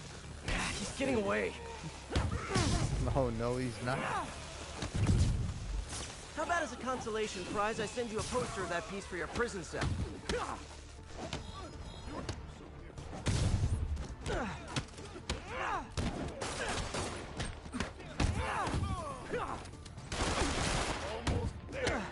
Gotta get to the exit and cut him off. He keeps jumping around! Damn it. Why, game? You knew who I wanted to target, and you just didn't let me. Alright? Also, I'm just gonna say, for anyone who's mad at, like, my modern art comment earlier, where I said, like, modern art sucks and is bad, like, I don't know, piss off. Art is subjective. You can like things and you can not like things. Like, gotta get to the exit and cut him off. I don't know, like, you gotta have, like, a valid reason for disliking modern art. And, like, you know, of course there's some, like, modern art that's good, but I'm using modern art in, like, the derogatory sense, you know? In the, this feels like a, you know, a fraud. This feels like a tax scheme, There's only one you way know? out of here. The way they came in. Where it's just like, you know, again, I'm not saying for sure one way or another, but, you know, this definitely feels like something that doesn't really hold that much artistic value. I mean, some stuff can, Trying to steal that art. and, like, art is subjective. Next time, try the gift shop. But, like, I don't know, at least for me, most of the time, you know, I'm not crazy about it.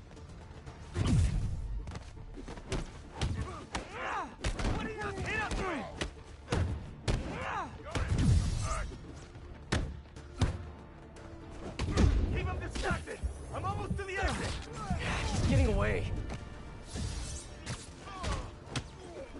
And my god, this game will, like, do everything in its power to like, have me do anything except for target the guy I actually want to target.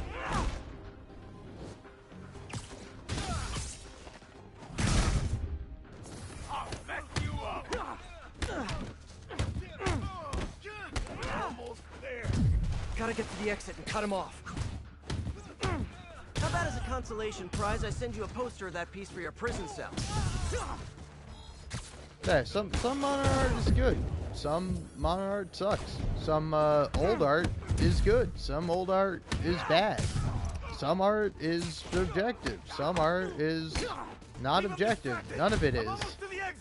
Can't let them escape. Objective is not a real thing. Objective is subjective. No, that's not true. But like when talking about like an art form or a piece of media, like you know, unless you're making like a literal statement about it, like there's nothing objective. It's like saying like an objective statement about art is like, this painting was made out of oil, you know? Or it's like this painting was created with the intent of doing this, according to They're trying to steal that art.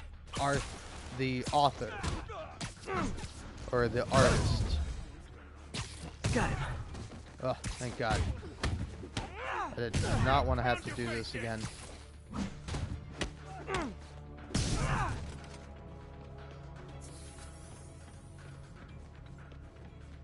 But yeah, like I don't know. I've seen like a lot of people get like very very like defensive about modern art, and like I think it's fine. I think it's just like any other art, you know.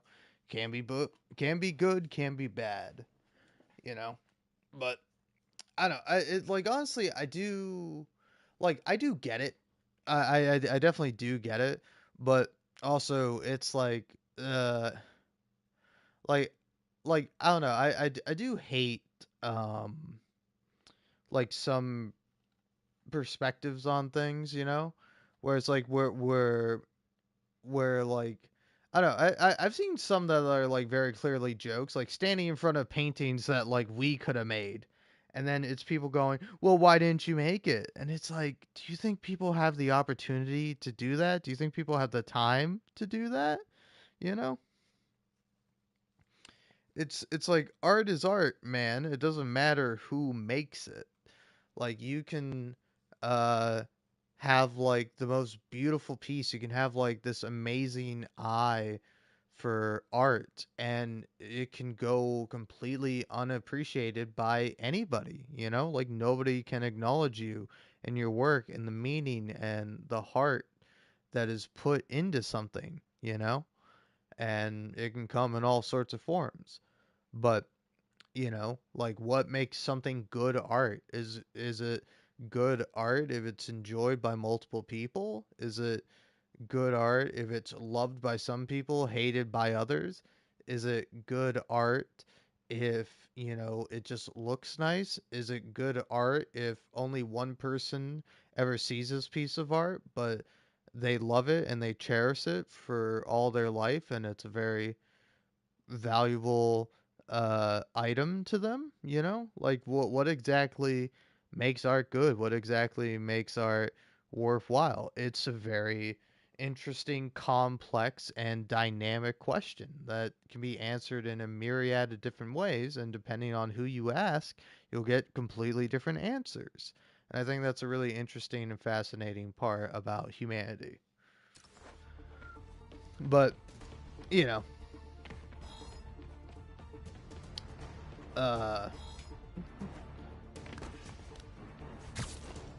nothing wrong with liking something or, you know, disliking something, but kind of having the smug thing of like, oh, well, why don't you make art? You know, it's like kind of like, you know, you receive criticism on anything, like you critique a. You okay? Yeah, I think I got them all. A lot of art to put back though. What about the Maria? This could have all been a distraction. My thoughts exactly. I'll head back there. Hopefully the glass was thick enough. It's like if you critique a book or critique like an actor's performance or critique like a video game, and then you just respond with, well, why don't you make a video game since you know everything, Mr.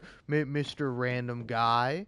And it's like, look, man, it's just my opinion. You can have mine, you can have yours. We can disagree, we can agree to disagree, we can argue, we can, you know, do all sorts of things. But like, you know, you don't have to just boil it down to like, oh, well then you should have made it or you should do modern art. And it's like, you know, you can like you can make the best thing ever, but if there's nobody who wants to buy it and, you know, enjoy it, then I don't know. Did you really make anything at all? Was there even a point to making something? You know? Because I would say so. I would say yes.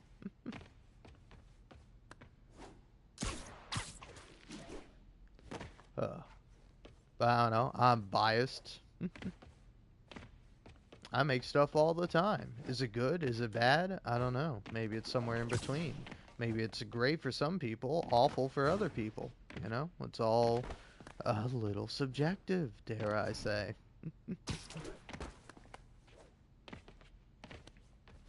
But, yeah.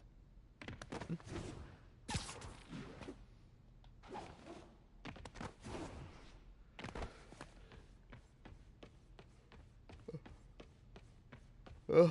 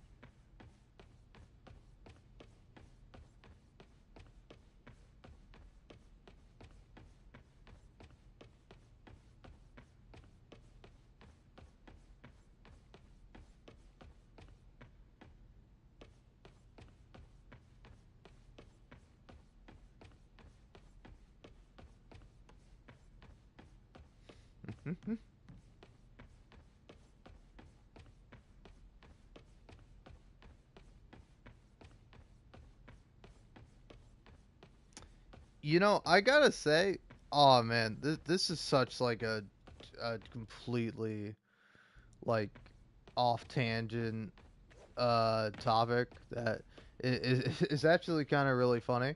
So anyway, I you know, as I do most of the time as I'm streaming, I'll absent-mindedly scroll through TikTok, which is a bad idea. I should just like play a podcast or something so that way I don't get distracted by what I'm doing on my phone. But I saw this video and I just heard the audio for it. And like I was just listening to the audio. I was kind of taking the TikTok as like just the just like the audio at face value, where where it's like somebody talking. It's like oh yeah, it's like, tell me I'm not a real SpongeBob fan just because I said SpongeBob is a kid, and you know, you guys out there are saying that you dumb idiots are saying that SpongeBob is 33 because of some dumb stupid cliff notes that you read. I know exactly where you got that from, and you know, and it cuts off there. But like, you know, I kind of do like it because like I was like, yeah, SpongeBob is kind of a kid, you know, like I think he is like said to be an adult, but like I don't know, at least to me, the true canon of SpongeBob will always be the SpongeBob movie, the SpongeBob SquarePants movie, the original one, the one with David Hasselhoff that was kind of used as like a series ender where like the Krusty Krab 2 opens, and like I don't know, I really enjoy that movie. And I don't know, it holds a special place in my heart. Still love Ocean Man to this day. That's a real bop. That's a real jam. But like I don't know. Correct me if I'm wrong, but like in the big speech at the end when he's talking to Plankton, where he finally admits that he's a goofy goober, and he's like maybe I am a kid, you know. And it's like, yeah, SpongeBob himself says he is a kid. And I'm just saying, I'm trusting SpongeBob. I'm not disagreeing with SpongeBob. But this opens up a completely different can of worms that, like, I don't know if I really want to get into, because I don't think it's my place, alright? I'll tell you what, as a cis white fella on the internet, you know, don't take my opinion with any substance on this. But I eventually looked down at the TikTok and I realized it's one of those stitches or one of those TikToks that uses an audio of something else, but then the captions are different. So the captions convey a different message than what the actual thing was. So I actually looked down and it's this person making a video saying, tell me I'm a transphobe because I said Gerard Way, who's like the main singer of My Chemical Romance, I believe. But yeah, I also think they go by they, them, / like any pronouns. So you know, again, I personally am of the mind, you know, whatever somebody says they are, but I'm gonna take them at face value and say, all right, yeah, that's what you are, in terms of like their gender identity. Where, you know, someone comes up to me and says, oh, hey, I'm a man or a guy, or hey, I'm a woman, or hey, I'm non-binary, or hey, I'm whatever I might be. I'm like, all right, that's what you are. I'm not going to argue with you about it. You know, I believe you, and I think you are. Because it's just polite. It's nice, and it's the right thing to do in that scenario. Also, are we enjoying me just randomly walking around this art exhibit while talking about nonsense? Well, I mean, not entirely nonsense, but I mean, I talked about SpongeBob for a good while. But yeah, and it's kind of funny where you know,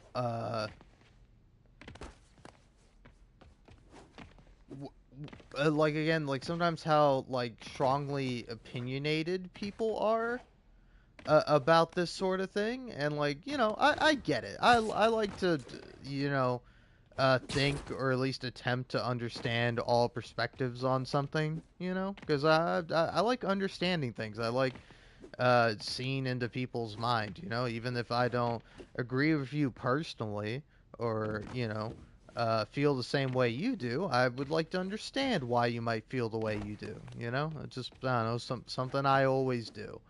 And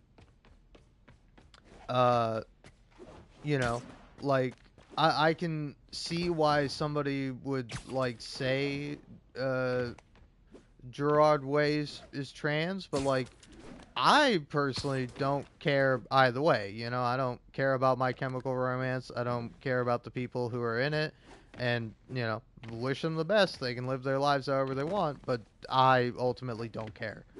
And you know, it's funny because this post specifically is like kind of a what's the term for it? There's definitely a term for it, where it's almost like a silent call out, or it's like throwing shade, I guess, to a certain extent. I guess that kind of works. I don't know. There's probably something else that's more accurate to what I'm thinking. But this post is essentially throwing shade at another creator that I'm not gonna name, but it's kind of funny because I have seen their posts before, and like I watched them, and because I watched them, TikTok is like, oh, you must really like watching this person, so we're gonna show you more of this person. And it's like, no, TikTok, I was just kind of fascinated by this person's argument and thoughts, and so I just wanted to hear them out, you know, where they talk not just about like Gerard Way, but like Kurt Cobain and like a myriad of like other people. Like, well, one person they brought up was like Aaron Hansen, and like, you know, I don't know, again,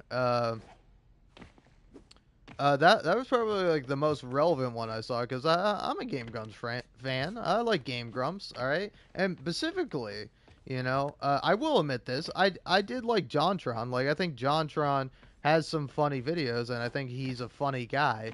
But he's also a terrible racist piece of shit, and you shouldn't watch or support him. But I never really liked or got into the JonTron era Game Grumps. I've always been a Dan Avidan kind of guy, and I like Aaron Hansen too. But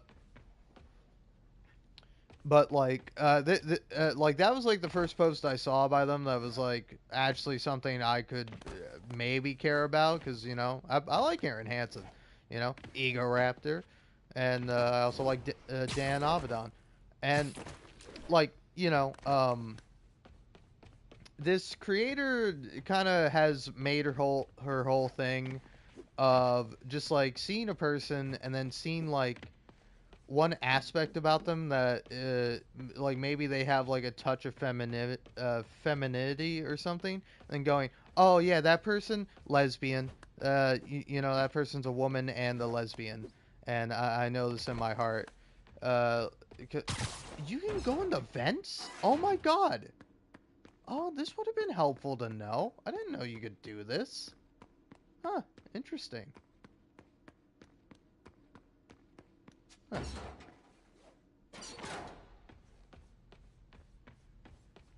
But yeah, so the kind of their whole TikTok page is just them pointing out or talking about a person who is at least like male presenting, masculine in some way, and then like talking about them maybe not feeling that way or not identifying that way.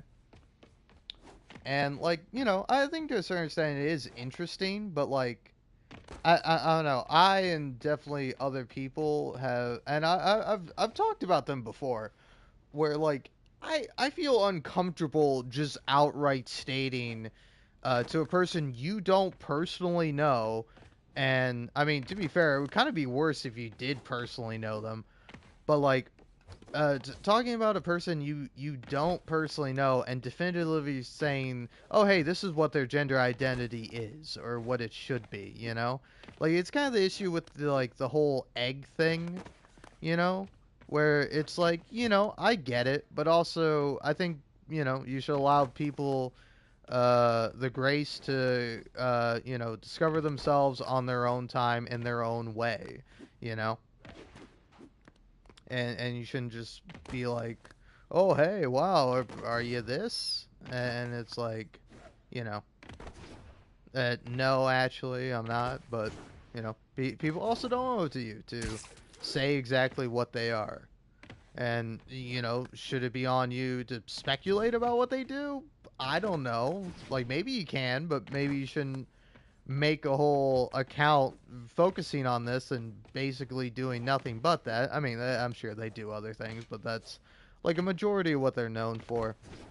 And, like, I don't know. I think it is an interesting topic, and it can be an interesting discussion. Because take for instance with with Aaron Hansen when she was talking about him, and I'm gonna say him just because I think that's what he identifies as, and maybe he doesn't. Maybe he feels more like a they them, or even a woman. I don't know. But at least as far as I'm aware, he's fine. Being a man and having male pronouns used for him.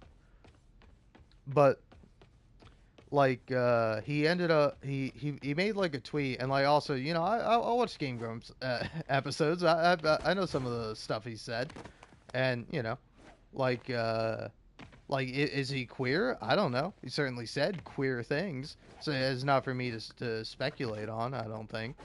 But, either way, I like the guy, and I wish the best for him.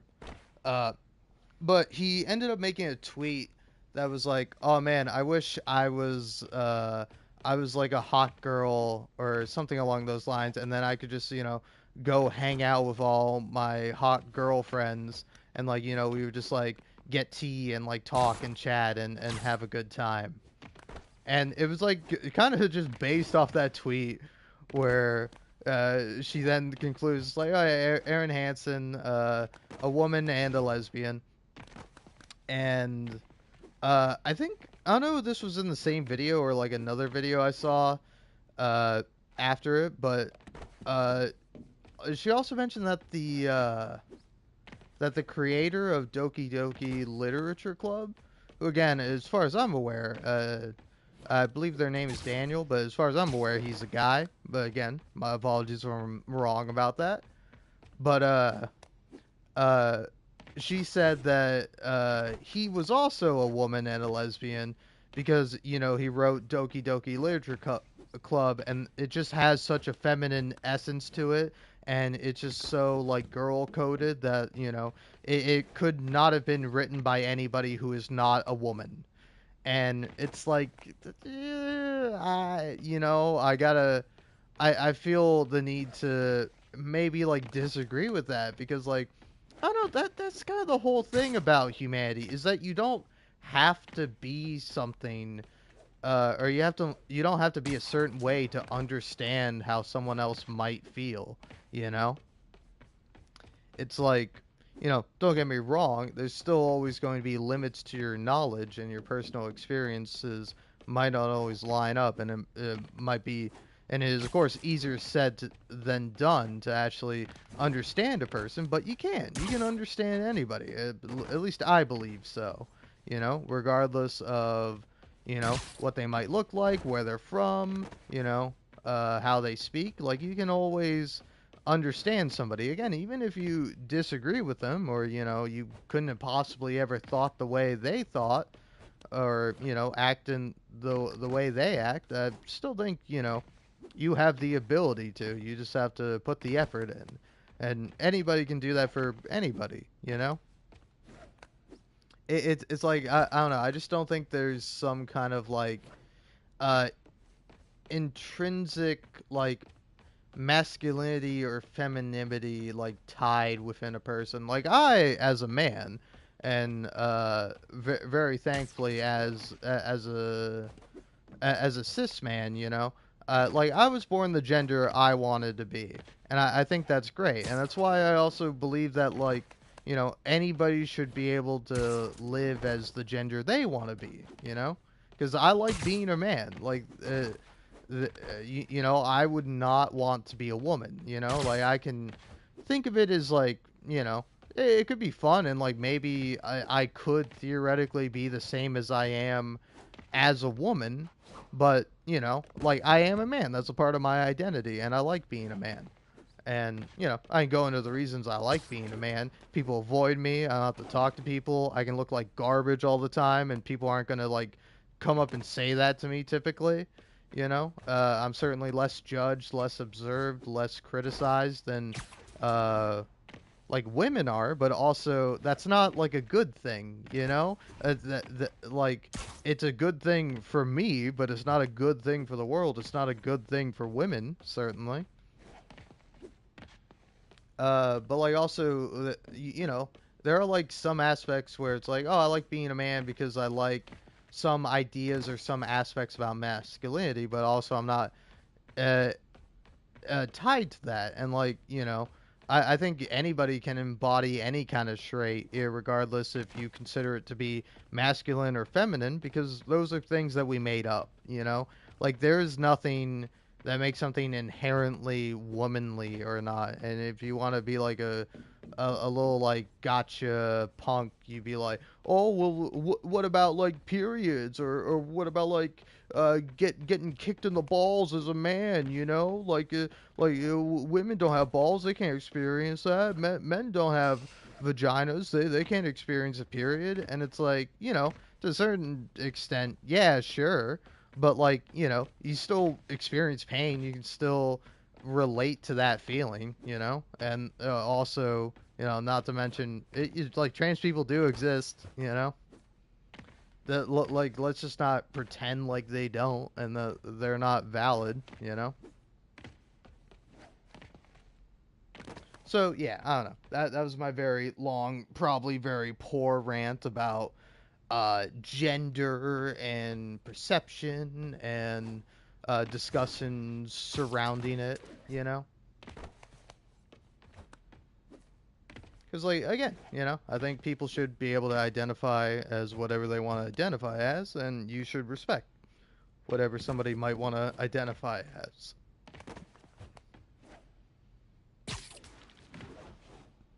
And it's like, it's like, I don't know, it's like simple, basic politeness, you know?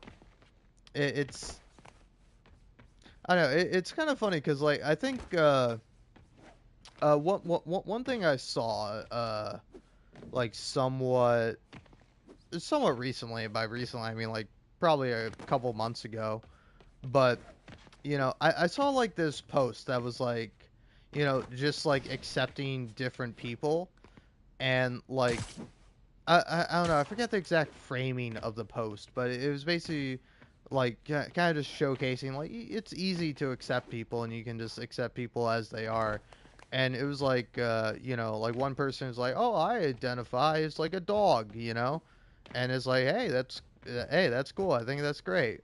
And you know, it's like, like at least for me, there's an instinct in me to be like, that's weird, you know, like that's a weird thing to want to do, to want to be an animal. But you know what? Guess what? People are weird. You know, I'm weird in my own ways. I'm sure there are thoughts and feelings I have that a lot of people would consider to be weird, but that doesn't mean, you know, I'm not like, I'm not still a person, because I have those thoughts and feelings.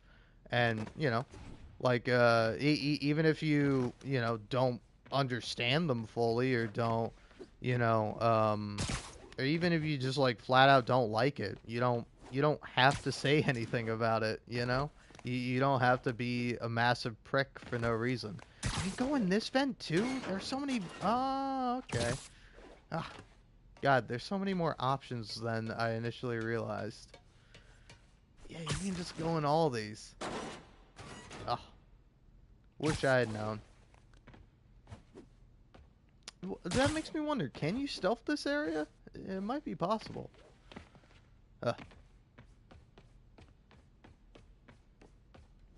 But yeah, I don't know, and this is all to say of, like, you know, I don't know if I still like the post or not, you know, because again, I don't know if I mentioned it, but not gonna lie, I did block the person that that I was talking about, the one who you know, gives her thoughts and opinions on other people's gender identities. And, you know, again, like, you know, freedom of speech, I guess. You can do what you want with your time. But I just find it a little odd, and also not relevant to me, you know? Like, I don't care. Like, I'm pretty sure I blocked her after I got, like, a third thing of her still talking about Gerard Way of My Chemical Romance. And it's like, hey, you know, TikTok, like, I get it. I understand why you're recommending me this person's videos. But guess what? I don't want to see their videos. I don't care. You know, it's not something that strikes my fancy, and it, at least to me, warrants any kind of engagement. Because, like, again, I feel like most of the time when I just, like, watched their videos, it was just, like, you know, it was, like, kind of interesting, but also just, like, I think ultimately a waste of my time, and probably, like, a waste of other people's times. But then, like, now on this post, where, like, there were people just, like literally calling her out, and, like, putting her name in the comments, and, like, saying stuff like, can we just, like, jump this person?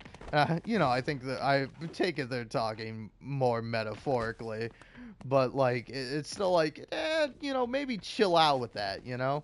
Because, again, you know, I got annoyed seeing their content just because I was like, if I have to see another thing of this woman talking about some band leader and just like constantly engaging in like bad faith comments and just engaging with like toxic people, then like I just don't care. I don't care anymore. I never cared in the first place. I was just curious, you know?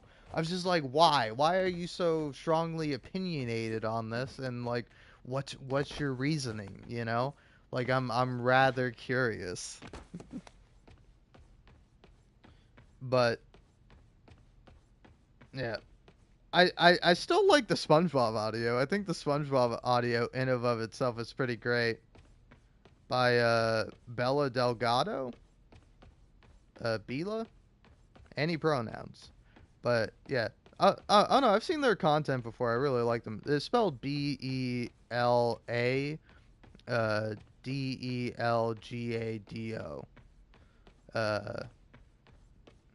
So yeah, first name Bela, Bela, Bela, and second name Delgado, Delgado.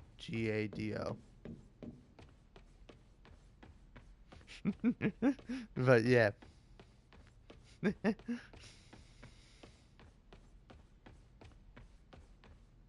Yeah.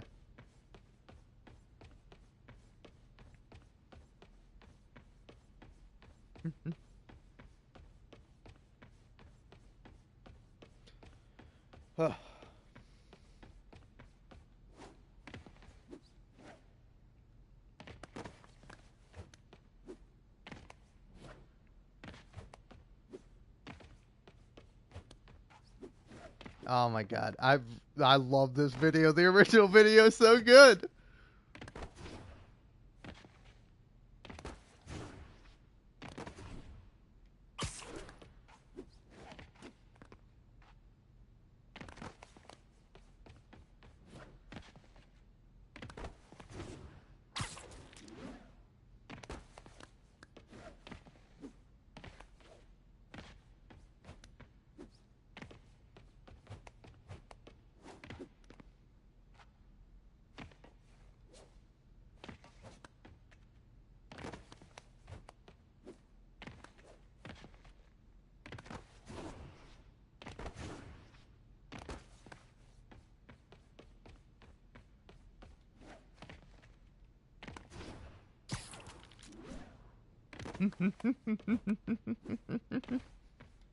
I really like this video. It's so good.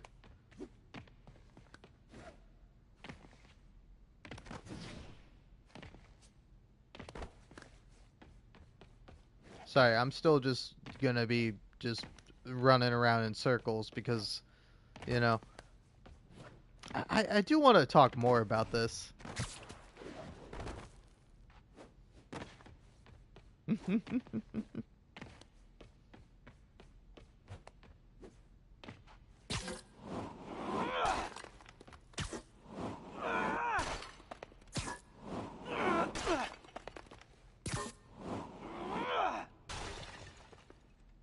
Now it's new art.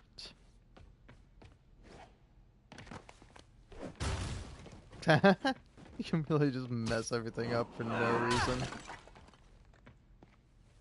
Is that like a trash bin or is that actual like art? Oh my god. Spider-Man, if you threw that at somebody, they would be dead. Spider-Man. Jesus.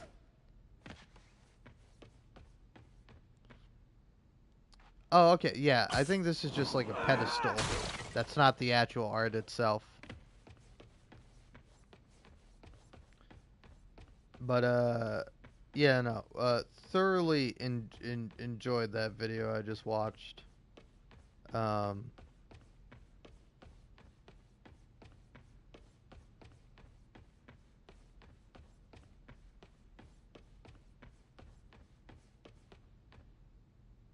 Oof. See, you know, you go in the comments and you see somebody with that blue and white flag agreeing with you, and it's like, no, hey, I think I'm on the bad side here, you know? Again, I like you know, the other person, they're fine. Like, I wish them the best. I am under no obligation to listen or watch your content if I do not want to do that. You know, that is my choice that I can make. But I don't think other people should be making, like, hateful content about them. Hence why I haven't mentioned their name, you know? I'm sure you could find them on TikTok if you really wanted to, but, you know, like, I think I've made it very clear I do not want any hate sent to this person, you know? Because, like, again, I'd much rather have a discussion and, like, talk about things rather than, like, directly harassing a person and, you know, being awful for no good reason.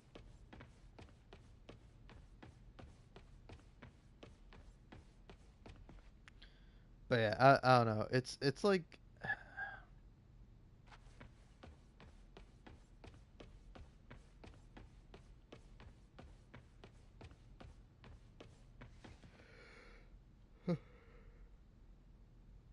Huh.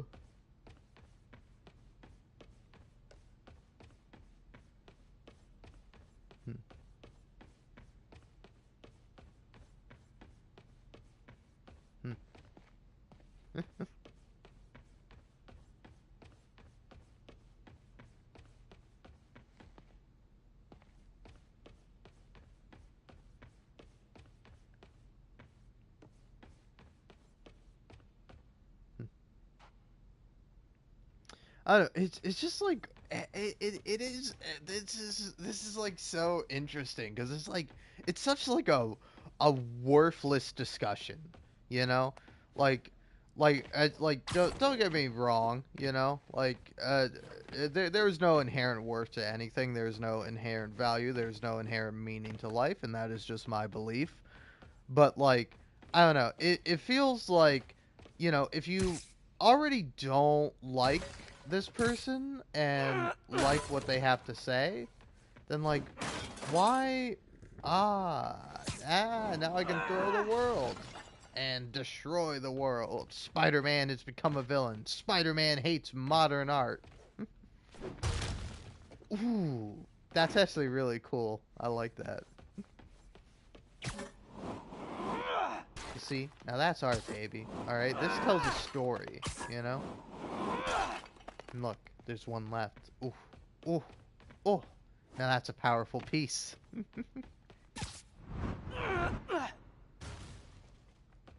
Oh.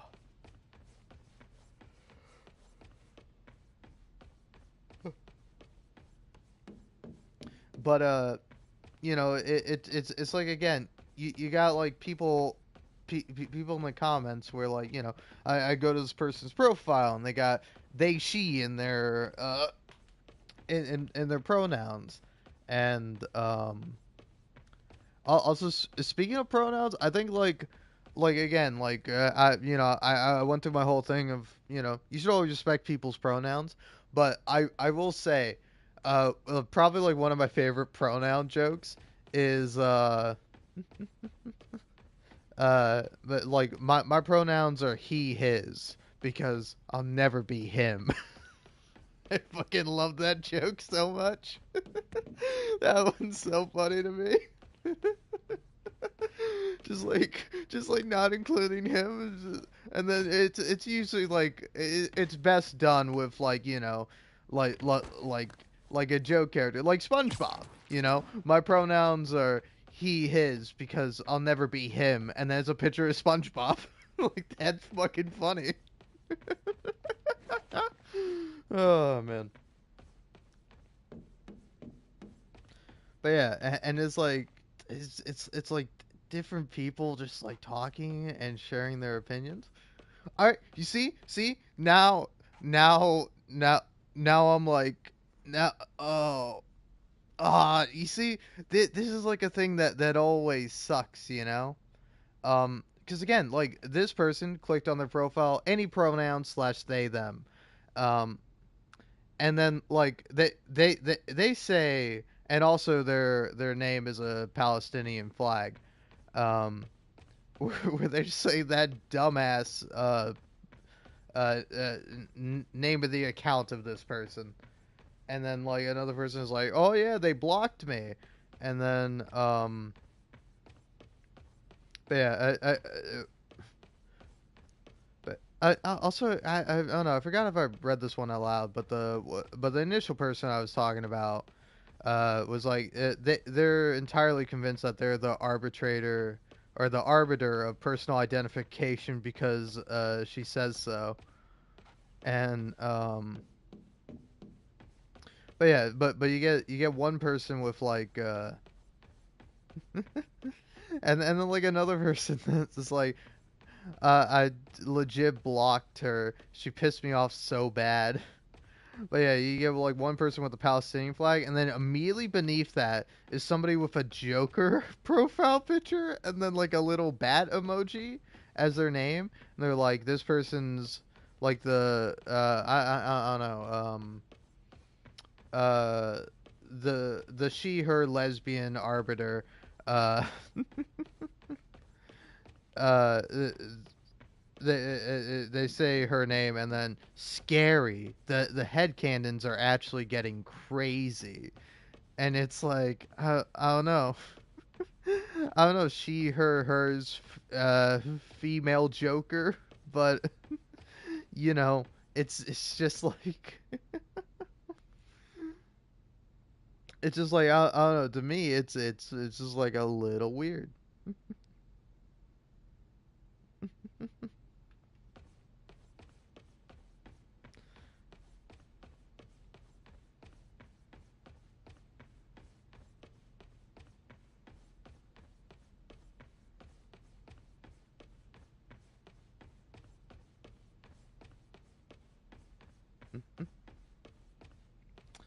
Oh, but yeah, sorry. I'm gonna keep talking about this. I know this is probably bad stream content, but I find this topic so fascinating, and seeing like other people's opinions on it, you know? Because like again, I might go I might go to like this person's page and like talk about the and like go through some of their videos again because I'm just sort of curious.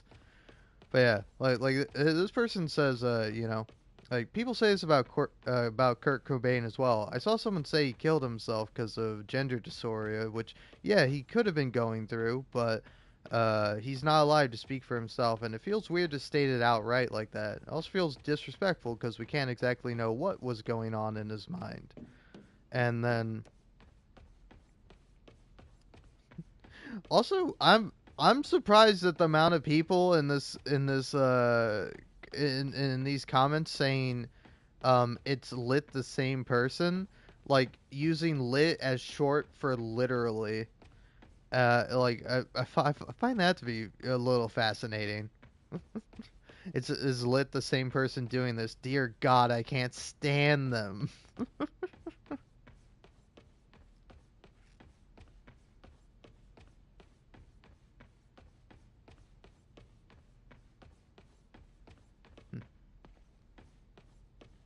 Like I don't know, like irregardless of like Kurt Cobain's gender identity, like they were a person, you know, they were a person who's no longer alive, and they made some good music and good art, and you know, it's a tragedy that they left this planet sooner than they should have. But yeah, you know, it is kind of weird to like, you know, make arguments about it. Like, if you just want to like propose like this theory or this idea, like I think it's fine, you know. But yeah.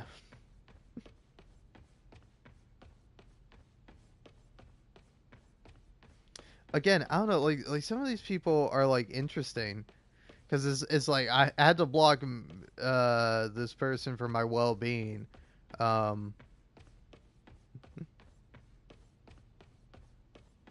I don't know. I don't.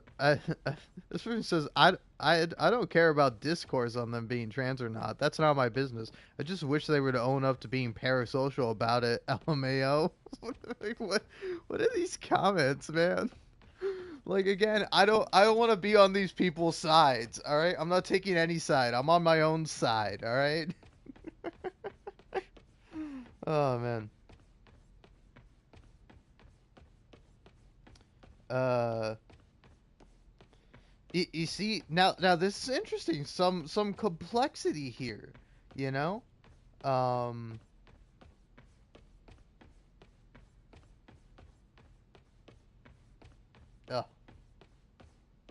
I cannot stand someone being cringe. Also, like,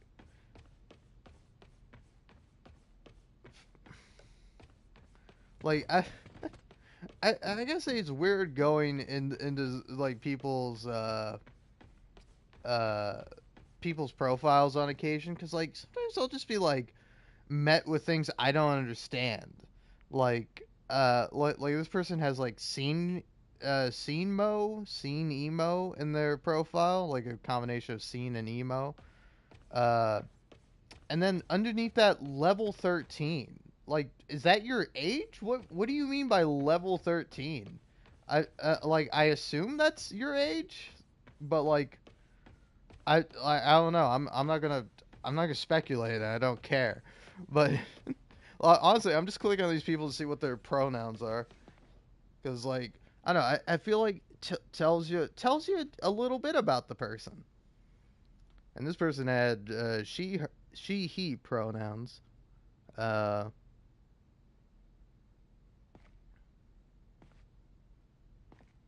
All right.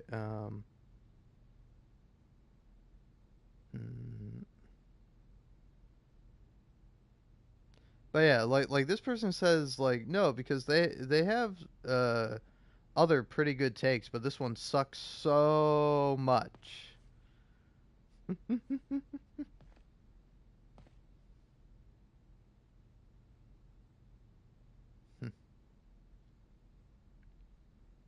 And then like this person's like, I tried to have a real conversation on their ideas, but all she did was continue to ask questions and ignore everything I said. I either got blocked or vid deleted because all the notifications gone.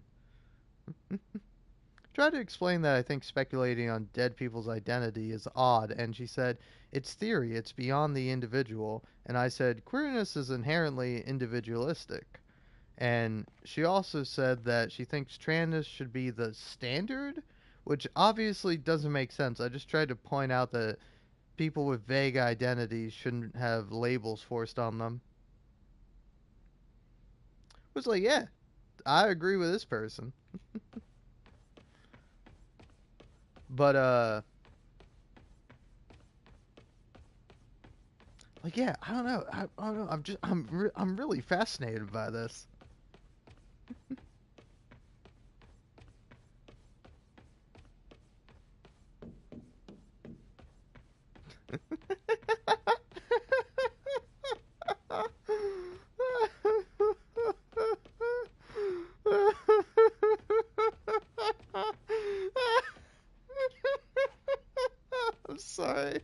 I'm sorry.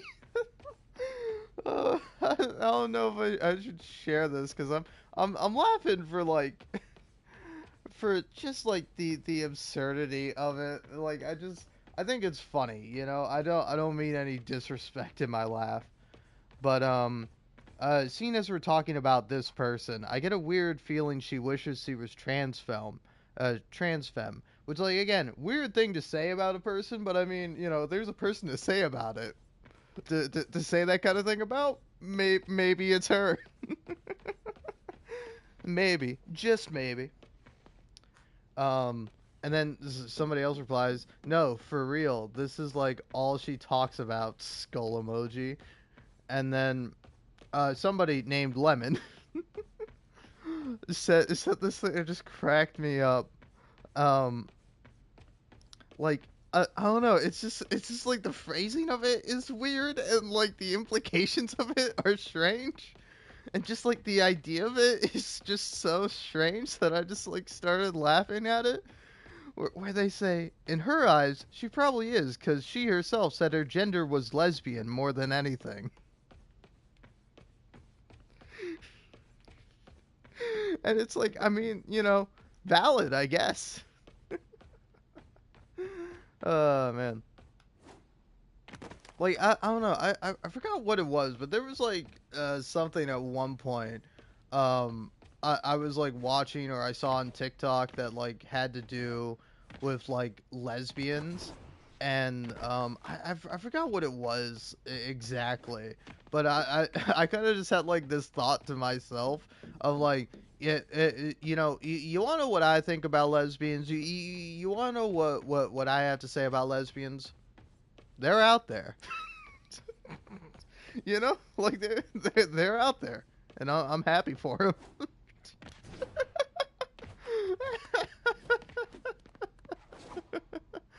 Like I don't know what do you want me to say? They're out there. Oh man.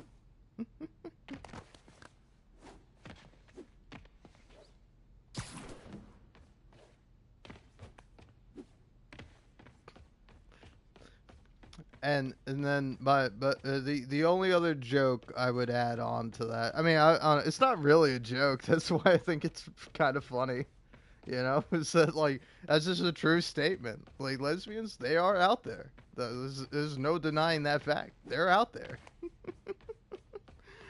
I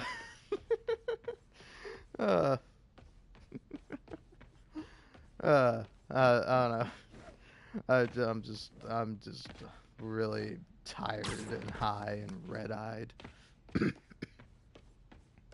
I'm probably also still a little tipsy, a little intoxicated.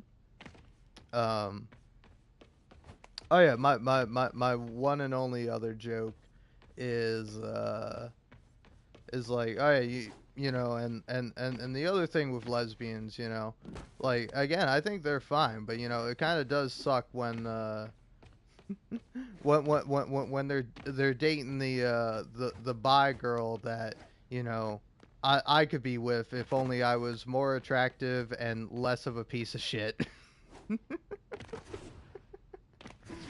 And again, that one's not funny because it's also kind of not a joke. Or that one is funny because it's kind of not a joke.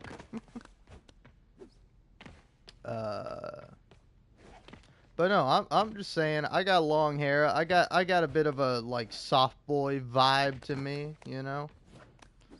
I definitely see myself as like as like just like a like I don't know. Again, I am probably giving myself too much credit here, but you know, I'm the kind of guy that, like, you know, a bisexual woman or a lesbian like maybe dates or has a crush on, and then decides, you know what, I'm kind of done with man. Like, this guy was like pretty good and he's all right, but he's just not good enough. He's never gonna be good enough because he's not a woman. And it's like, hey, valid. I get it. All right. You know, screw men. I hate them. Women, love women. They just don't love me. It's sad. Not for me though. For them, because I mean, I'm great. Real catch. I don't even mean in like a romantic way. I'm just a funny fella.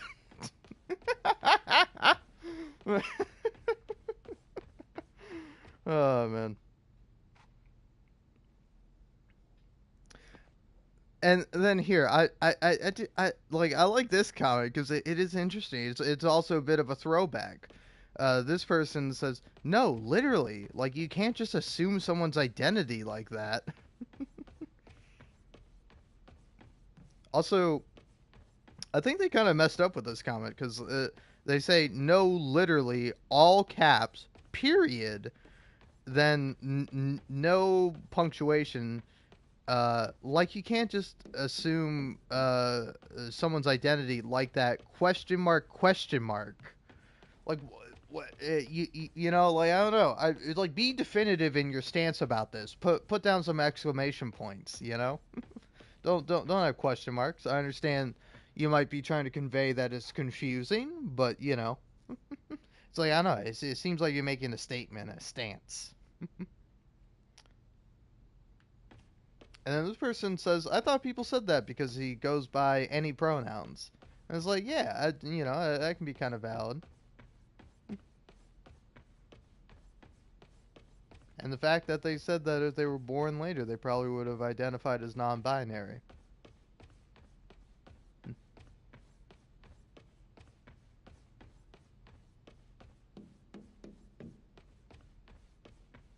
Yeah, like I don't know. I think also a thing with like specifically Gerard Way is that like I don't know I think they probably are more likely to be like non-binary than to be like out outright a woman. But you know I mean I can also see there's also like different kind of interpretations and expressions of being non-binary, because like for some people that can mean like you're both, like you feel like sometimes you're a man, or maybe you know all the time you're a man, but sometimes you identify more one way or the other, and you feel like a woman some of the other time.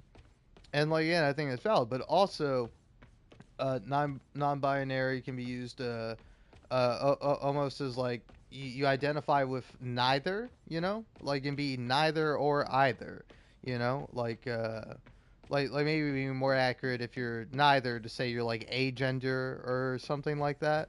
But you know, I'm not here to tell people how to identify and you know say, oh well, if you feel this way you have to be this. Like no, like at the end of the day, people are people, you know.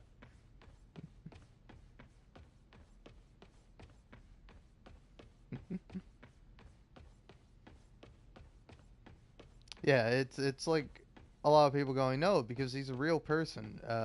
People can't just decide his identity without him saying himself. I remember what spurred on like my lesbian thought of like you know just like oh yeah lesbians they're out there. I remember I was thinking and then like the other joke that followed is because like you know sometimes I feel a little bit of rivalry with with lesbians, but not like in a like oh I gotta one up them or they're my sworn enemy or something like that. No, not like that, but just like but just like sometimes it's like like in particular, it's like when you see someone going, it's like oh yeah, Arthur Morgan. Oh, she's so girly pop. You know, Arthur Morgan is one of the gals, one of the girls, one of the ladies. It's like, hey, that's one of the few positive male men in in video games. All right, I love him. I think he's great, and he is a man, and that's what I like about him. That's why I identify with him a lot. So you know, again. And also it's a fictional character. People can say whatever they want about them, but like you know it's just like I don't it's like a personal kind of visceral reaction for me to be like you know yeah well hey that's my guy, that's my boy, that's my man, all right. You know, like, hey, you can like and appreciate him too, but that's my man. Who are you? Who are you to come and take my man from my man away from me? Listen, what? I'm a guy. I don't have that much in life. You know, it's really hard out here for men. It's just real hard. You know, like I'm saying that partially as a joke, but also it is kind of true to a certain extent. Like everybody has rough lives, you know. But you know, my life isn't as rough as anyone else's. But you know, I am alone, and I have attachment to fictional characters. And you know, again, people say whatever they want, and I can also feel however I want. And sometimes I feel like, hey, that's my guy. You know, you can't claim him. All right, I claim him. He's mine. But no, I'm kidding around, of course. But like, yeah, I don't know. I think that was the thing that like spurred it on, is seeing something like it's like oh, here are characters that like are like you know she her, and it's like another one is like Venom Snake, and it's like you know, like to a certain extent, I can kind of see it. I almost kind of wish that in the beginning of Metal Gear Solid 5, when you're like making a character, which I really like my custom character that I made. I've been thinking about wanting to get back into Metal Gear Solid 5 again. But no, I was gonna say that that like I think it would have been really funny if like you could make your kind of new face like a female or a feminine character, you know, where like you could just like actually be a woman, and then like I don't know, at least for me, like my kind of headcanon of that, in order to get you to sound like Venom Snake, i.e. Is it Keith David? Is that the actor who played Venom Snake? I'm not entirely sure, but like the whole time while you're like in a coma, they're just like having you smoke cigars, and then that's why when you wake up, you have the phantom cigar and you have to vape. It's because your like lungs have been damaged, but now you do sound like Venom Snake. You sound like Big Boss because you are Big Boss. But yeah, you know, it's like, again, I don't have a problem with it, and in fact I like it to a certain extent, but it's like, nah, that Venom Snake, that's Big Boss, all right, that's not Solid Snake, but you know, Big Boss is also him. I mean, he's the Big Boss. He's also like a war criminal and a terrible person, but hey, you know, he had good intentions, all right, and you know, one of the greatest men is cloned from him, so, you know.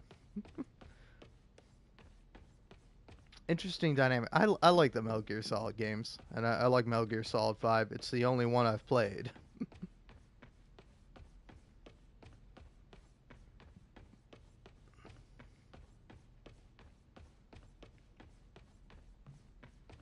See, again, like, I think there are some, like, nuanced, genuine discussions to be had here. Because, like, you know, it's like this person is like, I hate when people headcanon real people's disorders and gender labels. Like, it's so counterproductive. And then this person says, their videos give me literal brain rot. Like, I was all for the ones where she was just appreciating trans women, but then she started headcaning Hoiser as a lesbian, and I was like, As, again, also, like, you know, Hoiser, I like that guy, you know? Nice, positive male role model. I don't know, it, like, again, it is, like, an interesting kind of discussion and topic, because I think, actually, one of my favorite YouTube channels of all time, PhilosophyTube, has, like, a really interesting discussion about this, and oh god, I don't remember the exact name of her video of her coming out, but it's something along the lines of like, you know, the man who is no longer there, or something like that. Hold on, I'm gonna find it. Because again, I love PhilosophyTube.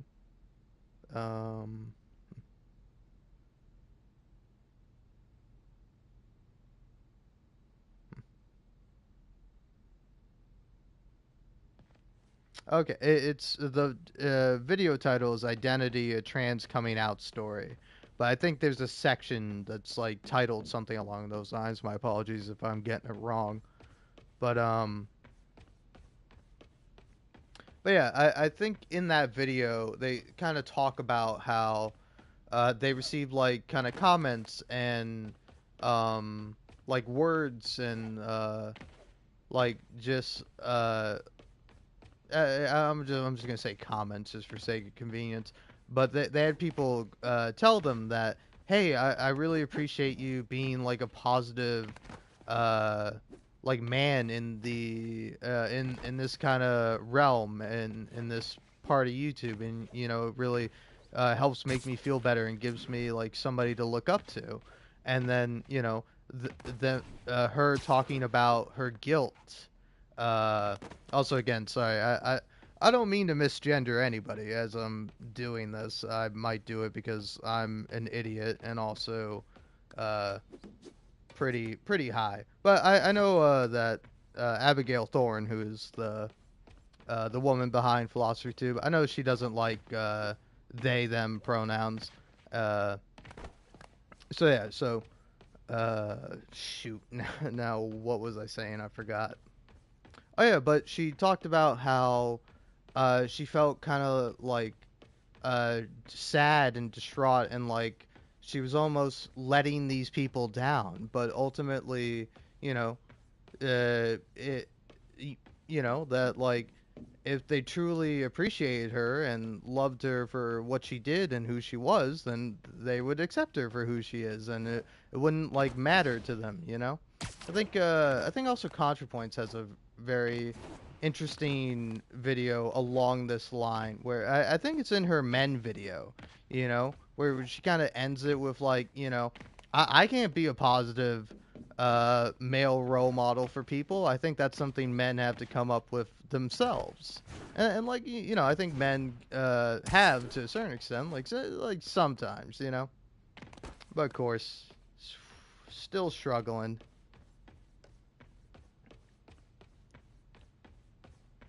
But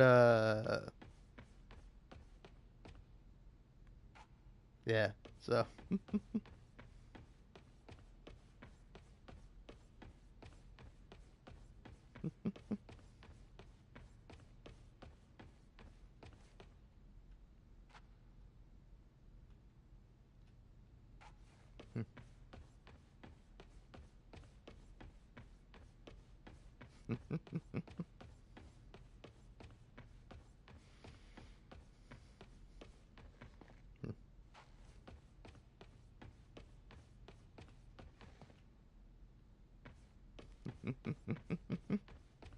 see, like some of these comments are just kind of like both fun and like I don't know. I like when it's like not outright like not toxic, but like volatile or just like mean.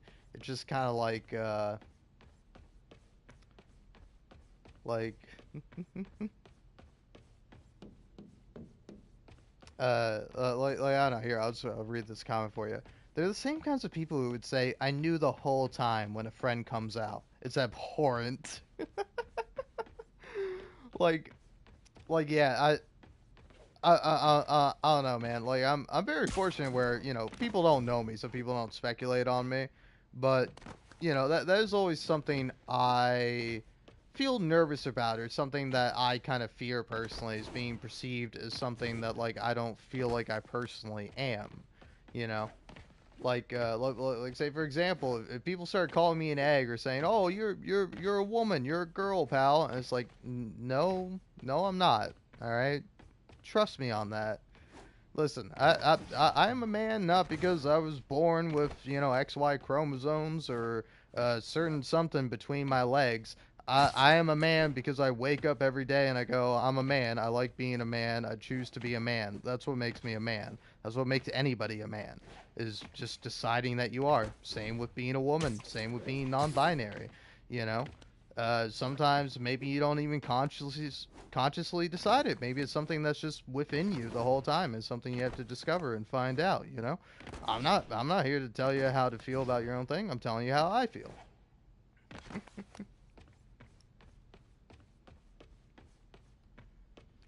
And then yeah, it's like this was like, how are you falling for bait? And it's like, I don't think it's bait. Like I think the person that they're all talking about is being genuine with their thoughts and beliefs, you know?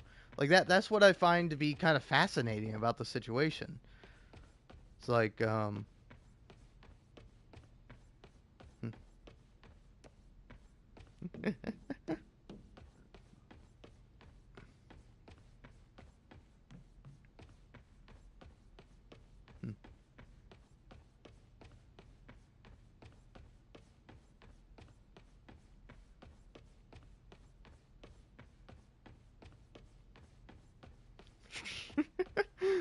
I don't even get this one. People who say that are also Lords of Chaos watchers, so it's okay. I don't know what that means.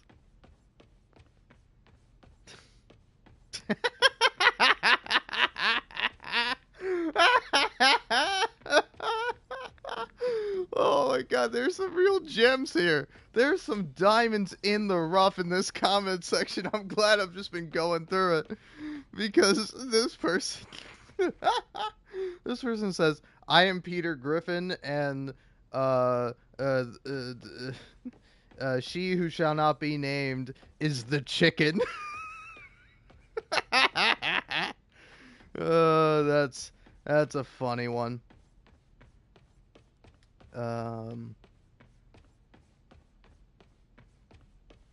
Yeah, people talking about how the audio's funny. Also, people who say that, cough, cough, that person, cough, cough. Oh,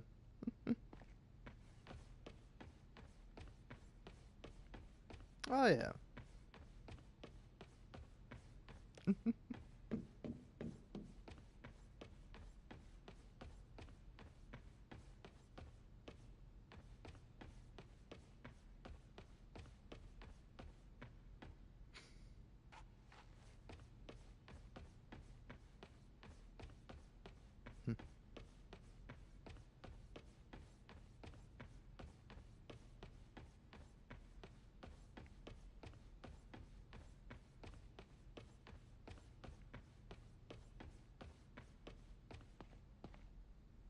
Wait, really? People are talking about how the account is private, but no, I was just on it a second ago. Let's see.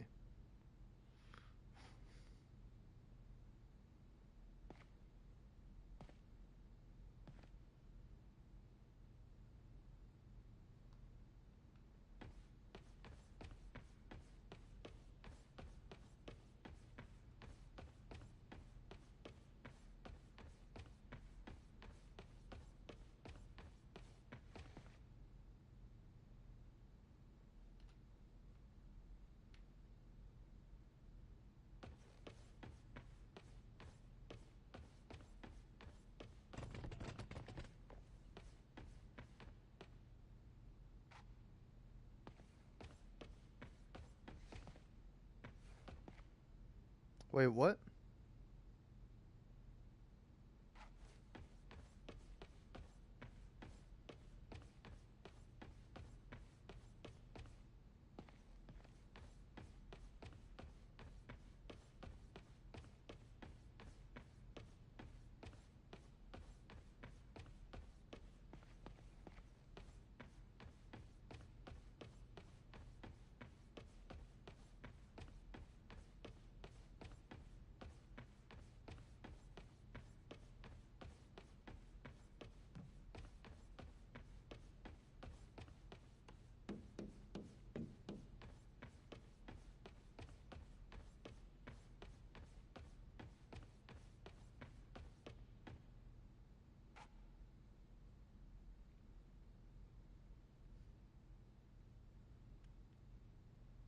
Yeah, man, I'm watching one of their videos and I just like I just I don't know. I cannot like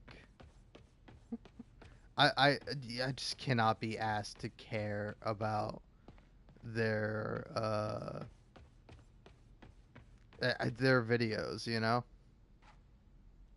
Like, I don't know, it's just something about their presentation that like rubs me and I think a lot of people the wrong way.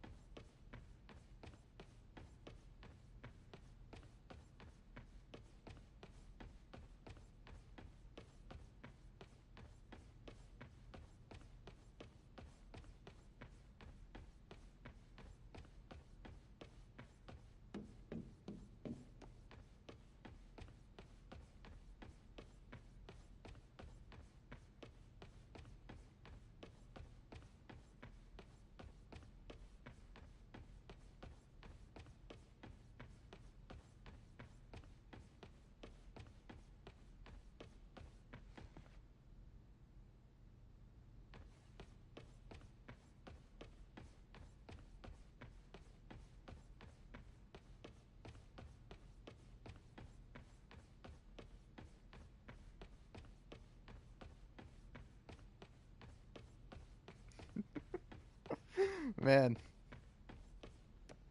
I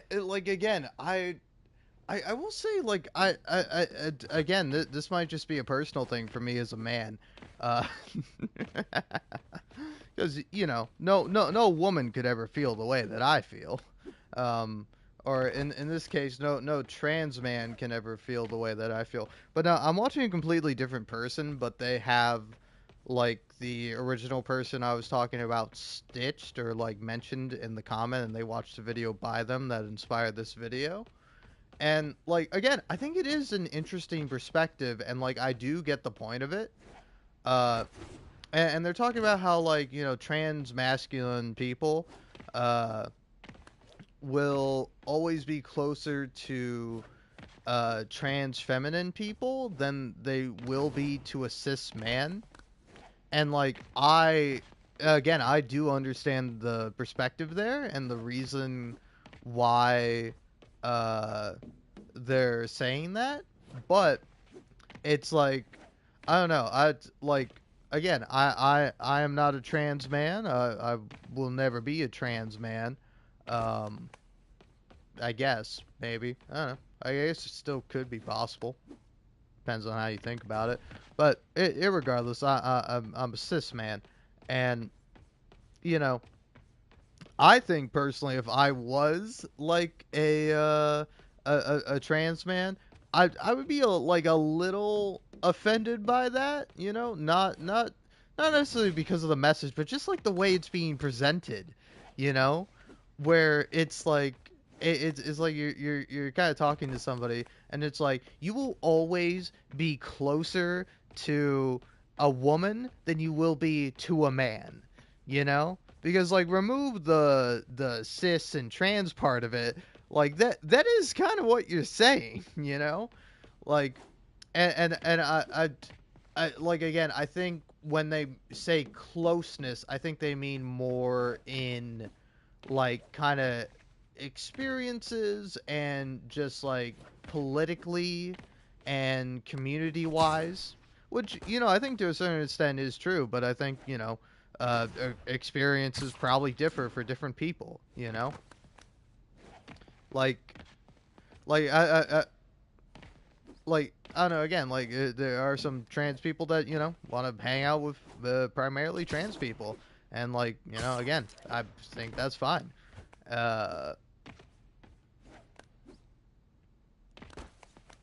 But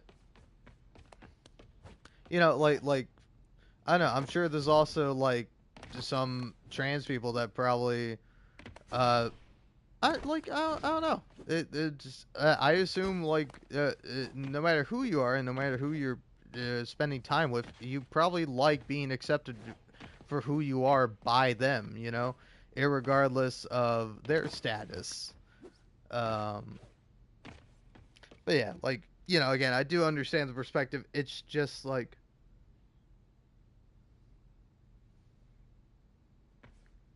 yeah, it's like a I don't know if I want to. I don't know how exactly I want to phrase this, but, like, it is. I don't want to say, like, the glorification, but I think more accurately to be like putting being trans as like putting that on a pedestal as like oh, it's a very, like, important and a very beautiful thing. It's like, yeah, it is, but also, it's not like all of somebody, it's kind of like I don't know, this might be a little wrong of me, but I mean, you could kind of equate that to race, where, like, your race or ethnicity, more accurately, because race isn't a real thing.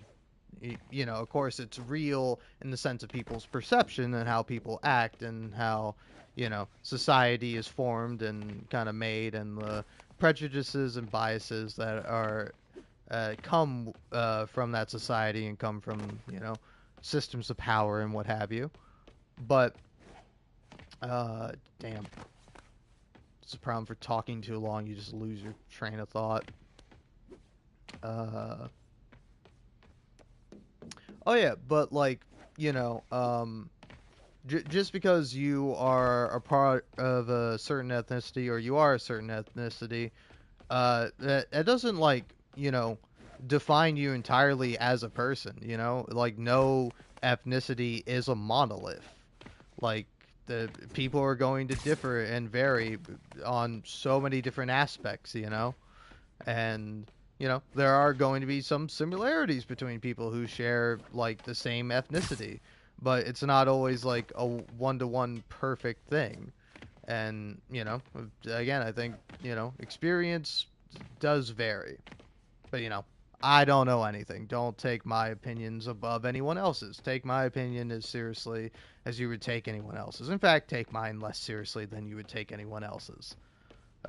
Unless they're like a bigoted piece of shit. Screw them, alright?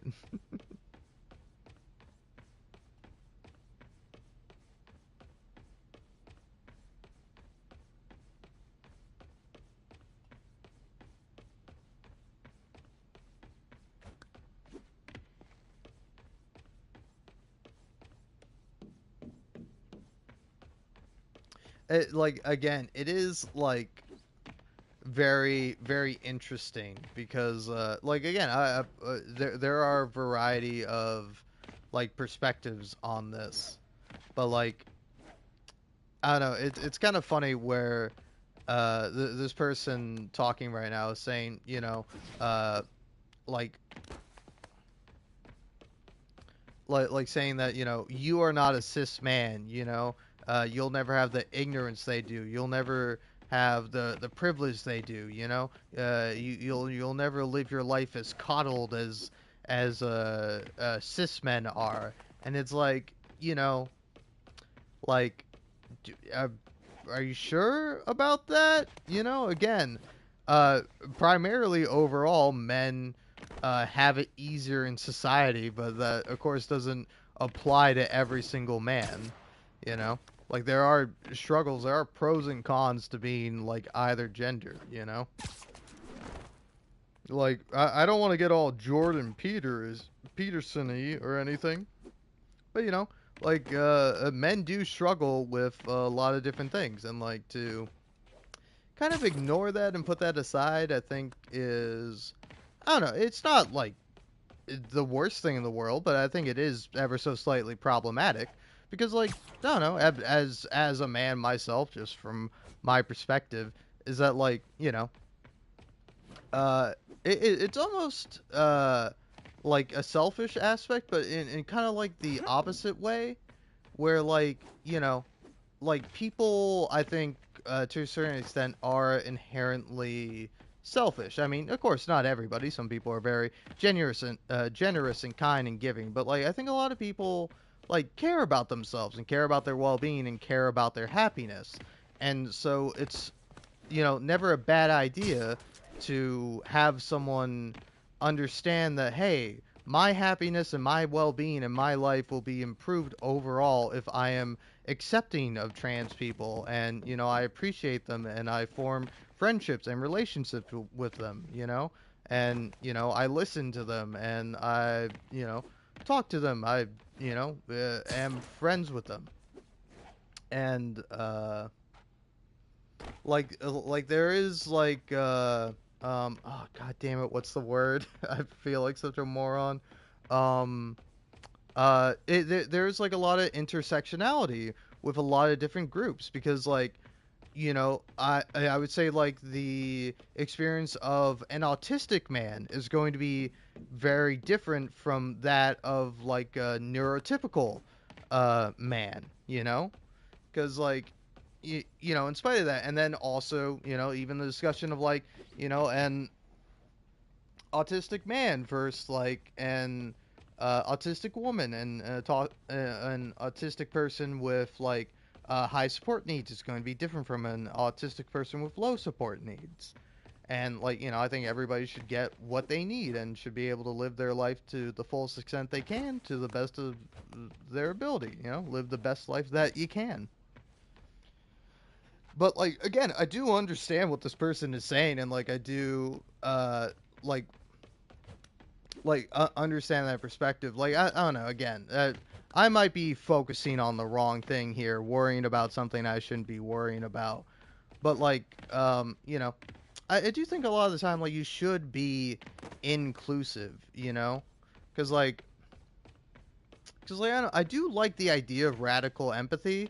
Of course, sometimes it can be a bad thing and is occasionally associated with bad people. Because I don't even remember the guy's name, but the dude that did Channel 5 News, where like he sort of preached and practiced radical empathy, for like, you know, like bigots and like people kind of what's the thing? It's like QAnon conspiracy theorists, where like, you know, he kind of went in and interviewed these people with their perspective of like, oh, these are people and they are victims of kind of this conspiracy theory and this hoax that is just kind of there to lie to them and profit off of them, and you know, like, just have their life be entirely obsessed over this thing that is, you know, not real. And you know, like, again, I was talking about that earlier with, like, say, people who join the military. Like, you know, again, I think people should be held responsible for the actions they do. But, like, you know, it is, like, a tragic thing when people are preyed upon and are made to sign up or join the military kind of under false pretenses and wrong ideas and end up doing something they don't want to do, end up, you know, becoming traumatized and then being neglected by the very government that is responsible for their traumatization. And you know, it is a shame. It doesn't absolve them of, like, if they did something bad and terrible during their time of quote unquote duty. But you know, like, I think it is kind of a good thing to like include people and to like relate to people, like, no matter who they are. But also, you know, like, the Channel 5 News guy was a piece of shit ultimately, because, you know, he preached that and you know, sort of put on a nice practice for the camera, but then ultimately did not do the same thing for women that he interacted with, you know. And like again, that's a very sad thing. But you know, I still like the idea of like radical empathy. And like, I don't know, it's TikTok is a very interesting place, because like you'll see where like people's radical empathy ends, you know. Like I think kind of the funniest one is people kind of like making fun of men for like doing drugs for the first time and discovering empathy. And it's like, I think obviously it's a bit of an exaggeration, but like, you know, it's like funny where it's like it's like, oh hey, this person who was socialized as a male and was probably taught that, like, you know, empathy and sympathy and all these like good characteristics that make you into a better person, that stuff's for women. That stuff's probably not for you. If you want to be a strong, tough, manly man, you gotta not care about people, you know. You gotta be on your Sigma grind set, bro. And it's like, you know, like, anyone who believes that is not a good person. But you do also have to understand, it's like, you know, like, when you see like a kid spouting beliefs like that, you realize it's like, man, like that kid, like that the kid has been influenced. Like, it's a bad thing that the kid is that way, you know. It's not necessarily the kid's fault that, you know, they're saying all this saying and believing all this horrible stuff told to them by horrible people. And I think there was a point I was going to get back to with I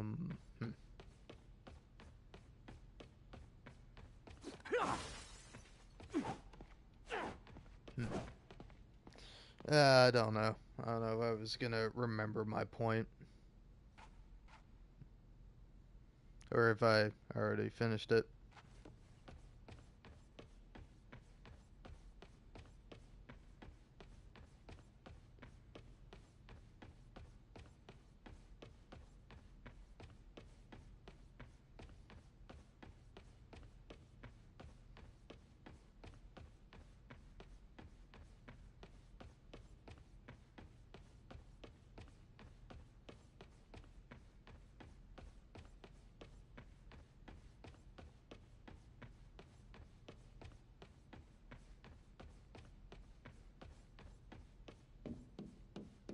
Yeah, I don't know. I think the sort of this, like, funny conclusion of that is like, is like, oh yeah, oh wow, you just learned about empathy. Do you want a prize, huh? You want a cookie, pal? Wow, look at you. You have a thing I've had since I was 5 years old, and it's like, yeah, hey, it seems to be going really great for you right now.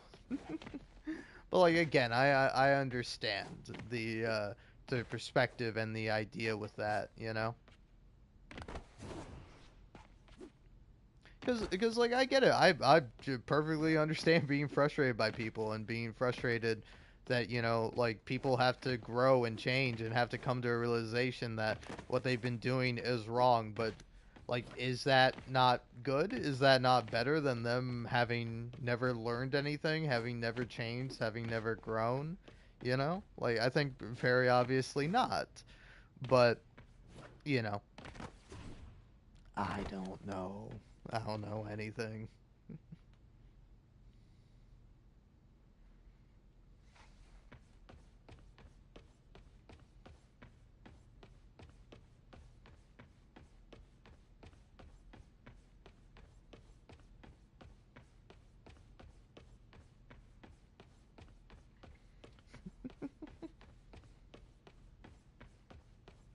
Man.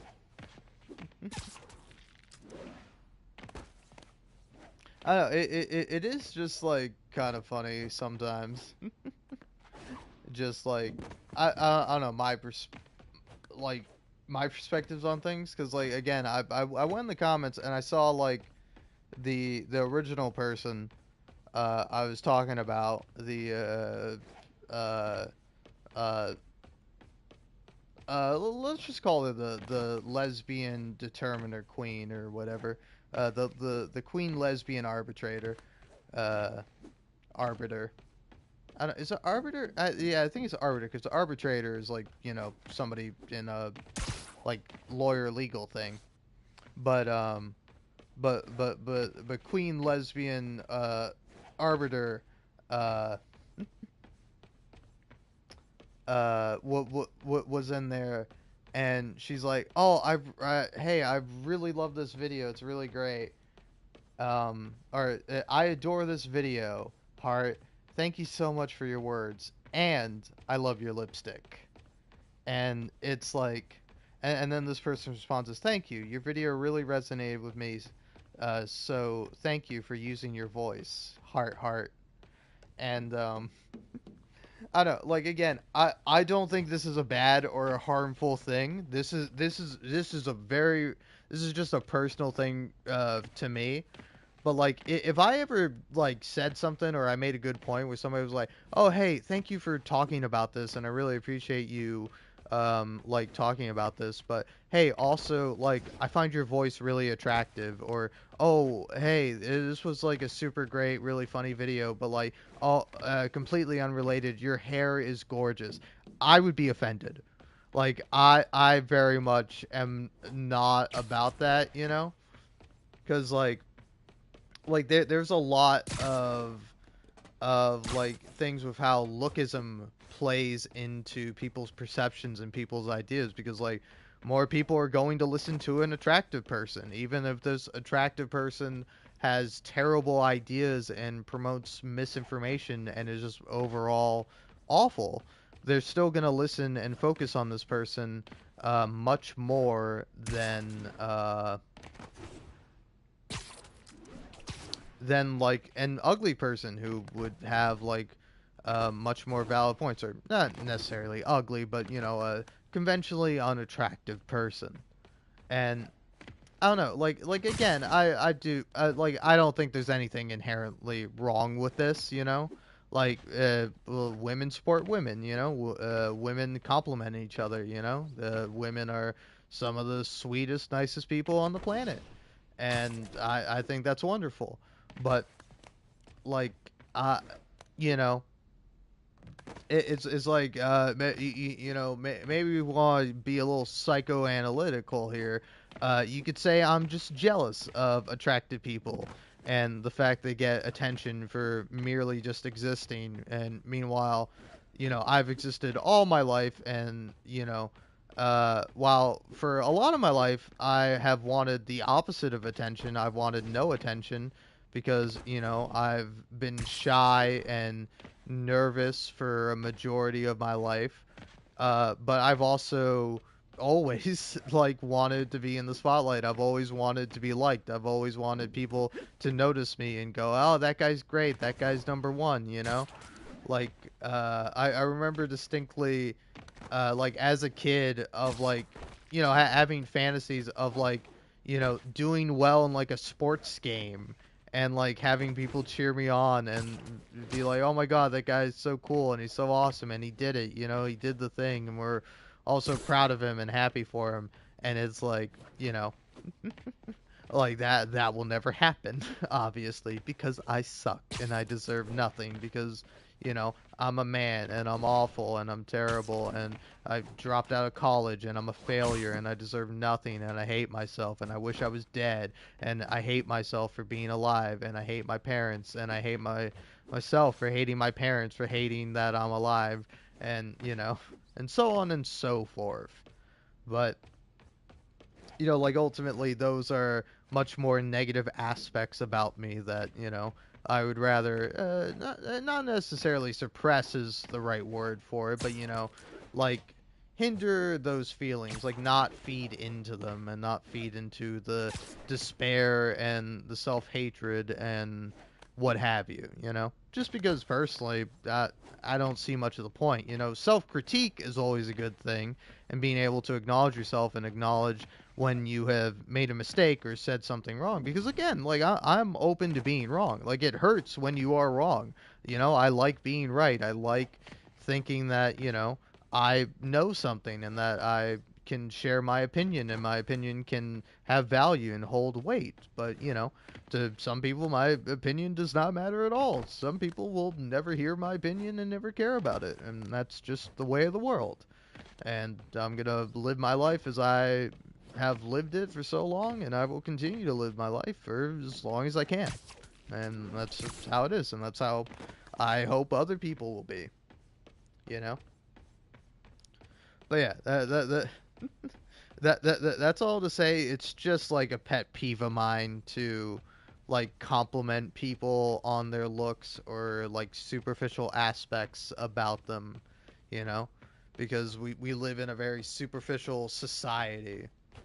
And, you know, I am a very ugly person. Not just on the outside, but on the inside as well. But not really, you know. I'm like a, you know, 6 out of 10 on a good day. Or am I? Maybe that's just my self-perception I have, you know. When you factor in personality and looks, you know.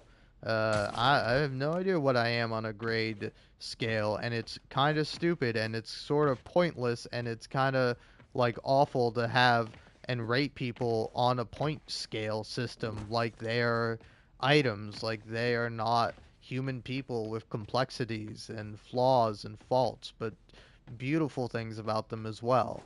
You know, and wonderful things you may never know about, things you might not be able to see, but yet they're there and they're real and they exist, you know? But yeah.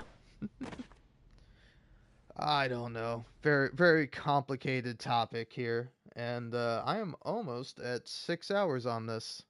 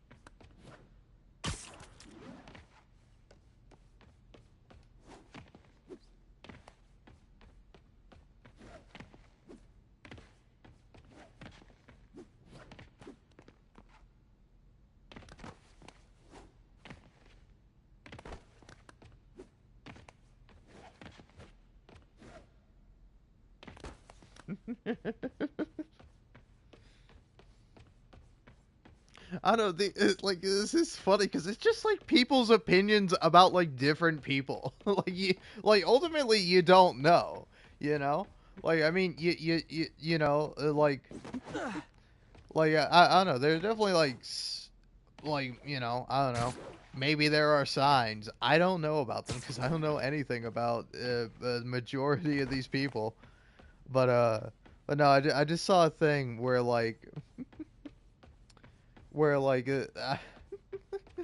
I don't know. This person's like, I don't know. It's just strange, man. It's just strange.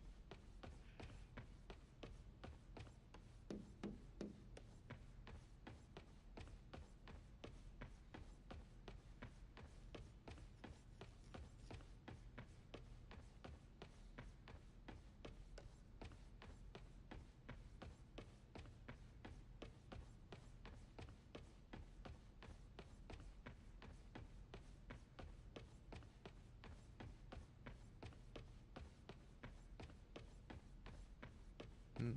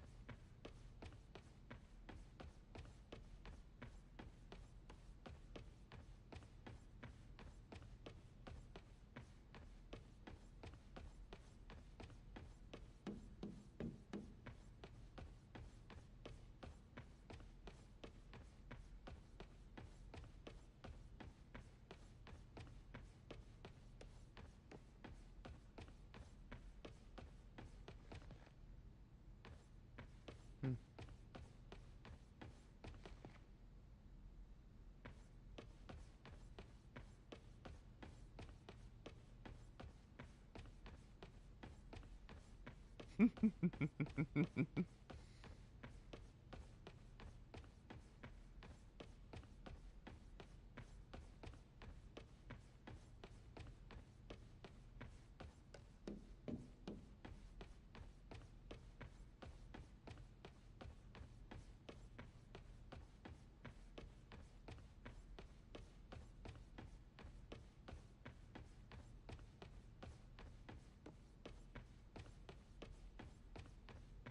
Hmm.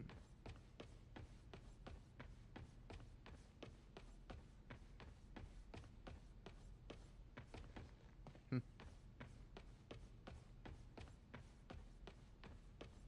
No. Yeah, I don't know again. Ultimately, I don't know. I don't know, and honestly, fuck, I just hit my mic. God damn it! So you don't talk with your hands. Uh, but yeah, no, I don't know, and you know, it's not my business either way. You know, people can do what they want, and people can respond how they want. I don't know. That's the natural way of life. Anyway, am I past No, okay. According to my PlayStation, I'm at least 55 minutes and 55 seconds. So I'm going to actually end it here, and I'll come back to Spider-Man 2. Probably later today after I get some sleep. But yeah, that's gonna do it for me today. Peace out. Sorry I talked for so long about something, but I don't know. I think interesting and fascinating, but also kind of weird and strange, and I think like ultimately kind of pointless. You know, I mean, again, you can argue everything is pointless, but like, you know, like again, I think pointless, particularly on both ends. More so emphasis on the response to it, you know? Because, like, I mean, again, I get it. You know, like, if you feel personally uncomfortable by that or because of people talking in that way, like, I understand it, you know, of, like, assuming other people's genders and their identity. But, like, you know, I don't know anything, so I can't comment on it, you know? Uh,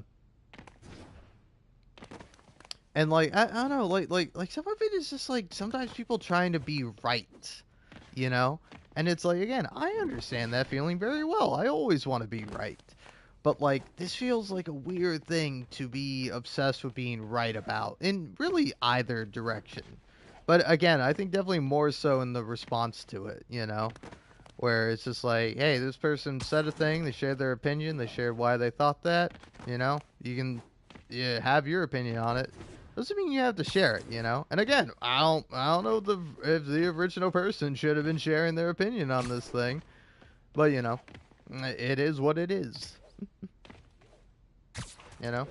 Whatever is the most respectful thing and whatever makes an individual person or the, you know, or makes, you know, people happy, I think is the correct option, which is, you know, like not necessarily people, but like again, whatever, like you know, Gerard Way prefers or anyone else prefers of how people think of them or perceive them, I think is, you know, how it should be. And I mean like Gerard Way at the very least has you know is non-binary and identifies with any pronoun. So, you know, it's like you shouldn't be that upset about somebody saying she, her for them, but, you know, it's like I don't know. Get over it either way. Like it is weird to comment and speculate on people's gender, but it's like, yeah, you know, it's I get it to a certain extent, but at the same time, it's like I don't know. It's like you do seem to love talking about this. You know, are you obsessed? Maybe. It's not for me to say, but you know, whatever you want to do with your time is what you want to do, and this is what I have done with my time, and I'm pretty sure nobody has spent their time listening to me doing what I've done with my time. Anyway, that's all the time I have for now. Peace out.